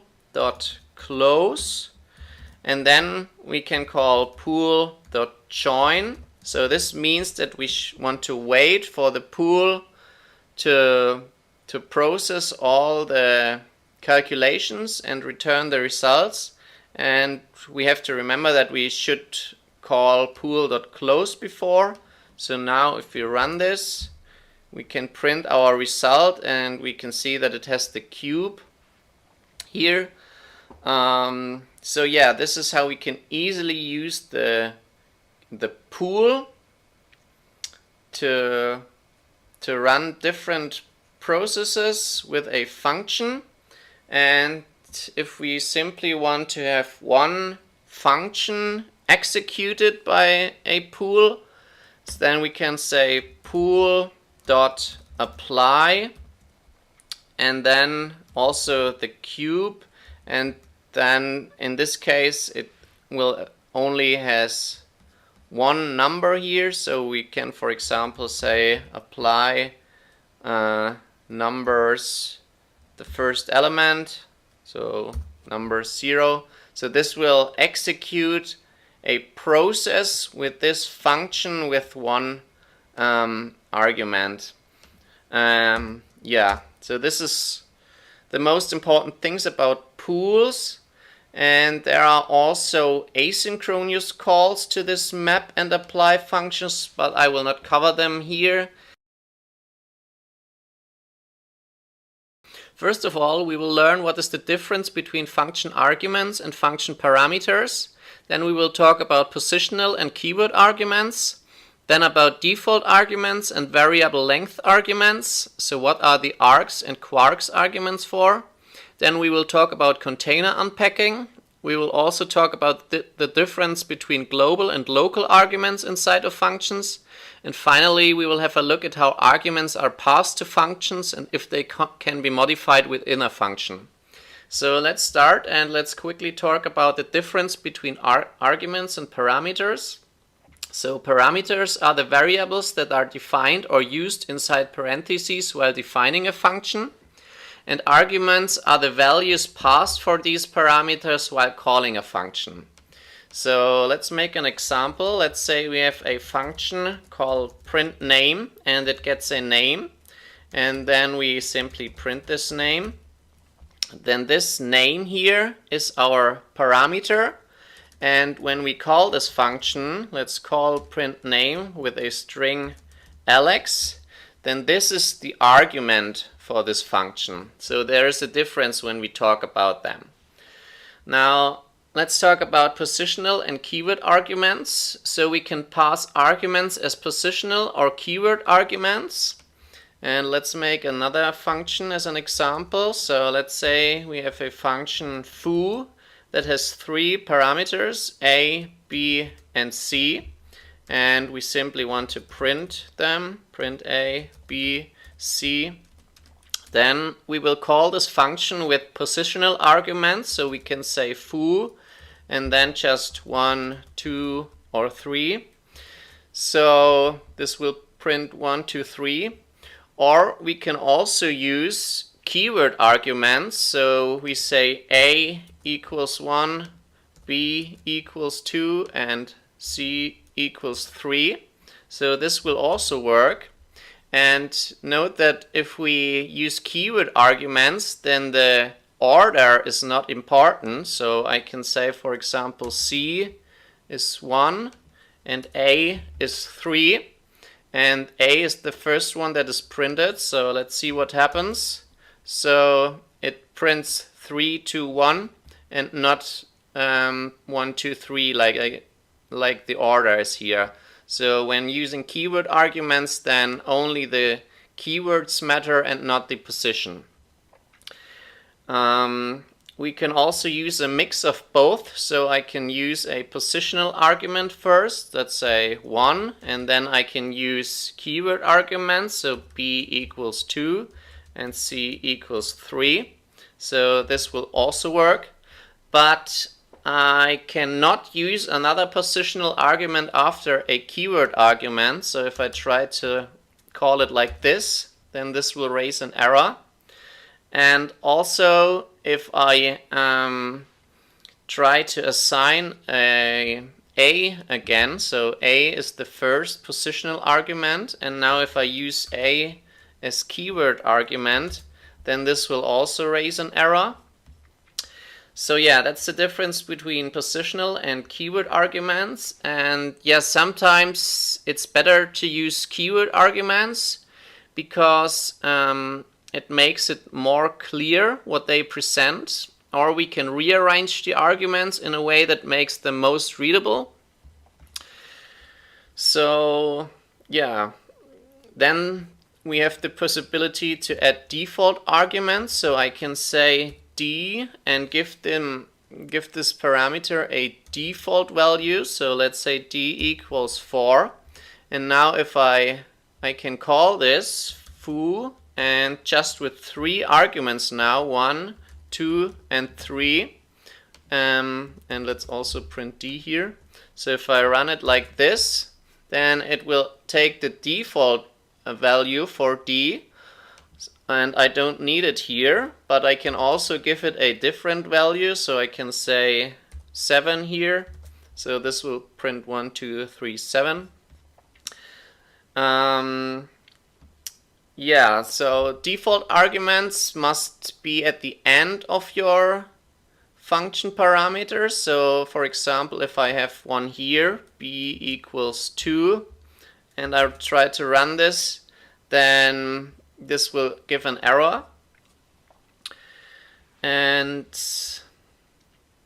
now let's talk about variable length arguments. So probably you've also already seen functions that look like this. So they have some parameters a, b, and then have this star and arcs argument, and sometimes also with double stars and quarks. And now what these are, so this is a function. If you mark a parameter with one asterisk or one star, then you can pass any number of position arguments to your function. And if you mark your parameter with 2 stars, then you can pass any number of keyword arguments to this function. And typically they are called arcs and quarks, but you can call them whatever you like. So also, for example, C. So inside this function, let's print A and B first. And then this is a tuple inside your function. So we can go over this tuple and say for arc in arcs, and then print arc. And the quarks argument is a dictionary. So I can say for key in quarks, and then I want to print the key and the value of this dictionary entry. So I say quarks key, and now I can call this function. For example, at least it needs the 2 arguments a and b, so I can say 1 and 2, but then I can also use as many positional arguments as I want. So I say maybe 3, 4, 5, and then I can use some keyword arguments. So I can, for example, say 6 equals 6 and 7 equals 7. And now let's run this and let's see what it prints. So first it prints the 2 positional arguments, 1 and 2. Then it goes over our arcs. So this is 3, 4, 5. So it prints each number in a new line, and then it goes over the keyword arguments and prints the keyword and the value. So this is how we can use variable length arguments. And for example, I don't need them, so I can also simply use keyword arguments here, or I can use some more positional arguments and don't use the keyword arguments. Sorry. So this is also possible. Now let's talk about forced keyword arguments. So sometimes you want to have keyword only arguments, and you can enforce that. So you can, for example, write a star here and then some more arguments after this. So let's say C and D, and then I want to print them here, print A, B, C, D. And now every parameter after this star must be a keyword argument. So if I call it like this, then these are positional arguments, and then this will raise an error. So I have to say C equals 3 and D equals 4, and then it works. Or if you, for example, use the arcs variable here, and then each parameter after that is also a keyword only parameter. So let's say C and D, and then simply print the last 2. So if I write it like this, or for example, to make this more clear, let's call this last, and then for arc in arcs, print arc, and then print last. So if I call it like this, then it's missing, then it sees these parameters only as your arcs, and then it says that the last keyword parameter is missing, so I need another one, and now I need it as keyword argument, so I say last equals 100, and then it's working. So this is how you can enforce to have keyword only arguments. Now let's talk about unpacking arguments. So if we have a function, let's say again foo with 3 arguments, a, b, c, and we simply print them, a, b, and c. Now let's say we have a list. My list equals 0, 1, 2 here. Then we can easily unpack this list into our function in the function call and have this list unpacked into the argument. So I can say star and then my list.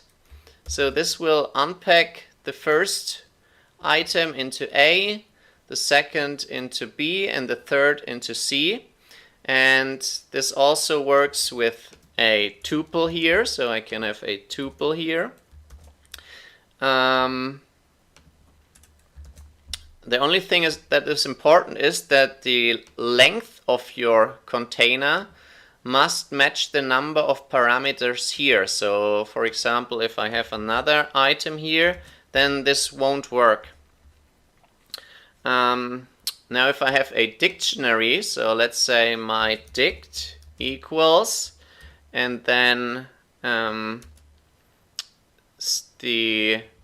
it must have the keys with the same names as your parameter names here, so A, and then some value, 1, then the second, B, and some value, and also C, and some value.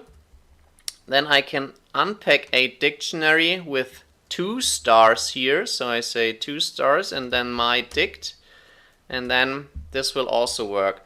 But here also the length of this dictionary must match the number of parameters here, and also the keys must match the parameter names here. So for example, if I use E here, then this will also raise a type error. So yeah, this is how we can quickly unpack a dictionary or a list into our function arguments. And now let's talk about local versus global variables. So let's say we have a function, again foo, and this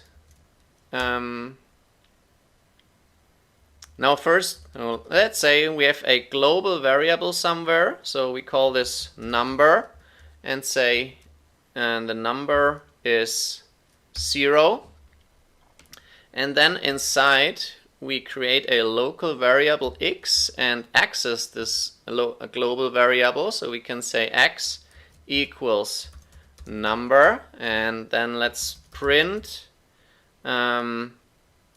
let's say number inside function,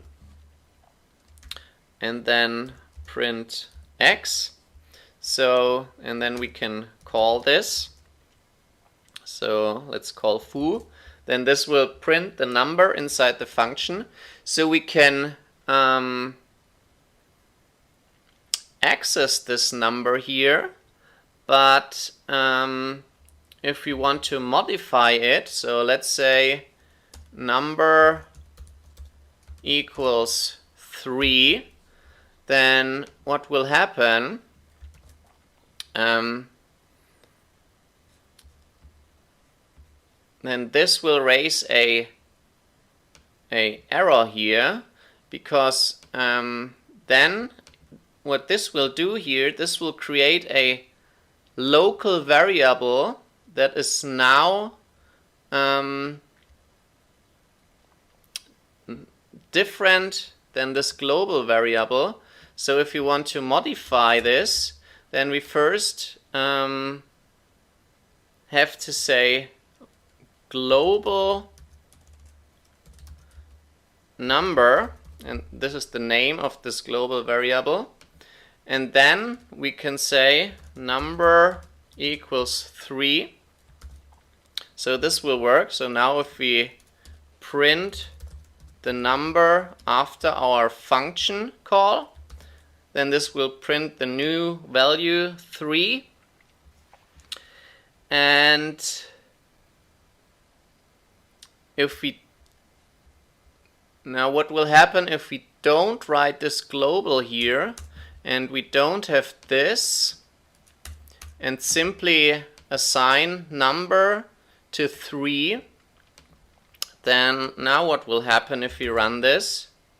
No, this X is not available anymore. So let's run this. So this will print 0. It prints the number that is still 0 even after the function call where we set number equals 3. And this is because here we create a new local variable.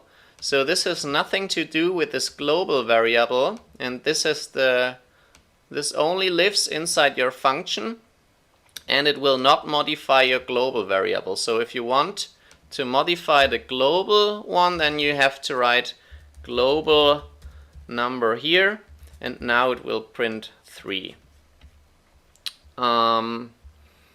Yeah, so this is the difference between local and global variables. Now let's talk about parameter passing. So maybe you've heard already of the term call by value or call by reference. And in Python it's a little bit different. So it uses a mechanism which is known as call by object or call by object reference. And there are two rules that must be considered. So parameters are passed, or the parameters parsed in, the parameter parsed in is actually a reference to an object, but the reference is passed by value. And there is a difference between mutable and immutable data types. So this might be a little bit confusing, but this basically means that mutable objects like lists or dictionaries can be changed within a method, but if you rebind the reference in the method, then the outer reference will still point to the original object and is not changed.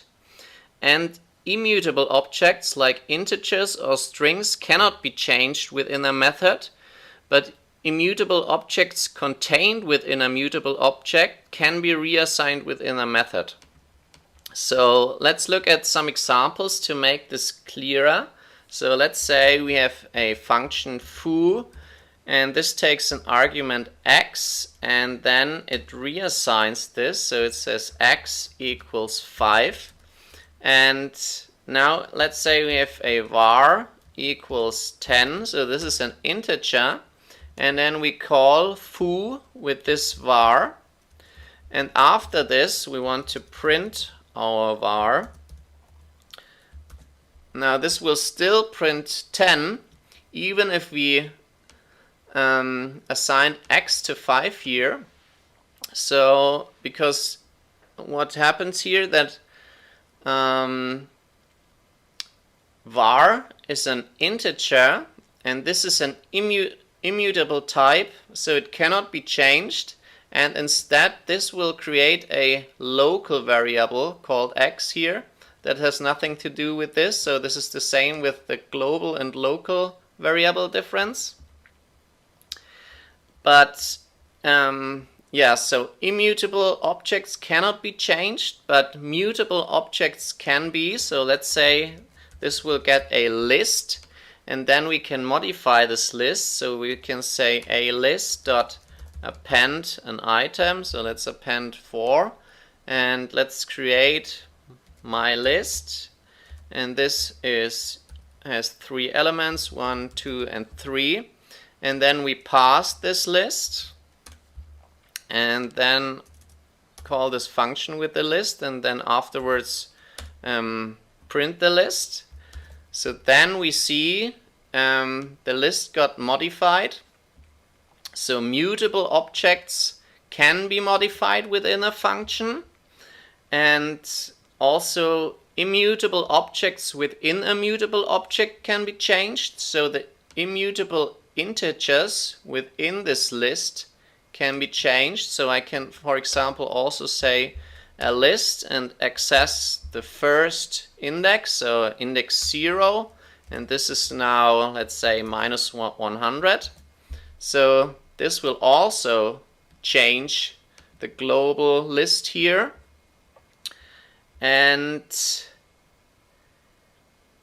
But what is not possible, so if we rebind a mutable reference here, so if I say, for example, first if I say a list equals, and then let's say 200, 300, 400, and now I create my global list here, I call this function, and then I print it, and it will still print the original list 1, 2, 3, and this is because I rebind the reference here. So this is now a local variable, a list, with this new values. So this is nothing to do again with the global variable. So yeah, maybe now the 4 points are more clearer. So again, mutable objects can be changed, immutable objects cannot be changed, but immutable objects contained within a mutable objects can be changed. And like here, if we rebind the reference in the method, then the outer reference will not be changed. And let's have a last very quick difference that how this can affect your list. So first, if we say a list, instead of writing append items, we can, for example, say plus equals and then a new list. So if I write it like this, and now if I run this, then my outer list here, my global list, got affected by this. But now if I say a list equals a list plus this, then if I run this, then this will not change the original list. So this is a slight difference, but it can have a big effect, because here again this will create a local variable. So be careful with this slight difference. So plus equals again will change the list. So in this tutorial we will talk about the different use cases of the asterisk or star sign in Python. So it can be used for multiple different cases like multiplication and power operations, the creation of lists or tuples with repeated elements, for args, quarks and keyword only parameters, for unpacking lists, tuples or dictionaries into function arguments, for unpacking containers, and for merging containers into a list or merging two dictionaries. So we will have a look at all of these use cases. First of all, of course, there is the simple multiplication operation. So let's say result equals 5 times 7. And then if I print the result, then this will print the multiplication of these two. Or if I use 2 stars or 2 asterisks, so let's say 2 and then 2 stars and then a 4, this will be a power operation. So this is 2 to the power of 4 equals 16. This is one use case. Then it can be used to create lists, tuples, or strings with repeated elements. So let's say I want to have a list called zeros equals, and then I write one element. So I say one item here, so 0, and then I write times 10. So this will create a list with 10 elements, and each element has 0. So this is my list. I can also put in multiple initial items here. So if I write it like this, then this will repeat 0 and 1 10 times. I can also use a tuple here. And it also works with strings. So if I say, let's say AB here, then this will create a new string with 10 times AB. So next is to use the star or asterisk for the args and quarks and keyword only arguments. So if you don't know what this means, please watch my last video about function arguments. So probably you've seen a function that looks like this. So def define a function called foo, and then it has some arguments and then also some args with 1 star and with quarks with 2 stars. So, and then let's print A, and now args is a tuple, so I can go over this tuple for arg in args and then print arg. And quarks here is a dictionary, so I can say for key in quarks and then print the key and also the dictionary value of this key. And now I can call this function with the A and B arguments. So let's say 1 and 2. And then for this args, I can use as many positional arguments as I like. So I can say 3, 4, 5. And then I can also use as many keyword arguments as I want. So I can say, for example, 6 equals 6 and 7 equals 7.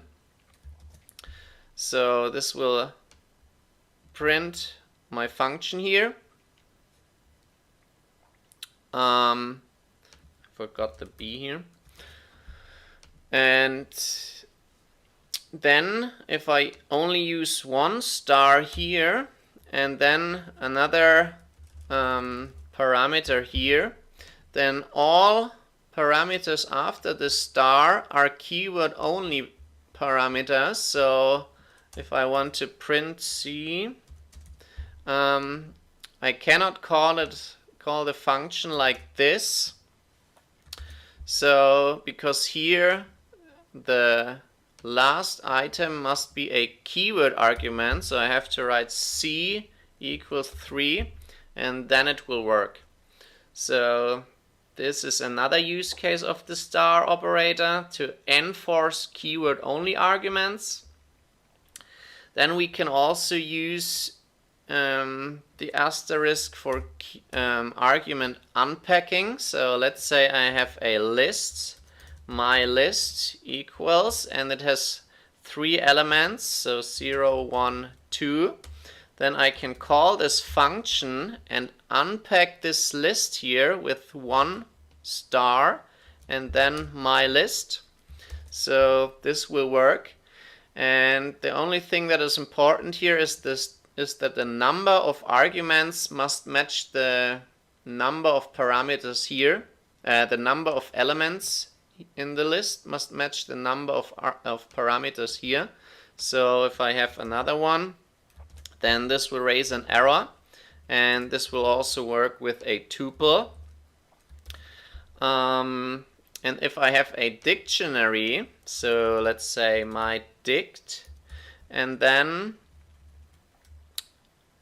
this must have the parameter names as keys, so A and then a value, 1, B and the value, and C and a value. Then I can unpack this dictionary with 2 stars and then my dict. So this will work. And also the number of elements must match the number of parameters here. And also the keys, the name of the keys must match the name of the parameters. So if I have a different key here, then this won't work. Then the asterisk can be used for unpacking containers. So it can unpack the elements of a list, tuple, or set into single and multiple remaining elements. So let's say I have a list called numbers, and this is let's say 1, 2, 3, 4, 5, 6. Then I can unpack them. Let's say I write star and then beginning, and then a last value, and this is equal numbers. So let's print beginning and let's print last. So this will unpack all the elements except the last one into a list, and then it will unpack the last item into a single number. And yeah, be careful here, this will always unpack your elements into a list. So if I have a tuple here, then unpacking works, but it will still be a list here. So if I run this, then it looks like this. I can also unpack or put the star sign for the last item. So this will unpack the first number into the first element into one number, and all the remaining elements into a list that is now called last. Or I can use this in the middle, so I can say beginning and then star middle and then last. So, and then I can print the middle here. So now middle is my list with the elements between. So if I run this, it will print this. And for example, I can also unpack more numbers into single elements. So I can say second last, and then here print second last. So this is how we can unpack multiple items into a list. And we can also use the star operator to merge iterables into a list. So for example, if I have one tuple with elements 1, 2, and 3, and then I have another list, so my list equals 4, 5, 6, and then I can say second, or let's say new list equals, and then I say, in brackets, I put my first iterable here, so I can say star and then my tuple, and then I can put in the second iterable here, so my list. So if I print the new list, then this will be a new merged list, and I can also use a set here. So if I use a set here, my set,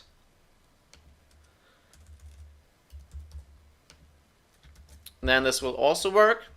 So this merging works for lists, tuples, and sets into a list.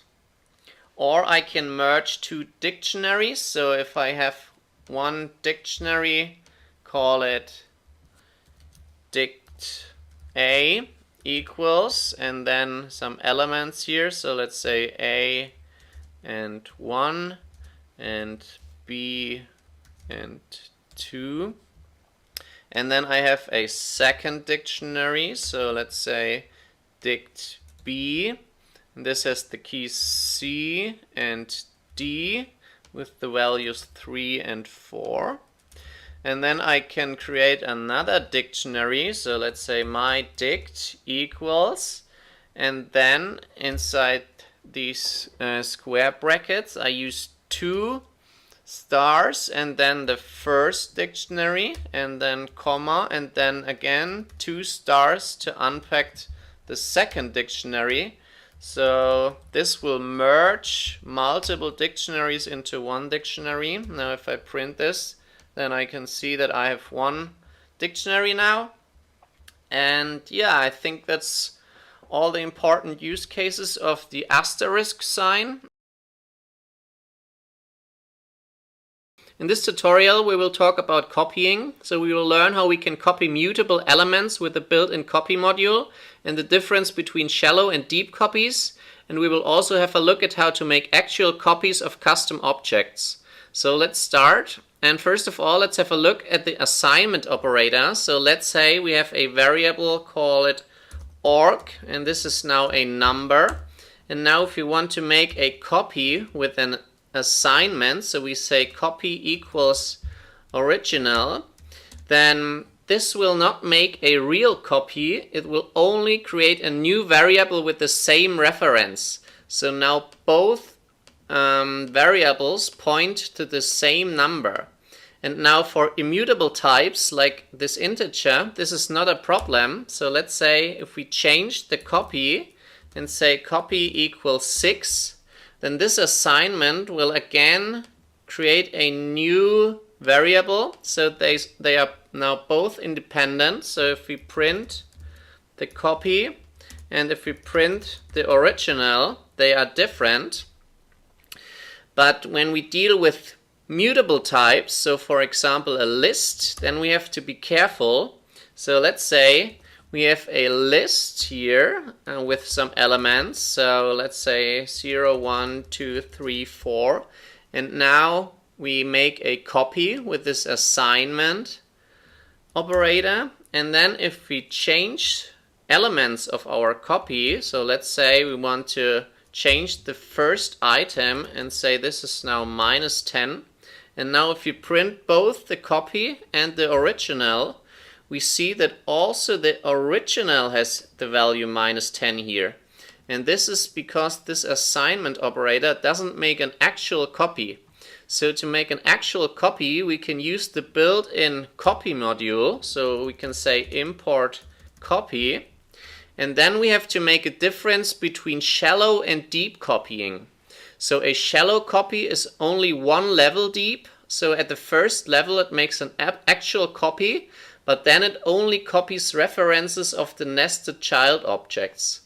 And then there's the deep copy. So this will be a full independent copy. So let's start with a shallow copy. So to make a shallow copy, we can say copy equals copy.copy and then the original. And now if we print both, we see that the original didn't get affected, so only the copy here has -10. And for example, with a list, there are several different options to make shallow copies. So we can also say copy equals original.copy. So this will also work. Or we can use the list function and give it the original as an argument. This is also possible. Or we can use list slicing. So we can say org and then the slicing operator. So this will simply be from start to end. So this will copy all elements. And this will also make an actual copy or a shallow copy. So this works fine if our element is only one level deep. And now let's say we have a nest or nested list. So let's say we have a first list here, a list inside a list, and then a second list here, so with some more elements.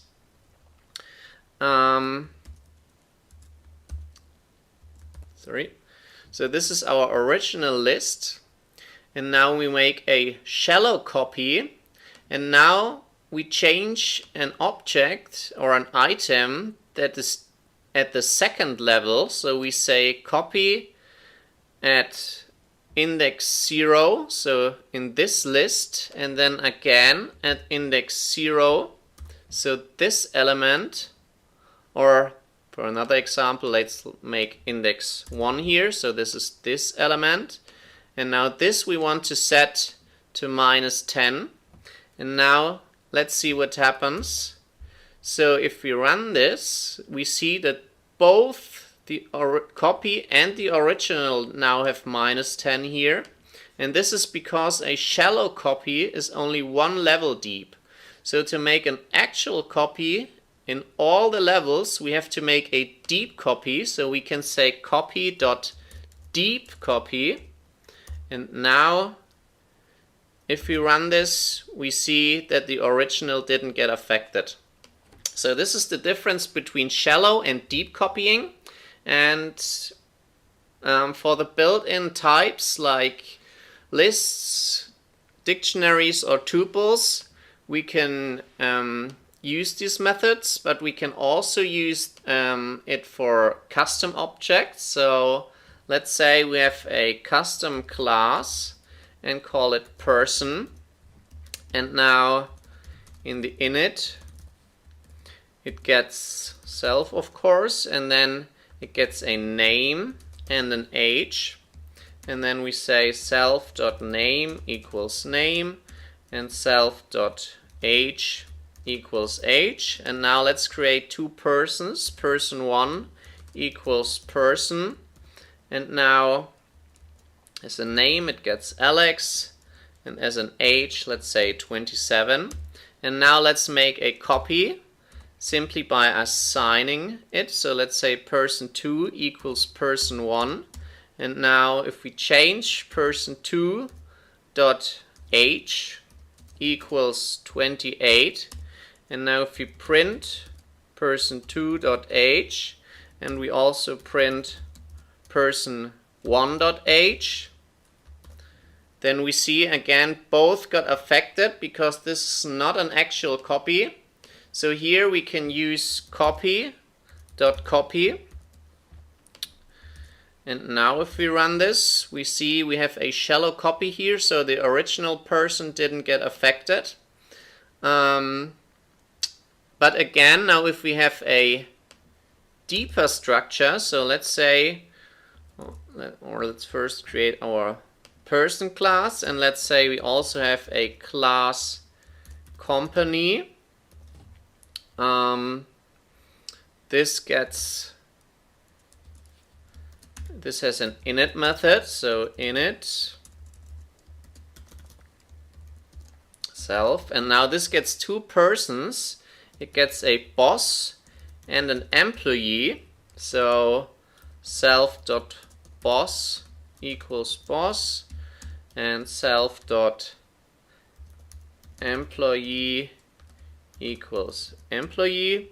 And now we create two persons, so one boss, so the boss might be older, and now a second person, Joe, who is a little bit younger. And now let's say we want to have a company, so we say company equals company with our person 1 and our person 2. And now if we want to make a clone of this, so if we say company clone equals company, or let's right away make a shallow copy, so we can say copy.copy. And now if we change some variable here, so let's say one boss turns a year older, so let's say company clone dot boss dot age equals 56 now. And now let's print this, print company clone dot boss dot age, and also print the age of the boss of the original company, so let's say company boss age.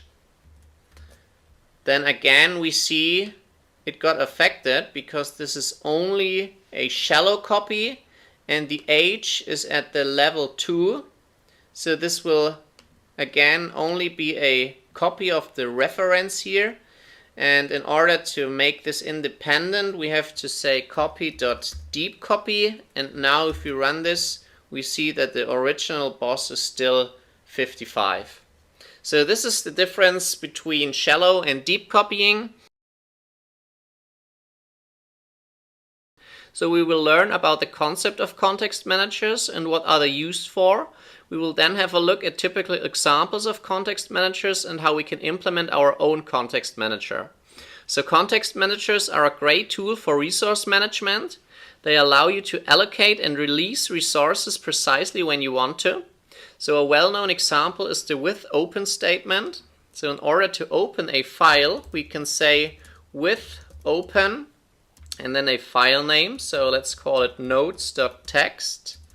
And we open it in write mode and give it a name here. So inside our with statement we can use this name now, so we can say file dot write, so we write something into our file, some to do. And now when we leave this with statement again, this with statement or this context manager will make sure to correctly close our file again, even if there is an exception somewhere here. So if you would have to write this as a full code, it would look something like this. So we say file equals open and then notes.txt in write mode. And then we have a try block, so we try to write into our file. So write some to do. And now we have a finally clause. So this will be executed with or without an exception. So no matter what happens, this will be executed every time. So here we can say file.close our file again, and then our resource is freed up again correctly. So now if we compare this and this, then our with open statement looks much cleaner and much more concise. So this is the recommended way to open a file, and this is a typical example how we can use context managers in order to open a file and allocate the resources, and then after leaving it also make sure to correctly free up our resources again. So typical examples is, like in this case, the with open statement. Then for example to open and close database connections, or another typical example is the log. So if you've watched my tutorials about multi-threading and multiprocessing, you already know how to use a lock. So if we have a lock, so we say from threading import lock, and now if we create a lock, so lock equals lock. So whenever we acquire a lock, so we say lock.acquire, and then we can do something here safely. So this is now thread safe. But after that we always have to call lock.release. And if we forget this, we might run into a deadlock here and our program won't continue. So never forget to say lock.release when we had lock.acquire. So a better way to do this, and also much simpler, is to say with lock and then do something here. This will automatically acquire our lock when we enter this with statement, and then it will make sure to say lock.release when we leave this with statement again. So this is also a typical example. And now let's say how we can implement a context manager for our own classes. So in order to do that, we have to implement the enter and the exit methods. So let's say we have a class and call it managed file. Now of course this has an init and it will get a file name here. So we simply store the file name, say self.filename equals file name. And now we re-implement the same functionality as with the with open statement, just in order to show you how this is done. So now what we have to implement is we have to implement the enter method. So this will get self, and then we have to implement the exit method. This will also get self, and then it will get an exception type, an exception value, and also an exception traceback. Now I will talk about this in a second, but first of all let's implement both of them. So the enter method will be executed as soon as we enter the with statement. So here we want to allocate our resource. So in this case, first let's print enter to have a look at where this will happen. And now we allocate our resource. So we say self, we create a file and say self.file equals, and now we open it here. So we open it with the file name and open it in write mode. And then also inside the enter method we want to return the allocated resource. So in this case we return self.file. And now in our exit method we want to make sure that we correctly close the file. So we say if self.file, so if this is not none, then we say self.file.close, and then print exit, and here let's print init. And now this is all we need to use this class as a context manager.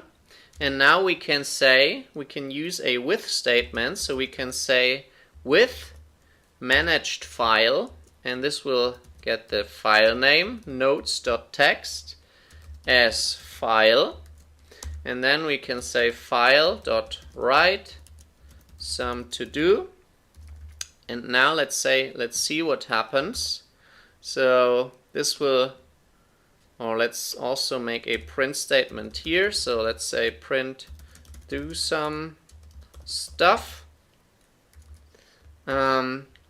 So we see here the init method gets called when our object gets created.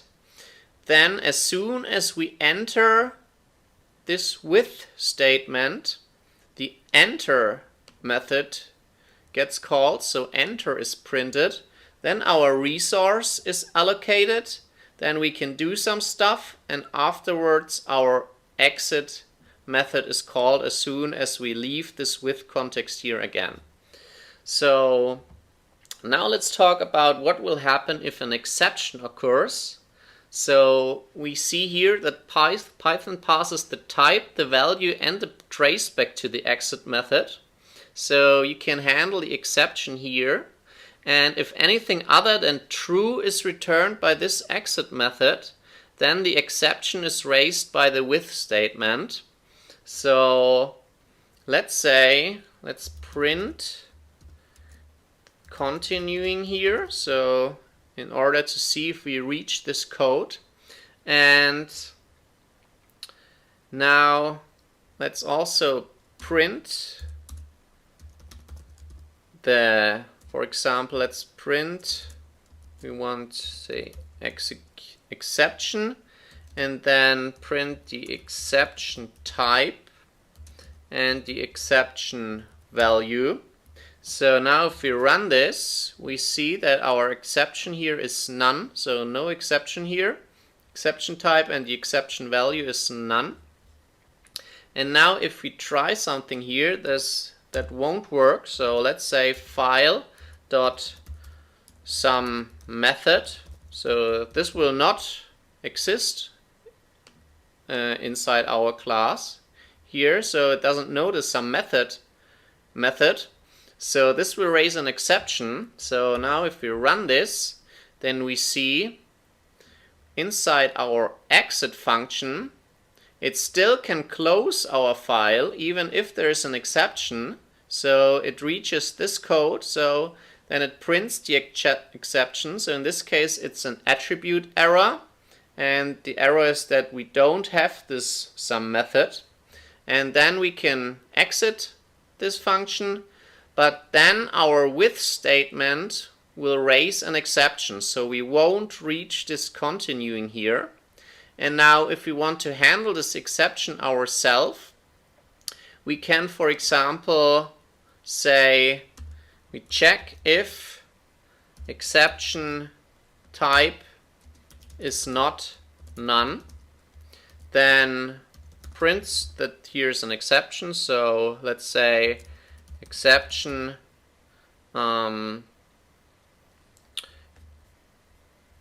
exception has been handled. And now in order to not raise an exception, we have to return true here. So let's say return true, and we don't want to print this anymore. And now let's run this. Now we see it prints exception has been handled, then it exits our with statement again, and then no exception here from our with statement, and we can continue. So continuing is printed. So yeah, this is an example of how to write our own class as a context manager, and we can achieve this with implementing it as a class with the enter and the exit functions. But we can also implement it as a function, and to do so we have to import something. So we say from context lib import context manager, and we have to use this as a decorator. So, and then we will create a function that is a generator. So if you don't know or are not familiar with generators and decorators already, then please have a look at my other tutorials, because I already talked about them. So now let's create a generator here and call this open managed file, and this also will get a file name. And then here, oh sorry, I misspelled it, so managed file. And then inside here we want first, of course, want to open our file. So we say f equals open file name in write mode. And here we have to write a try and a finally clause, and inside the try statement we want to yield the file.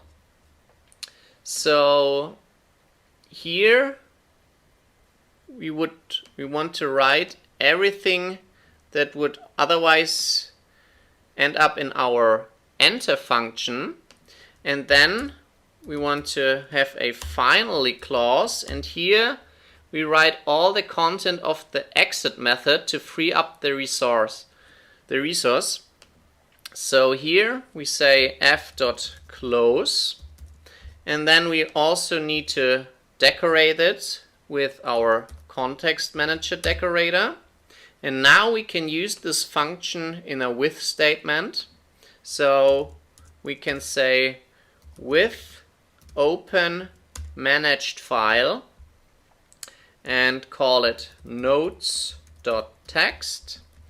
and then as f, and then we can say f.write and then write something. So this will also work. And now let's go over this again. What will happen here? So because this is a generator, so this will first make sure to allocate our resource, and then it will try to yield our resource. So, and by yielding it, it will temporarily suspend its own execution, so we can continue here and use this file. So then we can do some operations with this file, and then when we exit the with statement again, then our function here continues running, and then the finally clause will be executed and our file will be closed again. And also we can handle exceptions here.